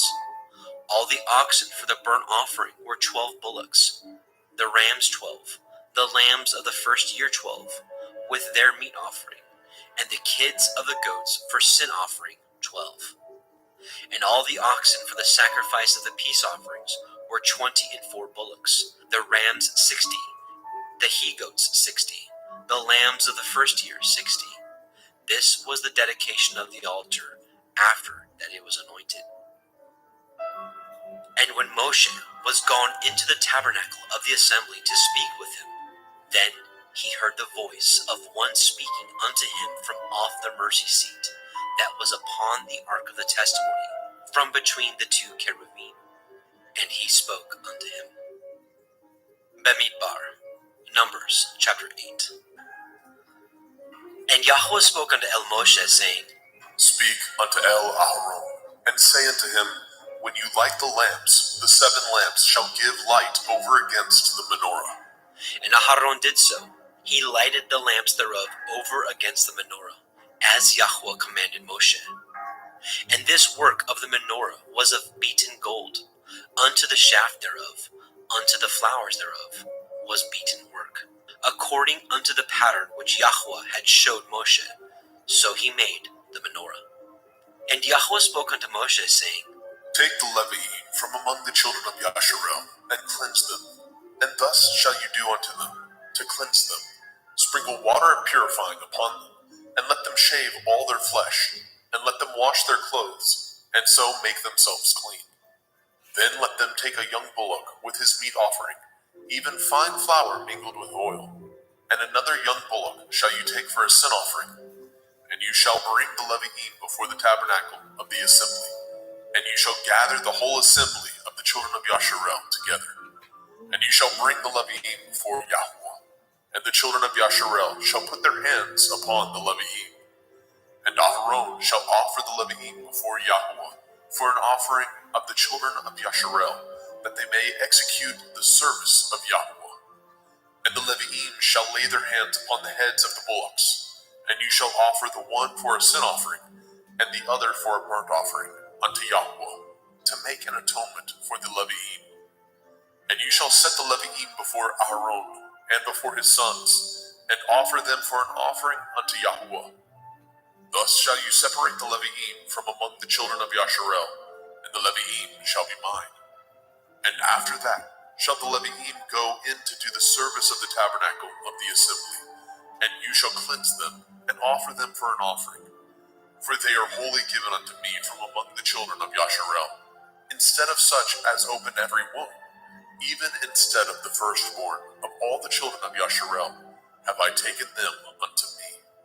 For all the firstborn of the children of Yasharel are mine, both man and beast. On the day that I smote every firstborn in the land of Mitzrayim, I sanctified them for myself. And I have taken the Leviim for all the firstborn of the children of Yasharel. And I have given the Leviim as a gift to Aharon and to his sons from among the children of Yasharel, to do the service of the children of Yasharel in the tabernacle of the assembly, and to make an atonement for the children of Yasharel, that there be no plague among the children of Yasharel, when the children of Yasharel come nigh unto the sanctuary. And Moshe and Aharon and all the assembly of the children of Yasharel did to the Leviim according unto all that Yahweh commanded Moshe concerning the Leviim. So did the children of Yasharel unto them. And the Leviim were purified, and they washed their clothes, and Aharon offered them as an offering before Yahweh. And Aharon made an atonement for them to cleanse them. And after that went the Leviim in to do their service in the tabernacle of the assembly before Aharon, and before his sons, as Yahweh had commanded Moshe concerning the Leviim, so did they unto them. And Yahweh spoke unto Moshe, saying, This is that belongs unto the Leviim, from 20 and 5 years old and upward. They shall go in to wait upon the service of the tabernacle of the assembly. And from the age of 50 years they shall cease waiting upon the service thereof, and shall serve no more, but shall minister with their brethren in the tabernacle of the assembly, to guard the watch, and shall do no service. Thus shall you do unto the Leviim touching their charge. Bemidbar, Numbers chapter 9. And Yahweh spoke unto Moshe in the wilderness of Sinai, in the first month of the second year, after they were come out of the land of Mitzrayim, saying, Let the children of Yasharel also keep the Pesach at his appointed time, in the 14th day of this month, at evening. Ye shall keep it in his appointed time, according to all the rites of it, and according to all the ceremonies thereof, shall ye keep it. And Moshe spoke unto the children of Yasharel, that they should keep the Pesach.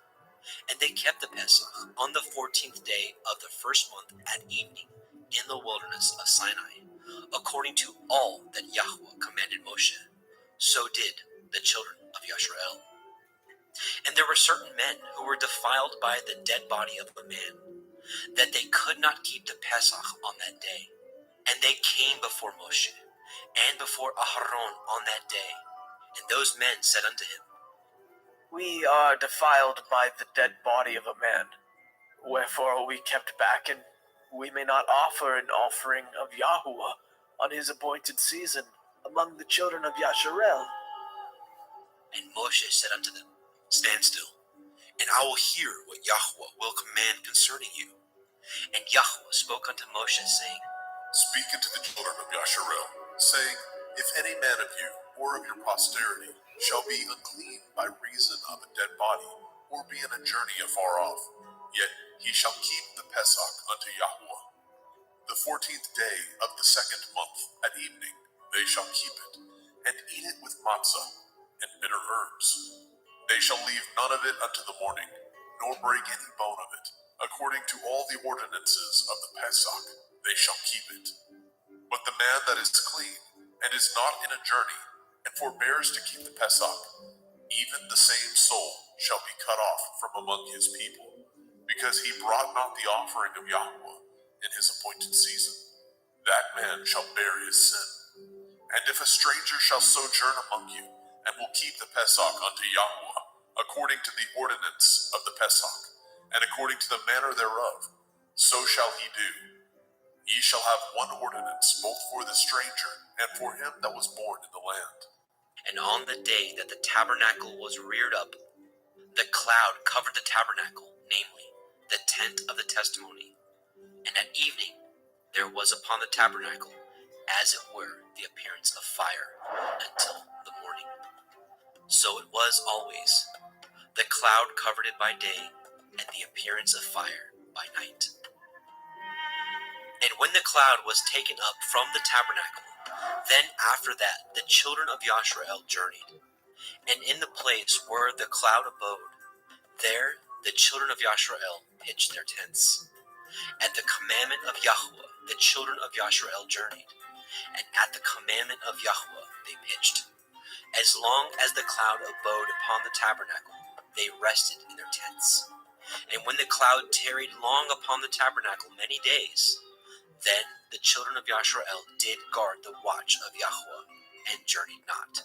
And so it was, when the cloud was a few days upon the tabernacle, according to the commandment of Yahweh, they abode in their tents, and according to the commandment of Yahweh, they journeyed.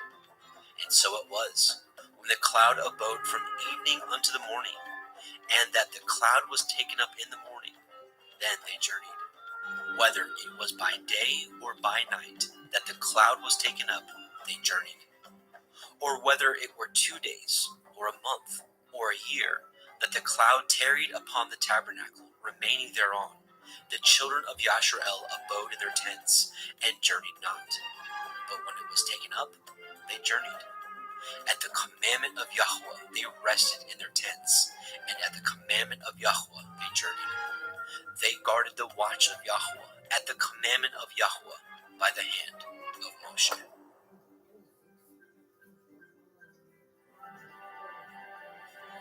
Bemidbar, Numbers chapter 10. And Yahweh spoke unto El Moshe, saying, Make you 2 trumpets of silver, of a whole piece shall you make them, that you may use them for the calling of the assembly, and for the journeying of the camps. And when they shall blow them, all the assembly shall assemble themselves to you at the door of the tabernacle of the assembly. And if they blow but with one trumpet, then the princes, which are heads of the thousands of Yasharel, shall gather themselves unto you. When ye blow an alarm, then the camps that lie on the east part shall go forward. When ye blow an alarm the second time, then the camps that lie on the south side shall take their journey. They shall blow an alarm for their journeys. But when the assembly is to be gathered together, ye shall blow, but ye shall not sound an alarm. And the sons of Aharon the priest shall blow with the trumpets, and they shall be to you for an ordinance forever throughout your generations. And if ye go to war in your land against the enemy that oppresses you, and ye shall blow an alarm with the trumpets, and ye shall be remembered before Yahweh Elohim, and ye shall be saved from your enemies. Also in the day of your gladness, and in your solemn days, and in the beginnings of your months, ye shall blow with the trumpets over your burnt offerings, and over the sacrifices of your peace offerings, that they may be to you for a memorial before your Elohim. I am Yahweh Elohim. And it came to pass on the 20th day of the second month, in the second year, that the cloud was taken up from off the tabernacle of the testimony. And the children of Yashrael took their journeys out of the wilderness of Sinai, and the cloud rested in the wilderness of Paran. And they first took their journey according to the commandment of Yahweh by the hand of Moshe.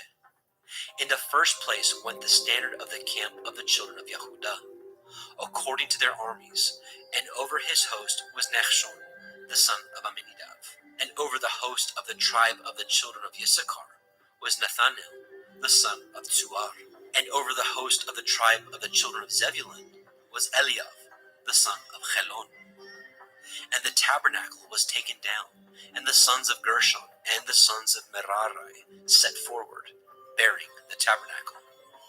And the standard of the camp of Reuven set forward according to their armies, and over his host was Elitzur, the son of Shedur. And over the host of the tribe of the children of Shimon was Shelumiel, the son of Tzurishaddai. And over the host of the tribe of the children of Gad was Elisaph, the son of Deuel. And the Kohathim set forward, bearing the sanctuary, and the other did set up the tabernacle against they came. And the standard of the camp of the children of Ephraim set forward according to their armies, and over his host was Elishama, the son of Ammihud. And over the host of the tribe of the children of Manasseh was Gamliel, the son of Pedatsur. And over the host of the tribe of the children of Benjamin was Avidan, the son of Gidonai. And the standard of the camp of the children of Dan set forward, which was the rearward of all the camps throughout their hosts. And over his host was Achiezer, the son of Ammishaddai.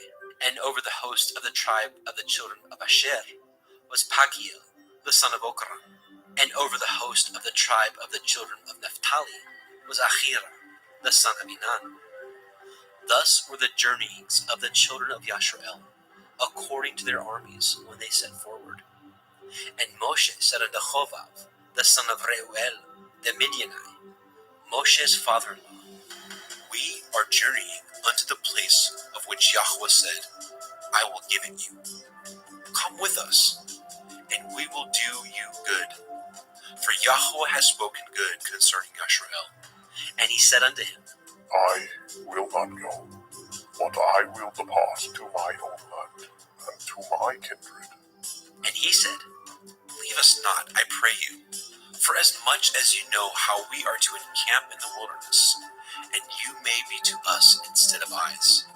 And it shall be, if you go with us, yea, it shall be, that what goodness Yahweh shall do unto us, the same will we do unto you. And they departed from the mount of Yahweh 3 days' journey.